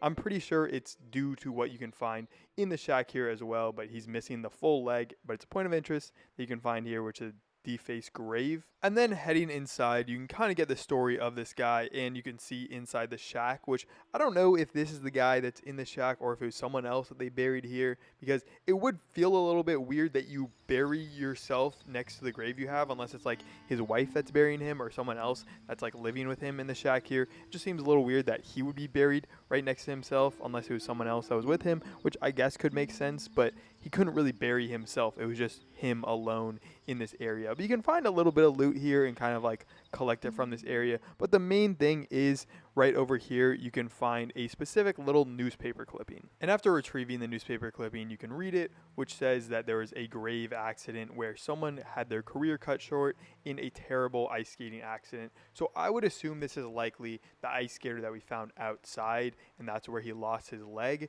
But I'm also assuming that his grave was probably defaced by a rival as well. I mean, it's not really all that clear of what happened here, but it does seem like that he lost his leg somehow, and then his rival comes after and defaces his grave for some reason. And then you can also go to this area on Barrow Lake where you have this like little hollowed out tree over here. There's also a little bit of loot you can collect here, which, I mean, at least is another cool thing to come to Barrow Lake or Barrow Lagoon for. But really, Barrow Lagoon is kind of bare. There's not that many things that you can see here. It just is kind of this cool frozen lagoon that you can find in Amberino. But really, Amberino doesn't have all that much going on, especially in these northern areas. They kind of just have little shacks that you can find and a bunch of different random loot areas that you can also find, which is cool. Like, I understand people are probably stashing their loot in Amberino, but I just wish there's a little bit more going on in this area that you can actually explore, instead of it just being this kind of like barren wasteland that just has a couple of cabins with grisly incidents and then just a bunch of dead bodies that you can randomly find. But then I started heading south into the more southerly areas of Amberino, finally leaving the snow. And I think this is the exact place that they go in the Leviticus Cornwall mission, where they rob the Leviticus Cornwall train, and where it kind of transitions from the snowy area into the spring area, which is kind of cool. I mean, it's nice to go through some areas that are used in those specific missions in Chapter 1, but really, there's not that much going on in Amberino to make it all that cool. But finally, we can go back to some areas that actually have a little bit of civilization with them. And then the first like bit of civilization here is this little cabin out here in the woods where if you look around, it seems like it's pretty abandoned by this time frame. I mean, there's not that much going on. It doesn't really seem like anyone is currently living there, which does kind of suck. But eventually, once you knock on the front door, you can realize what's happened in that someone has either trapped themselves in there, or you can kind of break the door down here, which I eventually did kick the door down. But looking inside, there's not that much going on. I mean, at the beginning, you kind of just look in. You can see Otis Miller in the Arabian Prince, which is a kind of cool thing to collect. You can see and read about Otis Miller, but I didn't want to read about that. And I eventually saw the 2 young dead bodies that are right there on the bed there. You can then read about what happened to these 2 men and why they eventually did have to die. And they're actually not men because they're young boys, or at least relatively young boys. And you have this letter to Glenn and Eddie from their mama. Glenn and Eddie, I've gone to track down those men and get our money back. The door's locked and the windows are boarded shut. Promise me you won't answer to nobody who comes calling, even if you think you know them. There's enough food and water for 4 days or more, but I should be home by tomorrow night at the latest. Practice your reading and writing for me. All my love, Mama X. And it is a little bit hard to tell exactly what happened to the boys, but it seems like the mom ran off because someone stole money from them, and then she tried to come back, but she either got killed or trapped in some way and wasn't able to return to her boys, and then her boys starved to death after a while. But it does seem weird because they're like, I don't know, 12 or 14 or something. They don't really look all that young, and they didn't just go out of the house to try and find help some other way after they were starving and dehydrated after a little bit. So I just feel like, you know, if I was that age, I'd probably want to escape the house after a little bit if I don't have any food or any water to drink. But some people have theorized that you can actually solve this specific case here by going a little bit further up the track down to a cabin a little bit further we're going along. But this area is extremely beautiful. I mean, just all the places in Amberino are just top tier beauty, but you kind of have this mix of like the snow and then the non-snow areas. And then if you just look a little bit over towards the side, you can get these beautiful views into the valley here where the river kind of cuts through as well. It is just an amazing area, and I really just love the nature area of Amberino here. And then continuing down the path, you can kind of just see a bunch of cool things, like looking over to the right here, there's Window Rock, which is another place we're going to be visiting soon. But the main thing that I want to check out in this area is going over to the left here, you can find Ches Porter, which is one of the weirdest places in the entire thing. So a lot of people have theorized that that woman in that cabin went over to Ches Porter because the people at Ches Porter say that they tied a woman up and kind of like kept her for a while. So it does seem like it makes a lot of sense that Ches Porter could be the people that this woman was talking about that robbed her, because they are pretty close to where that other cabin is, and they do seem to be a little bit weird, so, and have like a lot of guns as well. So it does make sense that Ches Porter could be the ones that kind of robbed that woman and took it from them, because there are a couple of people that seem like they're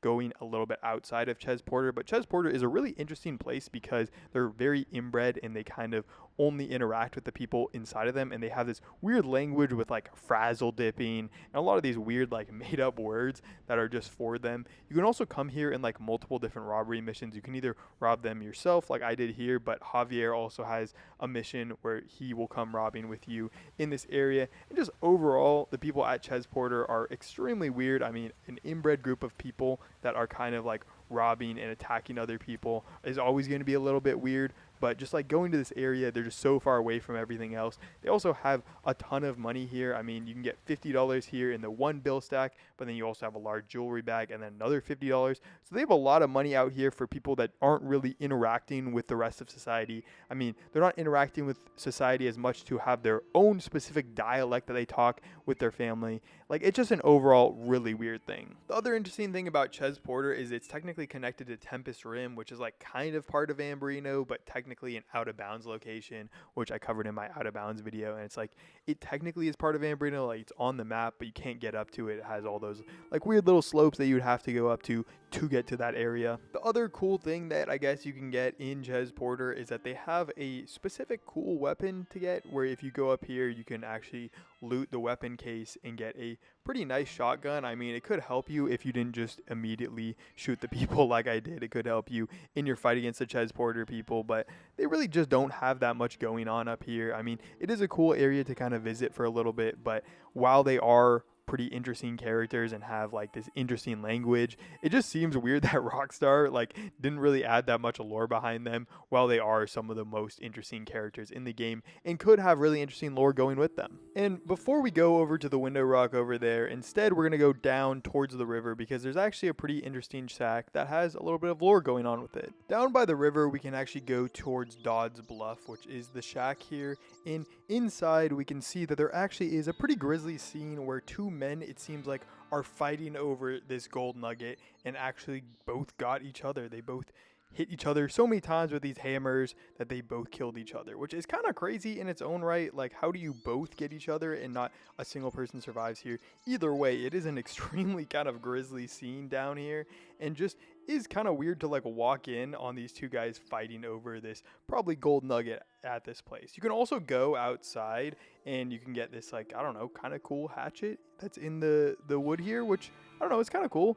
Either way, though, it's not really that interesting of a shack, but it is a nice place to go down to get a gold nugget if you do need some gold. I then went up towards Window Rock, where you get these absolutely amazing views through the two of them, and then I got to see this strange statues painting here. And this painting is basically a point of interest that connects to another point of interest, which is the actual strange statues themselves, which are in a cave that will be seen later on. And this painting, I guess, gives you like the hint on how to solve the strange statues puzzle, which is like kind of interesting. I mean, I just kind of looked it up because I don't really understand how this painting does that, but I guess there is some reason in some way that the painting actually solves a thing from there, but it is kind of confusing, at least looking at the painting itself. But there is this amazing view of Window Rock, and I'm assuming that's why it's called Window Rock, because you get this amazing, beautiful view of the landscape from it. I then went over to this granite pass here where the railroad goes in front, and then there's this waterfall over here, and honestly, I mean, there's another pretty good view here, but you can actually get a little bit of loot if you do go behind the waterfall here. I did take a bit of a tumble trying to get down to here because I just went the exact wrong way, but you get to go behind this waterfall, and behind here you can actually get a note of a famous person that you can see on a cigarette card, and basically their suicide note leaving behind the hat here, which is kind of sad. You can't find the body anywhere, but you get to read this suicide note and get this pretty cool hat, which is honestly a nice thing to pick up. But the thing we want to read is a suicide note. And the note basically says that Robert Elliott Patchen, the man who wrote the note, doesn't really want to be the character that he has become on stage, where he used to be this amazing, dashing, romantic hero, and that even though he's still a pretty popular stage actor, he's not as popular as some of the other people in his lane, and he really has fallen out of the roles that he always wanted to do in his entire life. He doesn't want to be this old man, and he instead wants to be this young person. He basically can't recapture any of that, and is forced to play these older roles, even though they're popular. They don't really give him enough, so he's numbing himself with alcohol and other things to basically stop the pain and stop the bit of feeling like a bad person for doing these roles and not enjoying them as much as people think he should enjoy them. So he feels really bad about it, and he basically doesn't want to live life if he has to do these older roles instead of the younger roles that he always wanted to do. I then continued further on the railroad and finally found the spot where it goes from the Grizzlies West to the Grizzlies East, and on this like bridge right here, you can actually go under it, and if you go to the other side, there's actually a ton of loot on the other side where there's this crashed train car. So then I went over to that. After sneaking under the bridge, I got over to the crashed train car, where it seems like it went over the side of the bridge here for some reason. I don't necessarily know why this would have happened, but if you do go into this yellow train car over here, the one that has the little door opening inside of it, you can actually get a little bit of treasure from it, which is pretty cool. I mean, you can go in, there's this little chest that seems to have not been ransacked, even though I feel like this probably would have been pretty easy to ransack, but eventually after pulling it out from under the thing, you can get the loot from it, which is honestly okay. I mean, you can get a little bit of money, and you can get a couple of like the jewelry bags and the coin sacks, which is kind of nice. I mean, I think it's like $20-$30 in game, which is cool, but there is another treasure here, and that's kind of the main thing that I went to this area for. There's one train carriage that is harder to get to than any of the other ones, and you have to take this like weird side path to get to it because it's actually leaned up against the rock here. And once getting inside of it, which is kind of hard because the grappling mechanics, you'll always like kind of grapple on the side, and sometimes you'll like pull yourself above it, but eventually you can get into the train car here, where at the bottom there's a good amount of gold bars. I think it's like 3 different gold bars here, if I'm not mistaken, but either way, there's a good amount of loot that you can take from this area. I guess it's just 2 gold bars, but there is a lot of stuff to get from this area, and there's honestly just a lot of different gold bars in this area in Amberino, because there's gonna be another puzzle with the strange statues where you can also get gold bars, which is pretty cool. But it's a nice cool thing to get, and you can get 2 different gold bars here. So if you need a little bit of gold, you can just come to this area and get 2 gold bars. I then went over to visit Kotera Springs, and Kotera Springs is just the area in game that's kind of like the Yellowstone geysers, and it is a pretty cool place. I mean, it's extremely pretty. You have this weird area that's kind of like all cut out because of the geysers, and it's just a nice place to go visit. I mean, I feel like there's a reason why Yellowstone in real life is like one of the most popular parks, if not the most popular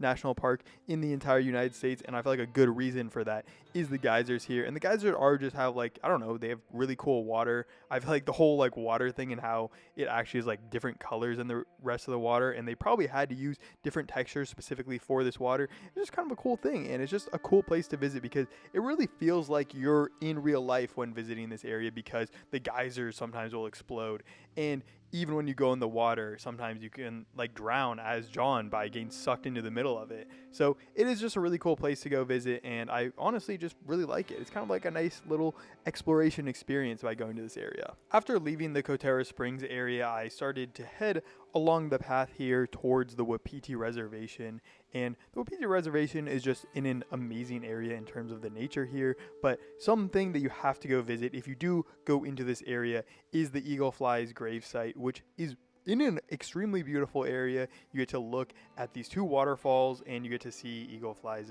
gravesite and how he was buried by the Native Americans before they left. So it's kind of a cool area to go visit. I mean, I feel like you have to go visit all the grave sites. They're just cool places to see, and it's kind of just sad to see these people and where they actually had to die. In that same area, the Donner Falls area, you can also find a barrel down here, which is a point of interest called the Barrel Rider, where a woman went over the falls in a barrel and did not survive the full trip. Pretty similar to that one stranger mission with Protus and Acrisius, where they also go over the falls in a barrel, but they actually do survive there because it's in a different falls. But overall, not really that interesting of a point of interest, but just a cool place to go check out. I then went over to the Wapiti Reservation, which I visited in a lot of different videos, so I don't want to spend a ton of time here, but it is just kind of a depressing place to visit as John because no one lives here anymore. There really isn't any life at all in this area, and the people, they put up the oil derrick and didn't find any oil in this area. So overall, just a pretty sad place to go and visit because there's just nothing going on here, and it used to be a place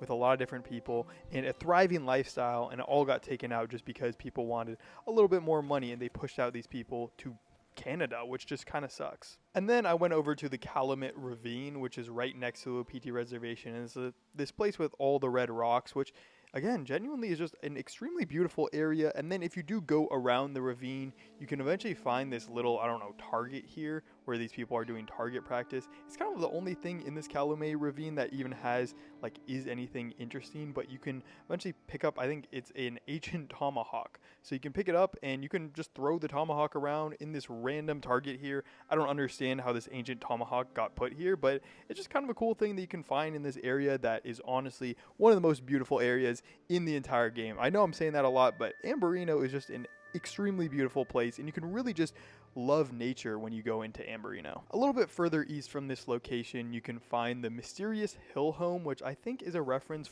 to The Hobbit or like Lord of the Rings, where this is like supposed to be a hobbit home made out of dirt and just kind of put into the wall here. But there's also some weird things going on here besides it just being kind of weird because it's a hobbit home in Red Dead Redemption 2, and what person is going to be living in this location? That's why it's a point of interest. Kind of a weird spot in that sense, but there's also just a bunch of like random writing around this area. You can see on this tree right here, this is called like the Leader X tree, where there's a bunch of different like theories and mysteries about it, why it says like Leader X on it. You can't really see it if it goes in close, but if you do like walk from a further distance away, you can actually see like more of the writing on it. And then also like on the mysterious hill home as well, there also is like a little bit of like weird symbols as well. Either way, it's just kind of a weird place to go visit. But then the other interesting thing about it is if you go up the hill from here, you can actually find an amazing view in Arthur Morgan's grave. So I don't know why Arthur Morgan's grave is near something like this and like is so close to it, but it's honestly just a nice place to go visit. And it's exactly what Arthur wanted, where he gets to face the sunrise and just have an amazing view from where his gravesite is. So that's kind of cool. I mean, this is where Charles buried him, and just is an amazing spot to have like a little bit of a meditative experience and just a cool place to go visit, because it's the place where a character that you played for like 30 plus hours, if not like 50 plus hours, is where they're buried. And then pretty close to the road from here, just a little bit north from this area, you can find this kind of slot cave that you can go into. And then in the slot cave right here is where the strange statues are at, and where you can solve their puzzle that is like solved by that painting over there. So if you go up to each of these statues, each of the statues has like fingers missing, I guess. So if you go to each of them, you can see that like some of them have fingers missing and some of them don't have fingers missing, or, you know, have less fingers missing. And once you inspect the thing, you can see that like each of them are unique, and they have a button that you can press on each of the statues here. So if you go around the buttons, I guess the first painting basically said that there's something about like the prime numbers here. So each of them have like a different amount of fingers. And if you only click the ones with prime number of fingers, so like this would be 2, 3, 5, and 7 are the ones in the strange statues here that have that amount of fingers, then that will basically solve the puzzle. And overall, it's just a super weird place. I mean, imagine you didn't know about this place and you were just exploring through this area and you just randomly see this spot with all these random statues here, and they're just creepily looking at you. It's a really weird place to go visit, and just is in general a really creepy place to just see in the game. Honestly, one of the creepiest places in the entire game of Red Dead Redemption 2. But it is a cool place to go to, because if you do solve the puzzle here, you can actually get a ton of loot. Once the thing pops out, you can get, I think it's 3 gold bars here, which is a ton of loot, and like $1,500 I think in game. So it's a lot of loot if you do need that, but I feel like if you do solve this painting, you probably don't really need the loot that much. I then went over the mountain, and you can eventually get to a little like shack area as well here, which is called the Witch's Cauldron, and it's kind of another creepy area. I don't think this one is as creepy, especially if you go in the daytime, where I feel like it's a little bit less unarming and less unnerving as well, just because you go to this area, it's kind of just a chill area, no one's here. But if you do go into the witch's hut itself, there are a couple interesting things that can happen.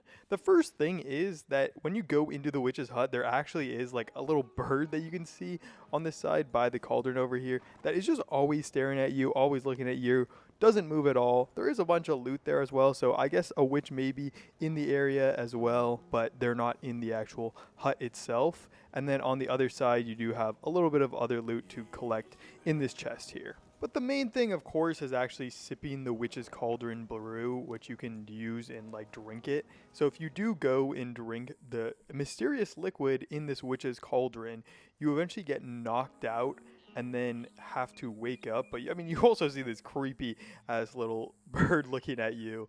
But you eventually do wake up and you get full, like all your cores get fully refilled, which is kind of cool. I mean, you kind of just get knocked out and wake up after a little while with all your cores fully refilled, which is cool. I mean, it would be a little bit weirder if you like lost a bunch of stuff from drinking the witch's thing, but at least you can fully refill your cores if you do go to this area and nothing bad happens to you while you're asleep. If you do continue a little bit further east, you can get into this amazing area with all these orange flowers, and then if you go a little bit north from this area, you can eventually get into this weird kind of cabin up here where you kind of have a very similar struggle to that one by the river, where it seems like these two guys fought and then attacked each other and they both died after they were fighting over, I think, also a gold nugget as well. I mean, you can see in this loot box, and I believe it is also a gold nugget here. So it does seem like it's basically the same thing as that other shack there, which is a little bit underwhelming that you have two places that are at least relatively near each other that have the exact same struggle between them. But it is kind of a cool thing to stumble upon in the wild, because you can see that these two people, I mean, kind of killed each other in the same way as those other people in that shack by the river. But this one's just a little bit more boring, so I feel like this one's a little bit underwhelming. Continuing south from this area, you can eventually find this little like watchtower in this location. So I eventually went over to the watchtower to see what was really going on at that location. And then you have this little kind of camp outside of it, which is kind of weird because it seems like a lot of people would be in this area and yet there's no one at this location. I just feel like in Amber, you know, you have all these locations that seems like they should have people inside of them, and yet there is no person here. Like, you go in this lookout tower and it really looks like someone is actively using this location. It doesn't really look like it's been a fully abandoned location. It looks like, you know, maybe people are visiting in this location, but it could be a location that kind of people stop at when they're going in this area. And like in Amberino, they might be, you know, staying at this area while they're exploring the local area. It's kind of like a visitor shack in the mountains up here, which I could definitely understand, but I just feel like it's a little weird that they don't have like anything different here, or there's not like actual people in these huts here, because I feel like this really makes sense as a house that someone would actually use and as a lookout tower that people might actually stay at, because, you know, there's an amazing view at the top of the lookout tower, and it genuinely, again, is probably one of the more beautiful landscapes in all of Amberino. I then headed south from this location down into the actual other parts of Amberino, because we did kind of hit the edge there with that lookout tower there. That was like the most eastern part of Amberino. And then I went down to this little cabin here, which seems to also be abandoned. And this cabin is called Martha's Swain, and there actually is a good amount of lore to it. When you go inside, you can see that Martha, her body is on the floor here, and that there's a little letter that you can read about kind of the lore of this story. But essentially, Martha was engaged to a man that was a Confederate, and he was fighting in the war. And then if you go to Bulger Glade, you can kind of read their letters to each other.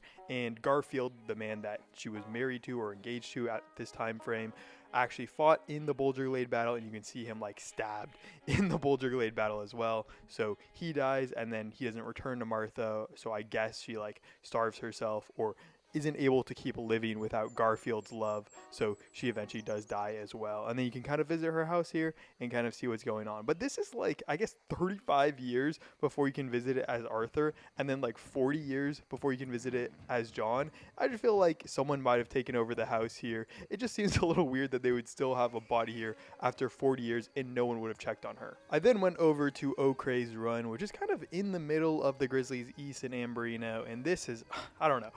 I say so many times during this video that these are amazing, beautiful locations in Amberino, but I think this one definitely takes the cake for like the best place to live. You're on a beautiful lake, you have these amazing mountains that you can see, and there's just kind of a lot of things to do in this area. There's also that legendary grizzly bear that you could hunt if you want, and I mean, there's a reason why the Hamish Sinclair Stranger Mission is like one of the best in the entire game. But you can also go into Hamish's house and kind of just steal stuff from him, which I think is kind of funny, where you can just go into his house when he's not there. I don't understand why you can do this, because it really seems weird that you can just kind of go into his house and just steal stuff when you can't do that once you've started the Stranger Mission. It just is kind of a weird thing that you can just go into random people's houses and just take stuff from them and honestly not face any repercussions when you just talk to Hamish after the fact, even though it would be weird to have some repercussions if you just stole stuff from him and he didn't know it was you. But it is kind of a cool place to check out, and Hamish's house, honestly, is just a really nice area. It's in an amazing location and is probably the best shack to live in Amberino. If you then head south into kind of like the New Hanover area, the area where Amberino meets up with New Hanover, you can see this pretty cool Easter egg, which I actually think is a very underrated thing. If you see like all those rocks right there, they spell out New Hanover, and then you get this kind of beautiful view of New Hanover, which I just think is kind of like a really cool thing to have in the game, where you have these random rocks that spell out New Hanover when you kind of get welcomed into the New Hanover area. And then you just have another amazing landscape of looking into the New Hanover area, into the kind of like the Emerald Station area,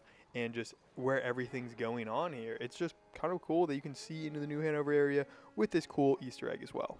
And then going over to Moonstone Pond. Moonstone Pond is honestly a pretty cool area. It has two different, I feel like, interesting areas, and it has a nice little pond going on here where I think a meteorite crashed into it. There's not any actual like reasonable evidence for it, but some people say that this is where like the third meteorite could be, or, you know, maybe not. But it's called Moonstone Pond, so it does kind of make sense if there was a meteorite that crashed here. But you can also see the face in the cliff, which we're going to be checking out later. But first, I wanted to go over to the flattened cabin over here, which is relatively interesting to check out. I mean, it's just a cabin that was flattened by a huge tree that broke down by it. And I think you can also find the owner's body in it as well. But you can walk your way into the cabin by going on the tree that actually flattened this cabin.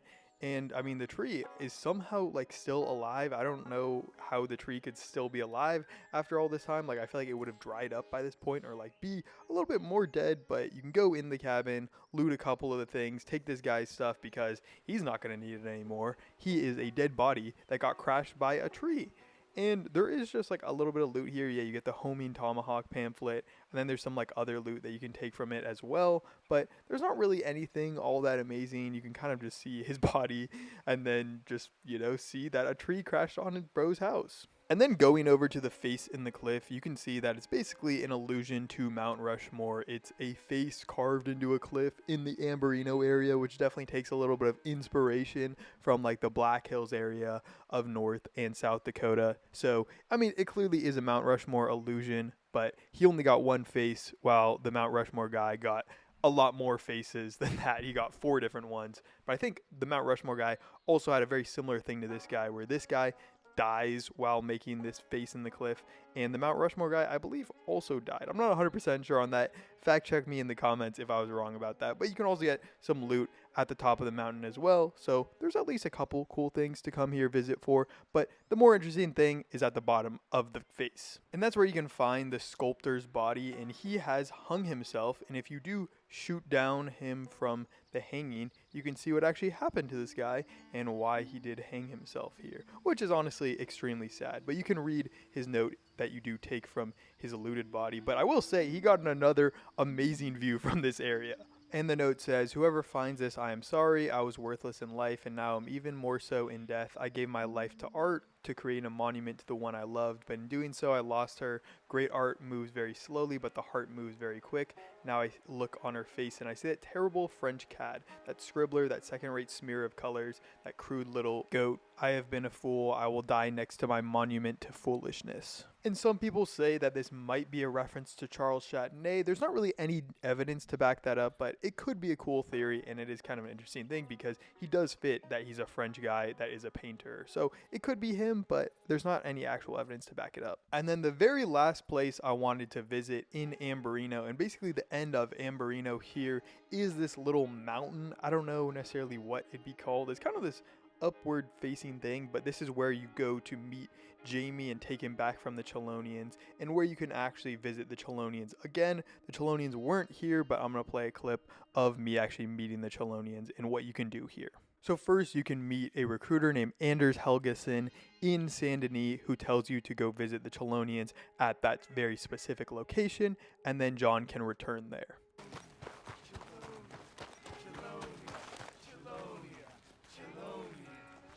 We alone shall be saved. We are Chelonians. We shall not be defeated. We shall be saved. Are you lost, friend? Follow me, sir. Follow me. Together, we can be safe. Follow me. With this shell, I am safe from all things. Follow me and be saved. Follow me. Follow me. Follow me to Chelonia!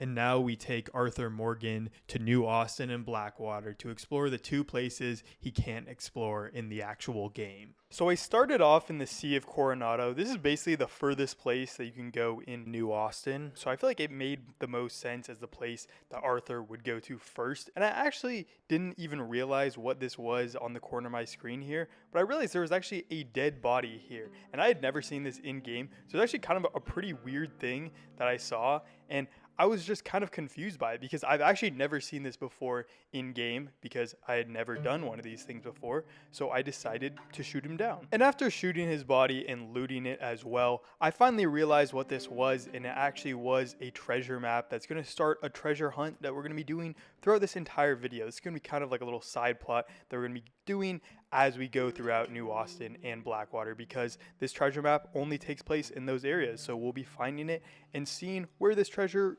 takes us and what we actually get when we actually finish the treasure. I then went to the only other interesting thing in all of the Sea of Coronado, which is a point of interest. And if you do want to see all the other point of interest, there is a video that I made about all the point of interest. But I didn't want to go to the point of interest because Arthur does have different drawings and a little bit different wording compared to what John does, and his drawings are way better than John's. So it was nice to see like the dead missionary with Arthur's drawing here.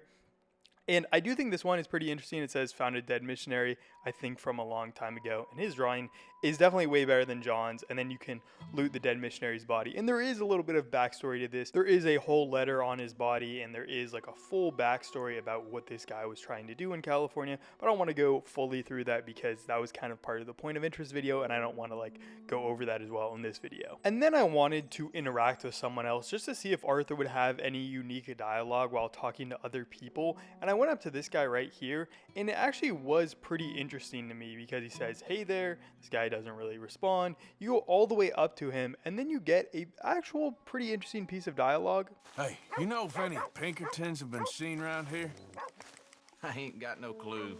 No problem, thank you. And I'm not 100% sure if this is something unique to New Austin and Arthur can only ask this to people in the New Austin or Blackwater area, because it does make sense that Pinkertons would be spotted around this area, or if this is just something that he'll say to any random stranger. But I did think it was a pretty interesting piece of dialogue because Arthur is asking about the Pinkertons, and I don't think I've ever heard that specific piece of dialogue ever in any of my travels in Red Dead Redemption 2. And this is also before Milton really goes and meets up with Arthur, so it's before that mission as well. So it likely is just due to the fact that the whole Blackwater thing had a bunch of Pinkertons there, but I'm not 100% sure. I then came up on this little shack here, and this shack is extremely weird. I think it's something to do with Red Dead Redemption Online and not actually something used in the regular game, but it is kind of creepy. There's a bunch of like animal sacrifices up here by the shack, and just generally it seems like a place that maybe people are using or maybe have been there for a little bit. But overall, just the fact that you have like animal heads outside of it, it seems like some witchcraft. And I feel like it's even creepier that it's in just the middle of the desert and not in like the swamp or something, where at least I can understand witchcraft going on in the swamp. When it's in the middle of the desert and it's like not hidden from anyone's sight, it's just out there in public, I feel like it becomes a little bit creepier because it's like they're not even scared about trying to hide it away from anyone else. They're willing to like kind of show the witchcraft stuff and like have the dead animal skulls up and just show it off to anyone. And then I wanted to go and see if the horses could also be tamed like the Out of Bounds ones, where if you did watch my Out of Bounds video, the horses could just kind of automatically be tamed. And I'm not 100% sure about this because it did seemingly try to throw me off, but didn't do a great job of that. So it could be the same thing as that, but I don't really know, just because it wasn't like this was something I tried a lot. And I did get to tame at least this horse, which honestly was a pretty beautiful horse and actually would have been very beneficial if I didn't just lose the horse at the very next time I tried to do something. So after taking this horse, I did go a little bit further, and I found this guy with this random encampment here, and I did think that there's something a little bit interesting about this guy here, and I did have to shoot him because I wanted to check out what he had at his camp, because it looks like he has like a telescope there and is like looking at the night sky, and I had never seen this in a camp ever. It's just kind of a weird camp setup because normally people are at their camp and they have their little camp set up and maybe they're like hunting things or whatnot, but the fact that this guy has a telescope here and is like looking at the night sky, I just feel like it was such a weird camp interaction and encounter, because I had never seen anyone that seemingly seems like a scientist or someone like that, because the fact that he has a full telescope there, I mean, that has to be something that costs a lot of money even back in these days. and it just seems weird that a random camp encounter would just have a full telescope there. And the next place I went was Gaptooth Breach because I wanted to see if there's anything different about the gang hideouts here, and I went to Gaptooth Breach and I started shooting on the Del Lobos, and this is actually where I lost the horse because I thought it'd be a great idea to get off the horse, and because this isn't technically a temporary horse or a horse that I normally would have, like because I didn't remove the saddle, the horse just immediately started running away as soon as shots got fired. But then I got into this little battle with the Del Lobos, and I eventually had to clear out the entire encampment here, so it doesn't seem like anything is different about the gang hideouts, and the gang hideouts are exactly the same as they would be in the 1899 era, as they would be in the epilogue as well, so you can fully clear them out. They have all the Del Lobo gang members here, and they will be hostile if you do try to pull up at Gaptooth Breach. But after eventually clearing out the entire encampment, and honestly this was not worth the time I spent clearing out this encampment because I had to do all this with Arthur at the lowest stats possible because I got chapter 2 Arthur to do all this, and he has basically no Deadeye abilities. I mean, he has Deadeye, but he can't actually do all the targeting stuff, so it just kind of sucked, and I had to clear out every single person here, and it honestly took a while, and I had to use multiple health cures and have stuff to like refill the Deadeye as well. It just was not a fun time. But after doing this, I realized that there was literally no point to clear out these encampments because they were the same as they would be when you go in the epilogue, and there really isn't any difference by doing them as Arthur. But I eventually returned to that original horse and got back and started to go on my way to Tumbleweed, the main city in this new Austin area. And I did have to check it out as Arthur because I do think it is a pretty interesting town, and because this is a place that starts going down the wayside during this time period, I did think it'd be kind of an interesting thing to see if there were any changes between 1899 and 1907 during the epilogue, but I don't think there are any changes, at least major changes in New Austin that are any different from what they are when John goes there as well, which is kind of a weird thing to me. Like, I feel like it could be nice to have some changes. I mean, Blackwater also does have some changes, so it is a little weird that there's no changes in Tumbleweed in New Austin when I guess there kind of should be, while Blackwater has a ton of different changes. But before going to Tumbleweed, I did just want to check out a couple other places in the area around here before I miss them, and one specific one is this house up here, which I think is a really interesting place because it has a rigged event that's only going to happen when you get close to it, and I want to see if it would also happen if Arthur is here or if it was just something that happened when John was here. So I went up towards it and I was like, I feel like this is way closer than you normally can get to it, but I eventually did get it to blow up, which was pretty interesting. I went over to check out the house itself, and the house itself I think is a alcohol distiller who is making moonshine in this house, and that's why it blows up, because this is pretty volatile, and like eventually you're gonna get something where it's either an explosion or a fire when you're doing moonshine, especially when you don't have anyone attending to that. It is pretty likely gonna have something happen like this. I mean, I'm not gonna say it's super likely, but if you're making moonshine, you probably will have something like this because it is just hard to make moonshine, and when you're making moonshine, you're probably going to have something like this because it's a very volatile compound. And it is pretty interesting that Arthur himself can trigger this, but it does make sense just because this is an event that isn't triggered by any specific character. It just, if you go into this area, the house will blow up. But it would be interesting to check back to see if the house is just normal if you go back as John, because sometimes these things will like reset when you go from the regular game to the epilogue. So maybe it would be still a thing there, but maybe it would still be blown up by the time you get to it as John. I eventually went over to Rathskeller's Fork, and Rathskeller's Fork is probably the most disappointing place in all of New Austin because it could be a kind of interesting trading hub. There could be stuff going on here, but there genuinely is just nothing going on here. It just is a settlement here where you can't interact with anyone, you can't do anything, and even if there are some people there and some animals over here, it doesn't seem like any actual life or civilization is happening in this area. It kind of just feels like an abandoned area that just has people walking around it because no one seems to go in any of the houses, no one seems to do anything. They're just kind of posted up here and nothing goes on. And finally, I went back to Tumbleweed because I wanted to kind of wrap up this area around Tumbleweed. And Tumbleweed is a pretty interesting town just because in this time frame, I mean, technically it's 1899, but there really is no changes between this and the actual time when John gets to go there in the epilogue. So of course it's not like Blackwater, there's not a ton of changes here. It is just kind of a normal town here, but even during this time, it is kind of like this failing town. I mean, there's not a lot of good things going on in Tumbleweed. Tumbleweed is probably like one of the worst actual towns. I guess that and Armadillo are probably the two worst actual towns in the game, because they both just don't have a lot of people that seemingly want to be there. New Austin just doesn't seem like a great place to be. As soon as you get there, you go to a church, which honestly seems kind of derelict. It doesn't seem like a lot of people are going to the church here, which I guess makes sense. I mean, maybe people don't want to go to the church when they're going through bad times, but just in general, I feel like the church might be a little nicer. You go to a lot of the other cities, they have nicer churches, and then you even have like the area around the church doesn't look that great. So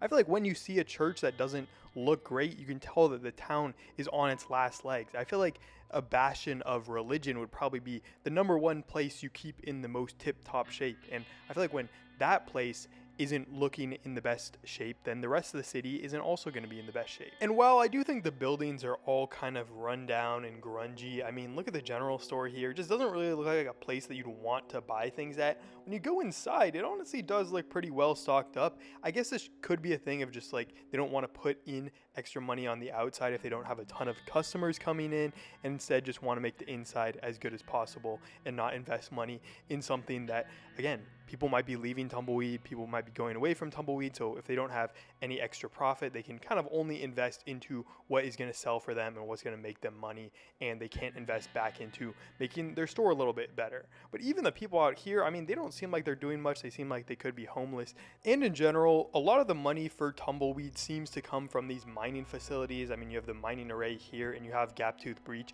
extremely close. So the fact that Gaptooth Breach is taken over by Del Lobos probably does reduce the amount of money that these people can bring in for Tumbleweed, and that's likely why Tumbleweed eventually does become a ghost town. But even during this time, I mean, you can see that's a fully abandoned building down there, and it doesn't seem like they're trying to do anything to rebuild it. So it's not like people are investing a lot of money into Tumbleweed. Tumbleweed is already a town going on the downward spiral, even during this time in, I guess, 1907 here, not 1899, because this is clearly from the epilogue. I mean, you have this guy over here, and he's just sleeping in a corner, and he doesn't seem to be doing all that well. I mean, there's just so many people in Tumbleweed that don't seem to be doing well. It seems like a lot of people are either homeless or unhomed in some way, because there are like so many people in Tumbleweed that don't seem to have a home, or there's just so many people in Tumbleweed and there's so few houses for them all to live in. There's probably over like 50 NPCs that you can meet in Tumbleweed. There's not enough places in town for all those 50 NPCs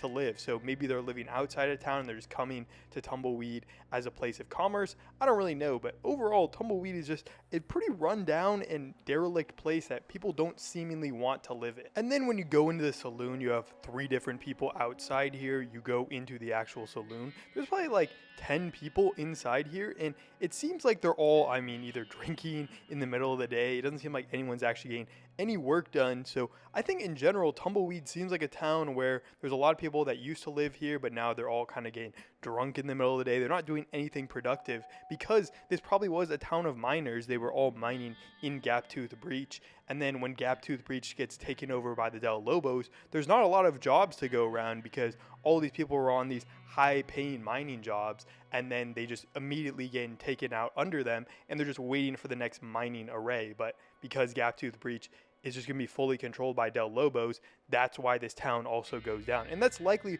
why Tumbleweed also fails as a town, because if you don't have control over the mining operations, you're not going to have a way to pay all these people in the town. And then when you also have Del Lobos attacking you at all times, it just makes a lot of sense that Tumbleweed did just fail as a town. And even when you look in the jail here, you have a jailer right here, but you have 6 different people in the jail here, 2 in this front cell right here. But the fact that you have so many different people in the jail as well also doesn't help. It seems like a lot of the people that maybe were miners before, or, you know, maybe were just in the town doing stuff, have turned to crime and become like Del Lobo gang members, or have not found a way to make any money otherwise. So I think it just hurts Tumbleweed in general when you lose the big way for money coming in. A lot of people are going to turn to crime. A lot of people are going to do other ways. They're going to leave the town. And that's why Tumbleweed eventually does become a ghost town, because there's just not a lot of money coming in and not a lot to sustain the jobs here. The one person who does seem to be doing well in Tumbleweed, though, is the guy who owns the gunsmith, because he owns the gunsmith, he also rents out rooms to people. He also just seems to be making a lot of money. I mean, he has a nice store right here, and it seems like people are probably buying a lot of guns because this area is extremely dangerous, so it does make sense that the gunsmith would be the most valuable person here. But there also is like a general store, a butcher. There's a lot of other places that could potentially have this lodging here, and the fact that it's owned by the gunsmith means that he's probably doing pretty well. And even when you go to the room here, it seems like the room is doing pretty well as well. So maybe he's renting out rooms to people because a lot of people don't have houses themselves, and he's making a lot of money off that, and he's selling guns to people, encouraging violence, and in turn making a lot of money off that violence when Del Lobos buy guns from him and people in the town buy guns from him. So he's just making a lot of money in general, and he's probably the only person in Tumbleweed that's actually doing well. One of the other things I think is pretty interesting about visiting as Arthur is that things like the stable and things that you can actually go into aren't allowed. You're not allowed to go into them as Arthur, so you can't go into the stables. I think like poker as well doesn't seem to be ready. Like, I mean, I went to multiple poker places and none of them had any games going on. I don't know if that was necessarily just a me thing, but like you can't go into the stables here. It's just kind of interesting that you can't go into any of the amenities as Arthur and use them because, I don't know, there's some reason they're just blocked by Arthur because they're supposed to be for John in the epilogue. I then went down the railroad towards Benedict Point after leaving Tumbleweed. I think Benedict Point is a very interesting place just because it is kind of this boring place in both Red Dead Redemption 1 and Red Dead Redemption 2. But in Red Dead Redemption 2, there literally is nothing going on here. At least in Red Dead Redemption 1, there's like one stranger mission and like I guess the train station to go here. Here you can't use the train station because there are no trains in New Austin. And then just everything here is just kind of boring. Like, of course, there's a couple people that you can go and talk to, but you can't do anything here. The other thing that I think is pretty interesting about specifically Benedict Point here is that you can't actually talk to anyone in the train station here. Like, there's no person to pay off your bounty or do anything like that, and normally there would be someone in Benedict Point. So I guess this only shows up in the epilogue. I just thought this was kind of an interesting point because why is there just no one there? There should be someone there. I guess it just kind of makes sense that they only have someone there spawning in the epilogue, but I feel like that would be the easiest thing to just have the same at both times. But I don't really know. It's just kind of a funny thing to see when you go there and there's just no one manning the train station. But besides that, there's not really all that much going on in Benedict Point. I feel like, again, it just is a very underwhelming place, and it's not a place that you'd want to go to in either Red Dead Redemption 1 or Red Dead Redemption 2.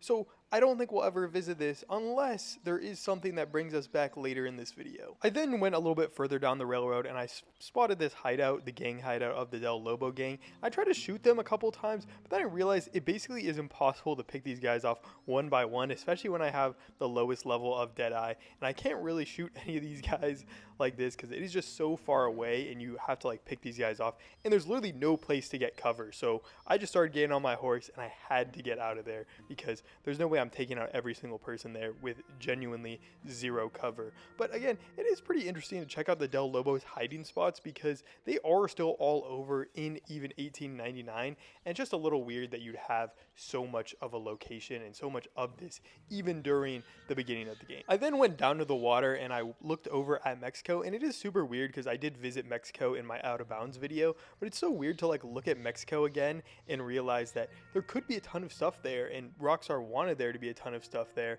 and there just isn't. And it's just kind of sad because you can see all into Mexico here and there's just no civilization there, which is just kind of sad. I mean, it just could have been a really cool thing, but I do understand that they had development constraints. You can't put everything everywhere and get all these things that you want in this perfect game. I then went out to check out Plainview, and I think Plainview is kind of an interesting place to check out. It is kind of boring in Red Dead Redemption 2 just because you literally only have this one oil well going on, but at least it is a little bit of civilization, and at least it does connect quite nicely to the next game when you get to see Plainview kind of sprawl out into a lot bigger of an oil stand or whatever you want to call it here, where they actually have the oil derrick. And I did want to check out if you could jump down into the oil derrick and if it would do anything, but it really isn't all that interesting down there. I mean, they should be pumping oil out of it and they're just not at all, but you can at least jump your way out of it. I was kind of scared that I would get stuck down there and I wouldn't be able to get out of it and I would have to use some teleportation to get out of there, but it actually wasn't. It was actually kind of chill, but there's just not that much going on in Plainview in Red Dead Redemption 2. It's kind of just a chill settlement. I then went on a little bit further into the Rio Bravo area, and I actually found the whale bones over here. So the whale bones are another point of interest. I feel like this is probably one of the worst point of interest in the entire game. I mean, it is kind of interesting to see some whale bones in the middle of the desert, but they're not really like an interesting thing. There's not like that much going on with it, but at least you do get to see Arthur's beautiful drawing, and compared to John's, it is so much better. Put the photo of John's up right now, and Arthur's is so much better. And he says, was this a whale in the desert?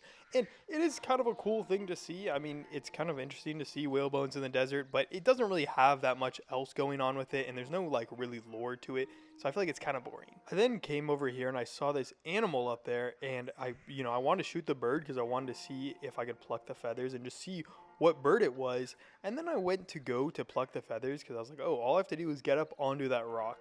And it was a little bit harder and like easier said than done, because I tried to jump up there, didn't work at all. I tried to run around it. There didn't seem to be an easy way to get up there, so then I went back to jumping, and I was like, maybe I can just jump up there somehow. I slipped down, and it was really not a fun time doing this, and all I wanted to see was this bird here. I think it's California condor. I'm not 100% sure, but I eventually gave up just because I am not trying to get that bird. Like, I don't care that much about it, but it would have been nice to see at least what animal it was, but at least I think it was the California condor, so I'm going to go with that. I eventually made my way all the way up to Fort Mercer, and because Fort Mercer is a huge Del Lobo gang hideout, and I really didn't want to have the same things that happened when I shot out the other strongholds, and I really wasn't itching for a fight here. I did just pass by it a little bit, but I do think Fort Mercer is a pretty interesting place. Just the fact that there is a huge fort there, and it's been taken over and used by the Del Lobo as like their own fort, just makes it a kind of like ironic place, because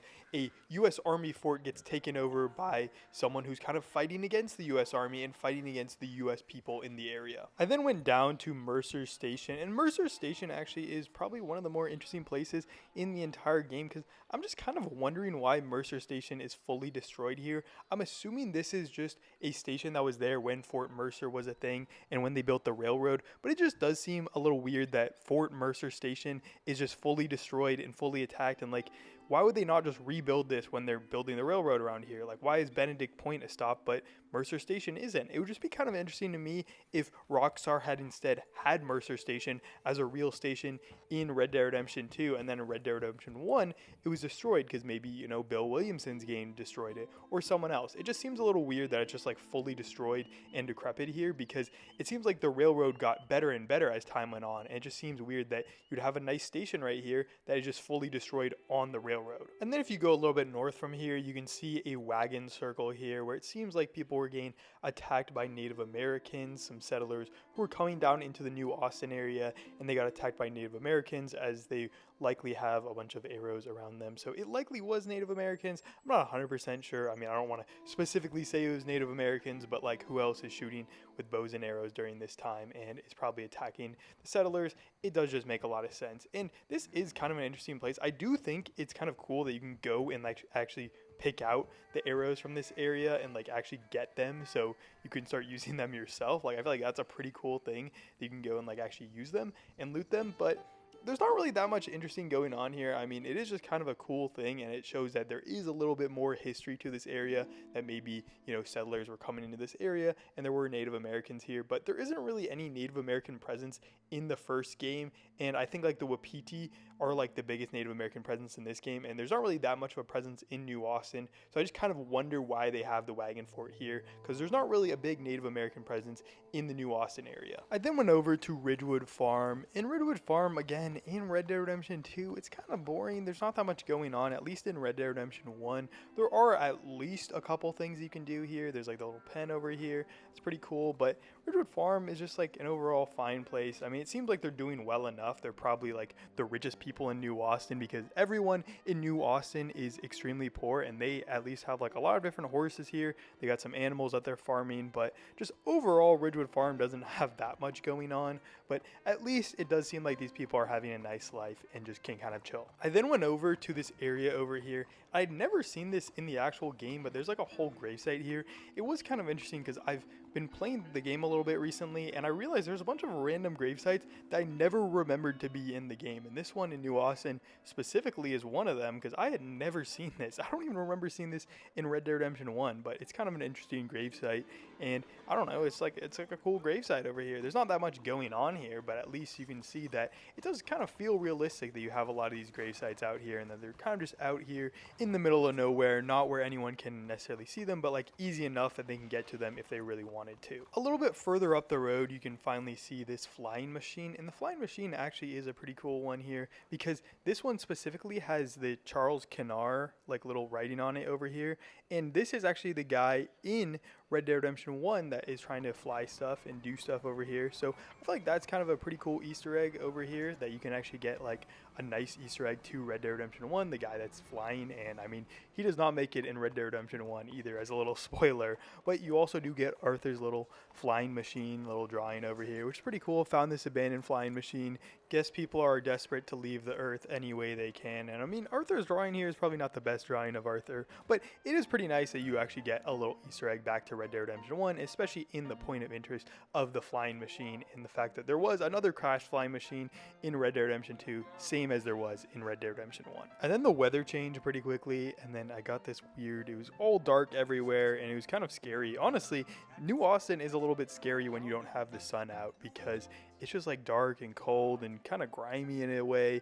I feel like the desert always becomes a little bit more scary when it's not fully sunny. And then thunder was hitting as well, but at least I did have this shack to go into and spend the night. But there's not that much going on in this shack. I mean, it does just seem like a random shack out here, but at least I could spend the night and get away from the lightning going on outside, because that's kind of crazy. I mean, the fact that there's full like lightning going on in the background is kind of just weird to me. I continued my journey in the morning, and I eventually got to this Twin Rocks area, which again, everyone just kind of gets hostile to you if you do go up to them. So I just wanted to check it out for a little bit, run around the area for a little bit, and just kind of see what's going on. But there's not a ton going on in this area. I mean, in general, New Austin doesn't have the most in terms of content. And I feel like, especially in the Twin Rocks area, this could be a cool area that you could check out, and there could be like a little lore to it. Kind of like Manzanita Post in the game, where Manzanita Post does have like a little bit of lore to it if you do explore and like check under the floorboards. But I eventually did make my way to the only place you can go in New Austin, and that is Armadillo. Armadillo, of course, is the biggest town in New Austin technically, but Armadillo during the actual epilogue, it kind of has like a little bit of a cholera outbreak there, and it's not really going great for them during that time frame. I guess also technically during this time frame there is a cholera outbreak, even though a cholera outbreak really wouldn't last for 8 years, so that doesn't make a ton of sense. But when you do go into this area, there normally would be like fires on this thing over here, so it doesn't seem like everything is exactly the same as it would be in the epilogue time frame. So at least there are subtle changes. There's no fires going on, it's all burnt out there, and instead of like it being a full cholera outbreak, you don't have like the Armadillo town crier, because he only shows up in the epilogue. The one thing I do think is interesting about visiting Armadillo as Arthur specifically is that you can talk to these people and they don't necessarily seem to reference the cholera. They just say the town is in a really bad spot, and maybe there is another cholera outbreak here, but I think the Armadillo town crier is the one to specifically talk about cholera, so he's not there, so I guess no one's talking about cholera specifically. They don't know what's going on, but the town is still in a bad spot, specifically referenced by this dialogue by Arthur that is exclusive for Armadillo. Morning. Morning. This place is a living hell. Morning to you. Keep back. This town is in a mess. And after exploring around the town, you can clearly tell that they at least are supposed to have some sort of mess going on during this time frame. I mean, of course you can see that it does say that there is cholera in the area on like some of the signs and stuff, but I don't know if that's just like a leftover thing from the epilogue. Rockstar was planning on having Arthur be able to visit this area of New Austin. That's why he does have some unique dialogue, but I just kind of wonder if they wanted the cholera thing to be something that spanned over this whole time period, because it would be a little weird to have a town have cholera over such a long time period and not either have the town fully be abandoned like Tumbleweed, or just become a much smaller shell of a town in the epilogue. It does just seem a little weird why they would want to have cholera spanning over this full time period, but I guess this could be just a last second patch by Rockstar where they realized that it'd be pretty hard to have Arthur all the way out here and have him like actually explore stuff. So they just cut it from the game and they added the cholera to kind of cover everything up. You can also visit the legend Herbert Moon inside here, who does have a connection to the strange man, but I don't think he has any unique dialogue. He didn't have anything unique to say to me and for Arthur to say back to him, which does kind of make sense. I mean, it does make more sense that John would call out the strange man being there versus Arthur calling it out, because John has a connection to the strange man in Red Dead Redemption 1 as well. There is the first cholera mention when you go into the bar here, but I don't necessarily know if this unique interaction here is something that only happens when you do buy beer or whiskey out here, or if it's something that is unique to Arthur or John. Beer and whiskey's about the only thing left that's safe to drink in this town. I should warn you, I'm sick, but so is pretty much everyone else around here. Apart from that son of a bitch who runs the general store. That might be the cruelest irony of them all. Cholera's a horrible business, mister. I wouldn't stay around here any longer than you need to. Especially if you got loved ones expecting you home. Anyway, sorry to be a misery, friend. A few more drinks and I'll have a smile on my face again. I'm likely assuming that this is an interaction that happens for both John and Arthur, and it's more of a thing that could happen to either character, and is not specific to having Arthur or John there, and is more specific to you buying beer or whiskey at the saloon here. So I would say that doesn't really correlate to anything. It just more correlates to having the unique interaction when you do buy beer or whiskey at the saloon here. The other thing that I think is pretty interesting about Armadillo specifically here is that no one will really talk to you more than that guy at the saloon there or Herbert Moon in the general store. Everyone else is just like, they don't really respond to you. It's kind of just Arthur saying stuff and then people, moaning or responding in a bad way. I guess everyone here has cholera or is sick somehow, but they don't really want to talk to Arthur at all, which, I mean, it does make sense when you have a guy that's fully healthy and just walking through the town, just talking to you guys and messing with you while you're extremely sick from cholera and you can't really do anything. It does make sense that you're not going to come out with a full-blown conversation, but it did seem a little weird that the guy in the saloon at least talked to you for a long time and then everyone else just doesn't talk to you at all. But I don't know. It's just kind of a weird thing going on in Armadillo. And maybe that's just because Arthur doesn't have a ton of interactions with these people. And then you also have this guy over here who's on the wagon. And I'm like 90% sure he's part of a specific event that happens in the game. But the fact that he's just sitting there on the wagon not doing anything is just kind of funny. I'm assuming Arthur bugged out the interaction or whatever would have happened just can't happen because it's Arthur and not John. You're not in the epilogue, but it's just kind of funny to see him out there fully bugged out. But the only actual event interaction that I saw were these people throwing this body into the pit here that has the body of cholera, and they also have cholera here, which is kind of interesting that so many of these event interactions can't happen as Arthur, but some of them still do proc, like this one right here where they throw the body in. But it's like you can't get any Del Lobo interactions. You can't get interactions with a lot of different people, and there's not any of these event ones because I guess they're just waiting until you go as John. But it's kind of interesting that the specific cholera ones can proc, which I would assume that is just due to the fact that Arthur was supposed to be there and cholera was supposed to happen when Arthur would be in New Austin. The other thing that I thought was really weird is when I eventually returned to the town after a day or so, you can see that the actual area where they just had full ashes on all the things that were burning are starting to burn again. So I don't know what kind of weird bug that is or why they're starting to burn now after you return to the town. Maybe it's just something that they want to have the burning somehow, but it's just kind of weird that you return and then it all starts burning when it was all fully ashes before. I then left Armadillo and found this little abandoned area, and this abandoned area is a little bit of a point of interest with the donkey lady over here. But in general, it is kind of an interesting thing because it's a full ranch here, a full farm that was fully burned down somehow. It just seems weird that New Austin is the place that a lot of people are going to during this time period, and they have the most abandoned things. I don't know if that's specifically a thing because of Red Dead Redemption 1 where a lot of settlers maybe come in but they move all to the towns or whatnot, but it's just kind of interesting to see that New Austin has so many more abandoned places than even places in the rest of the game. Lemoyne doesn't have as many abandoned places places as New Austin does. And New Austin is like the place that is the least settled. It seems like it would have the least amount of abandoned places because the least people have gone there, but it somehow has the most. But you can eventually find the donkey lady over here, and you get a beautiful drawing from Arthur, like always, so much better than John's things. And he says, "What the hell was this thing?"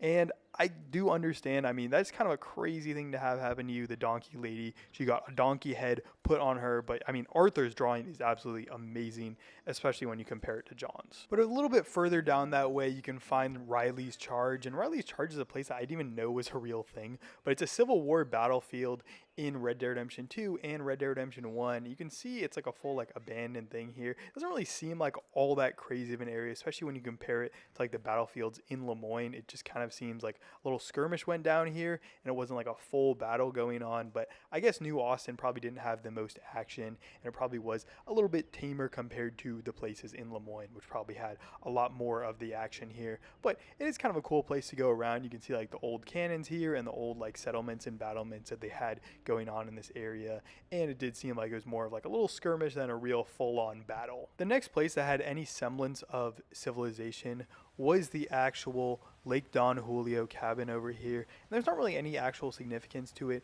in Red Dead Redemption 2, but in Red Dead Redemption 1, this is a place that Jack Marston actually visits on his way to find Agent Ross. So I feel like it's kind of cool in that aspect, but there's not a ton of like lore going on in it. It's kind of just a boring old shack, and it doesn't really have that much significance in Red Dead Redemption 1, even though it is used in that one mission where Jack Marston finds Agent Ross. The next place I visited was this place called Green Hollow, which is right next to the river and pretty close to Mexico over here. But the interesting thing about Green Hollow here is that it's this abandoned building right here, and the one interesting thing about it is that it's close to the treasure map. The treasure map is actually in the chimney here, and that's from the very beginning of this video, and this is where we find the second part of the treasure here. So now we can finally get to the next part of the treasure, which, looking at the map here, it looks like this is at Benedict Point. So I think we got to go back to Benedict Point to find out what the next part of the treasure is. So I then went to Benedict Point. I saw the water tower and the little, I don't know what that is, like I guess a little mining thing over here. But I did realize that this definitely was the spot where the next part of the map would be, I guess part 3 of the map. But I just did want to line it up and make sure I got it right. So I did set up in this area, and it looks exactly like the map there. Like, now we got to take out the map and see if it perfectly matches up. But I mean, come on, that is a 1-for-1 copy. And I need to find a way up there, and I thought it would be a lot harder to find a way up there. I thought you had to climb up the mountain there, but there actually is a pretty easy way to get up, and you can actually just go up. There's like a little ladder right here, or you can just jump up. I didn't realize, I forgot you could just jump up. But you can just jump up there, and you can just pull yourself onto this thing. Then after pulling yourself onto this thing, I mean, honestly, Arthur can jump way further than I thought he could in the actual game. And I was like, where is this thing? Is it on the water tower? Because I was just kind of confused, because it doesn't seem like the map part is actually here. But eventually, if you do go far enough and you go to this little crack here, you can get a search and you can actually find the next part of the map. But the other thing is you can also find a little bit of loot here as well. You get a little bit of a horse reviver, and then you get the third map, which this clearly is at Cooch Chapel, I believe. So we'll have to visit Cooch Chapel. I then went to Cooch Chapel, and the one interesting thing about Cooch Chapel is that there's a bunch of these like random abandoned buildings outside of it. I don't necessarily know what these would be used for. Like, I don't understand why you'd have a bunch of these like random little buildings outside of the chapel. But again, it's just more abandoned things in New Austin that just don't make sense to me. Because why does New Austin have so many of these abandoned things that feel like they were there for like 30 years beforehand, when New Austin was probably just a state like 30 years beforehand? So I don't know what necessarily all these things are, but I eventually did go to the chapel and the cemetery here, and you know, it does match up perfectly because it is Cooch Chapel here, but I didn't really understand where I was specifically meant to go, so I did check it out a little bit, but I realized that maybe I should just go to the front of Cooch Chapel and kind of figure everything out. So I did get set up right to where Cooch Chapel was, because that is the specific thing from the map. I did bring the map out because I want to see specifically where I had to go. So I realized it's to the left of the Cooch Chapel, and there's a little cross where I guess you have to like dig down from that. So I did go to the left of it. So it's definitely in the cemetery somewhere. I mean, it's definitely just across. And I realized that it doesn't really do a great job of hiding it because it is right there below the tree. I mean, it's a pretty easy spot to find, and then you can examine this rock, and under the rock is a treasure. I feel like it should be a little bit harder to find than just under some random rock. Why would someone have not found it? But you do eventually get this special horse stimulant, special horse medicine, a gold bar, and the crow beak trinket. And while the crow beak trinket I definitely don't think is the best trinket in the entire game, at least you do get a little bit of an increase in the permanent ammo by 10%. You can loot ammo a little bit better, which is kind of nice, but it's not a crazy trinket and it doesn't really give you that much of a benefit, but it is kind of a cool treasure hunt that we can do, and we got this cool treasure from it. After leaving that area, I did go over to the McFarland Ranch area, and I went over to this spot over here, which actually has a pretty interesting character. And if you do go over to this area and you look in all the trees, you can eventually find someone who I feel like is probably one of the weirder people you can find in the entire game. I don't necessarily know if this guy's like a special character or what he is, but if you do go over to this area, you can find him pretty easily. And eventually, after going to this tree up here, you can find the tree hermit, I guess is what he's called. And then he had this interaction with Arthur.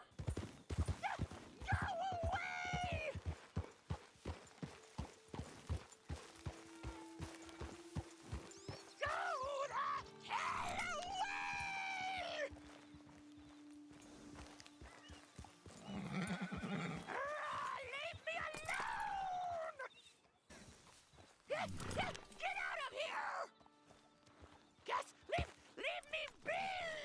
This guy is a kind of weird character that just kind of stays up there in the tree and kind of yells at you when you don't want to go up to him. He's very similar to a character in, I think, Roanoke Ridge area, where you can find and like talk to him. He's in the tree, he's just yelling at you. But if you do shoot out that thing below him, he'll fall down, and I guess he dies from that. I mean, that's not that far of a fall that you die from, but you can then go loot his body. And the funny thing is, when you loot his body, the only thing you get is 4 cocaine gums. Like, that doesn't make sense at all, and I don't understand why that's the one thing you can get from that, but he seems like he likes it a lot because he's got 4 different things of that, and that's the only thing he has up there. McFarland Ranch. We headed into McFarland Ranch, and I feel like McFarland Ranch is a pretty cool place even in Red Dead Redemption 2, but again, I feel like it's a very underwhelming place because a lot of things change in between Red Dead Redemption 2 and Red Dead Redemption 1, and it would have been nice for McFarland Ranch to be at least a little bit more of a center of civilization, just because Armadillo's not a center of civilization,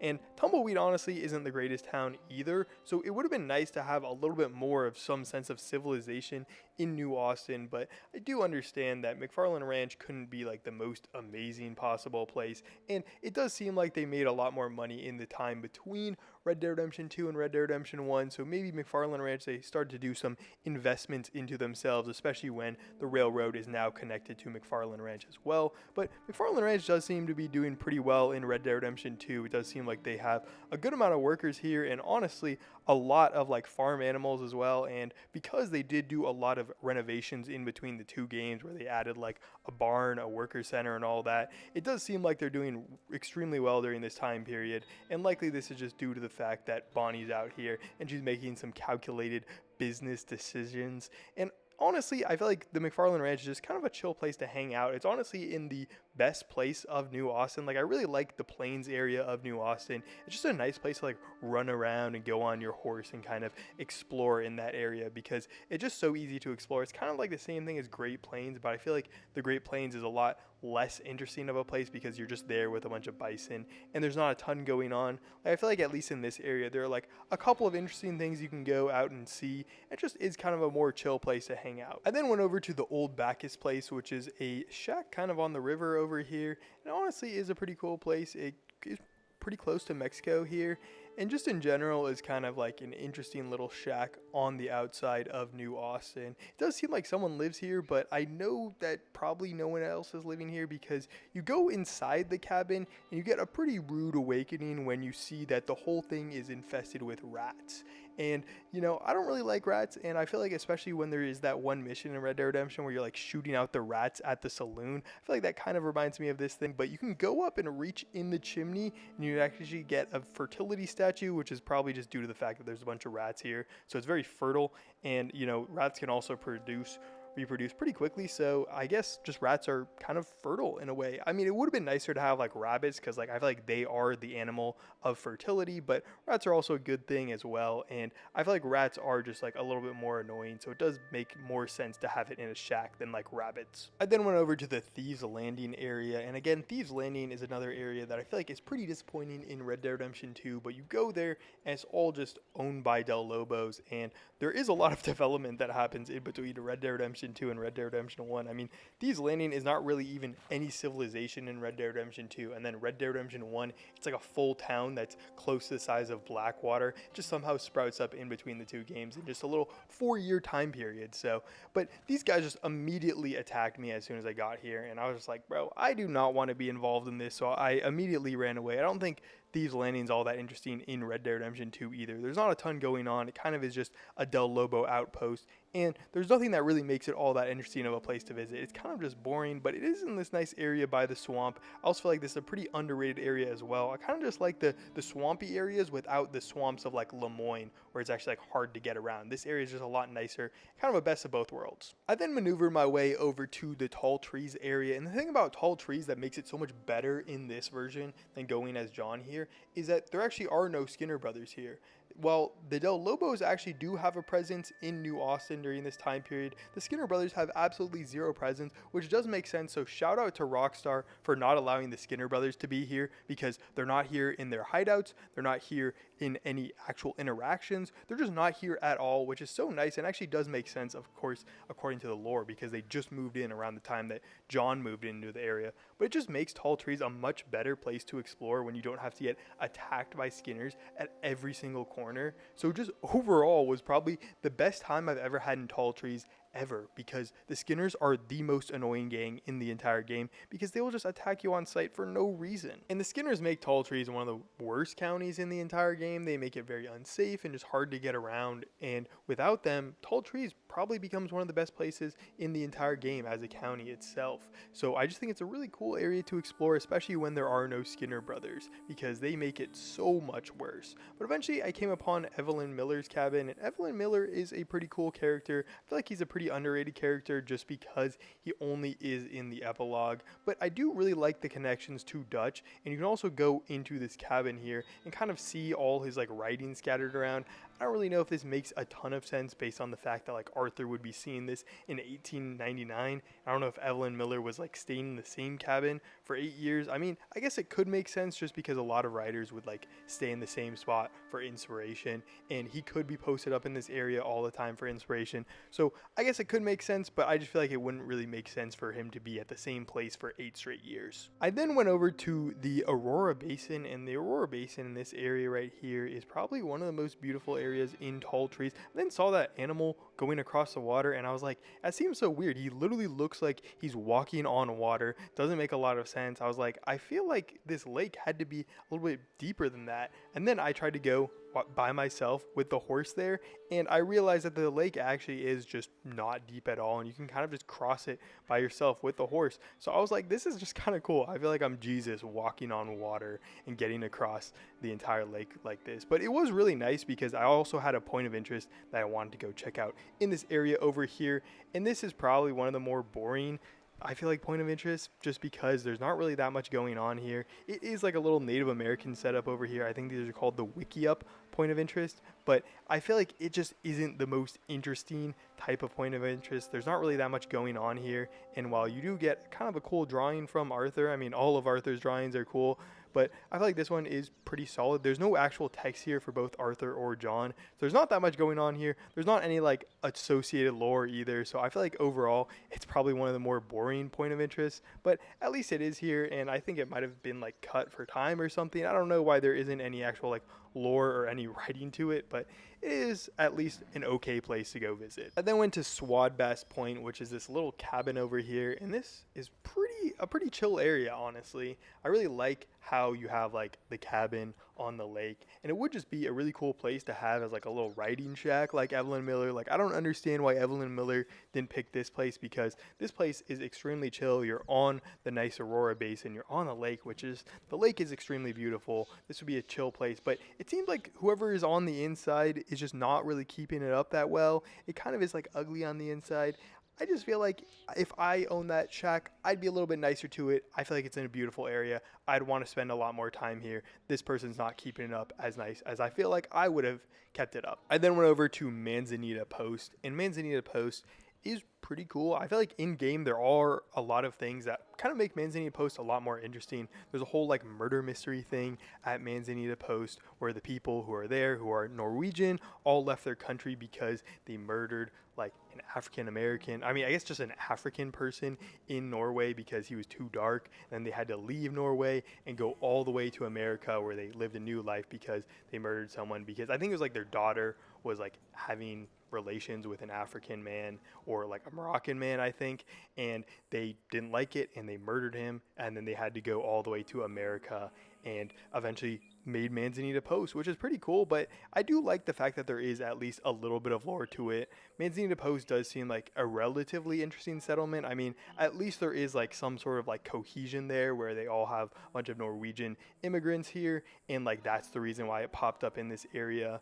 And I feel like that like makes it a little bit more of an interesting place. I wish they just had given some of the other places like a little bit more lore like this, because I do think Manzanita Post and the whole murder mystery thing here is probably one of the more interesting mysteries in the entire game, and the fact that they gave it to Manzanita Post, which I feel like is a kind of boring place in Red Dead Redemption 1, and they didn't give something to like McFarland Ranch or some of the other places in New Austin. Like New Austin is just so undercooked in terms of content, and the fact that they're giving all the cool mysteries to Manzanita Post is just a little bit sad to me, because I think New Austin is a lot cooler than this area in West Elizabeth. Even though Tall Trees is cool, they gave all the content there. They gave the Skinner brothers, they gave the Manzanita Post mystery, and they didn't give anything to New Austin. I then checked out Beecher's Hope, and it would be nice for like Arthur to go check out Beecher's Hope. In a way, it kind of like reunites my soul, where Arthur got to be the place where he should have been all along. He should have had an actual happy ending and got to be with John, got to live out his life in some way. Honestly, in West Elizabeth, it'd probably be a lot nicer. It's nice and hot and dry, so it'd be good for the tuberculosis, and just him chilling out in this area would be pretty cool. Although Beecher's Hope is just absolutely such a bad place to live. I mean, it just makes sense why no one wanted to buy this piece of land. It's on a terrible area, and just in general, just a shack that no one wants to live in. Seems like people had already abandoned this area. And again, I just feel like someone might have bought this property. It is in a nice area in between Manzanita Post and Blackwater, and I feel like when Blackwater is kind of like rising up as this big town, maybe someone would want to live out here pretty close to Blackwater, but not all the way out there in Blackwater. Overall, though, Beecher's Hope is just a pretty nice area to like kind of visit, because it kind of like just, I don't know, makes myself a little bit more happy, the fact that Arthur got to see John's place where he eventually gets to raise his family for a short while at least. And then outside of Beecher's Hope, there's another point of interest, which is the circus wagons.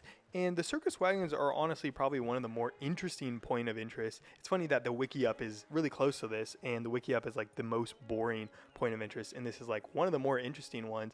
But you can inspect it, get a nice little drawing from Arthur. But overall, you just have these circus wagons, and they kind of just crashed here. But the most interesting thing about the circus wagons is the little, like, I don't know what you want to call it, like a fortune teller here. We also have these like weird conjoined twins over here. So it seems like they're more of like a freak show type of thing, which is also just really weird. It's kind of creepy when you go in first person. You get to see the conjoined twins just dead in their skulls next to each other. But the most interesting thing is kind of like the fortune teller here, which is in this other truck. And then if you like punch it, it can tell you a fortune. You have come to the great Madame Irene, seeking your future. Listen closely.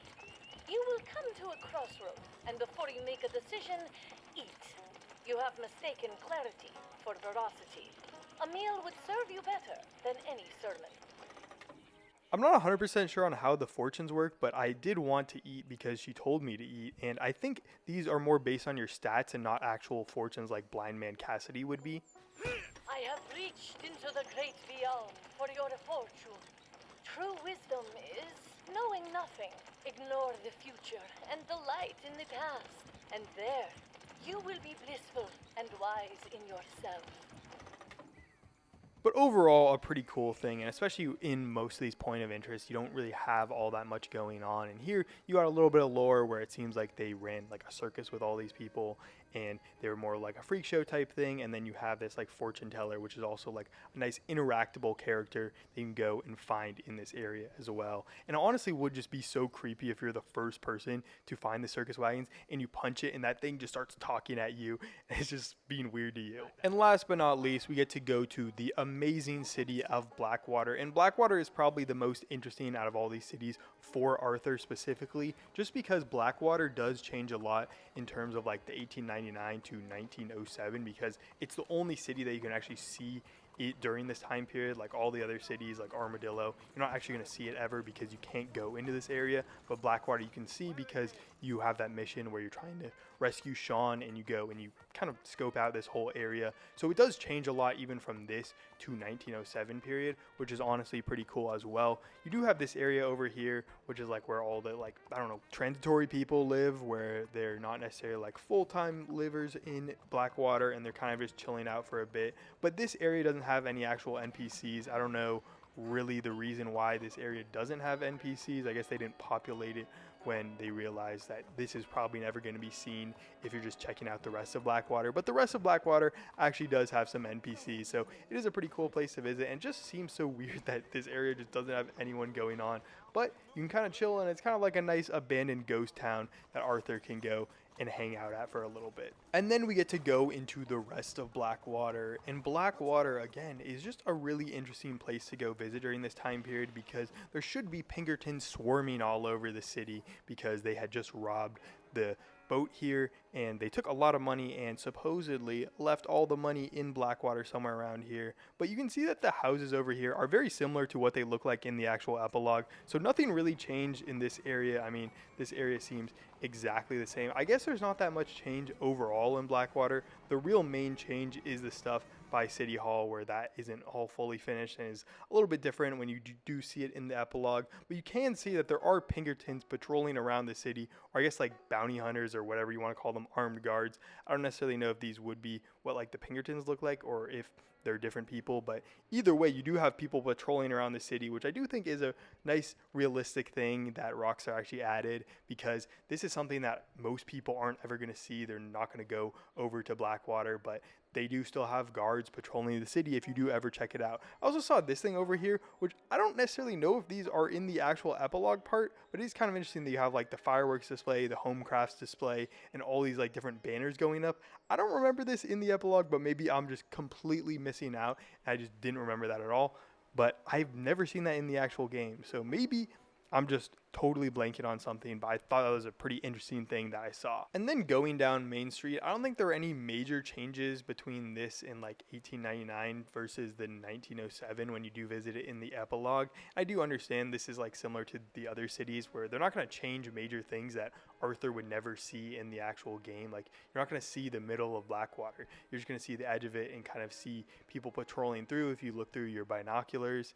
You're not going to see like all this stuff out here on Main Street. But the thing that I thought was weird is that the dock is still unfinished here. Like, I think they're working on it in the 1907 part. So just, 8 straight years they're just working on the dock. The dock just took a really long time. Maybe someone blew it up in the time period and they had to fully rebuild it. So I just thought this was kind of funny. You can see like all these people working on the dock. They really do work on this dock for a super long time, which is very respectable. The one thing I don't really understand about Blackwater itself is that the whole point of Blackwater is it's this place where you get a lot of boats coming through, and the fact is, in the game, you never see a boat ever in Blackwater. It would have been nice to at least see maybe a boat posted up around here. I mean, you go into Saint Denis and there are so many boats around there.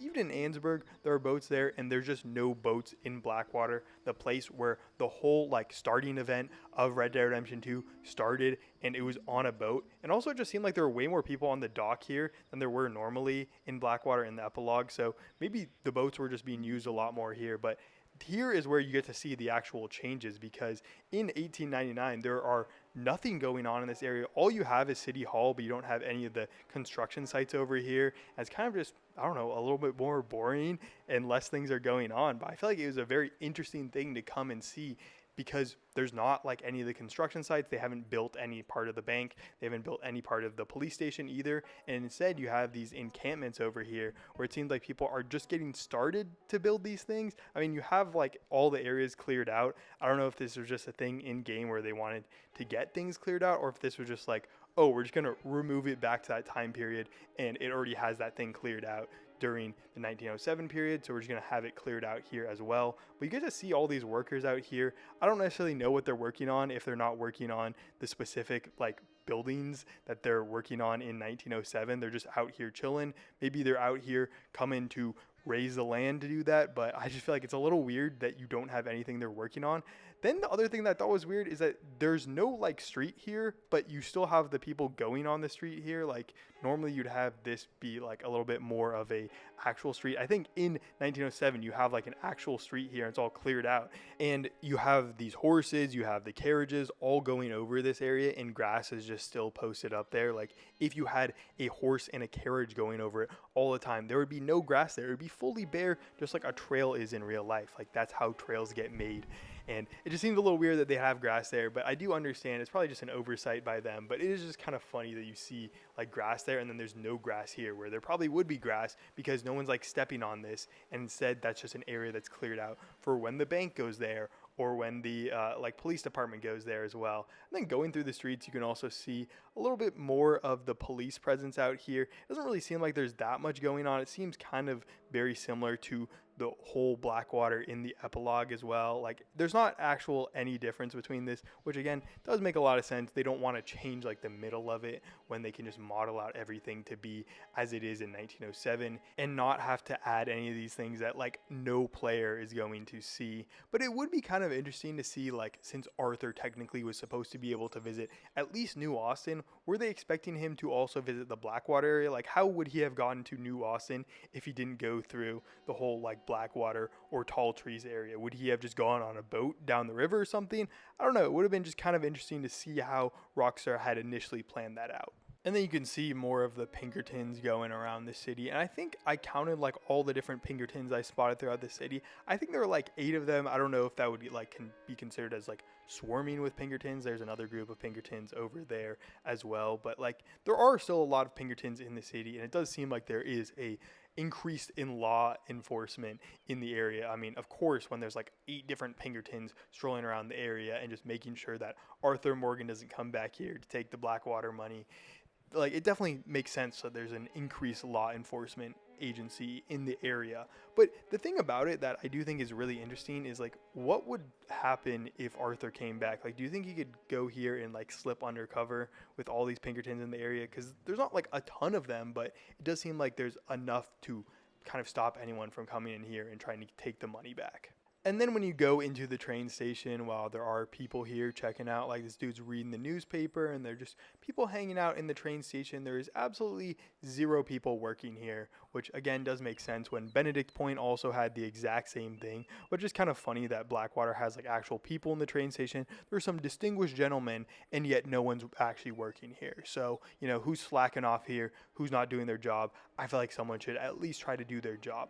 But then I did go out and try to explore the rest of Blackwater. Again, there's not really any major changes from like what it is in 1907, but I do feel like it is very interesting that Rockstar at least did do some of the small changes in like the City Hall area where you don't have anything being built during this time period, because again, it doesn't really make sense to have like the bank being like maybe like a quarter built during this time period, because what are they doing over that 8-year time frame? And again, this street here just doesn't make any sense to me when you have the grass going over it. It's just so funny. But because I wanted to end this video off with a little bit of a bang, I did start to shoot the lawmen, and this did not go well at all. But thank you guys for watching until the end of this video. This was an insane one. It's like so long, so thanks.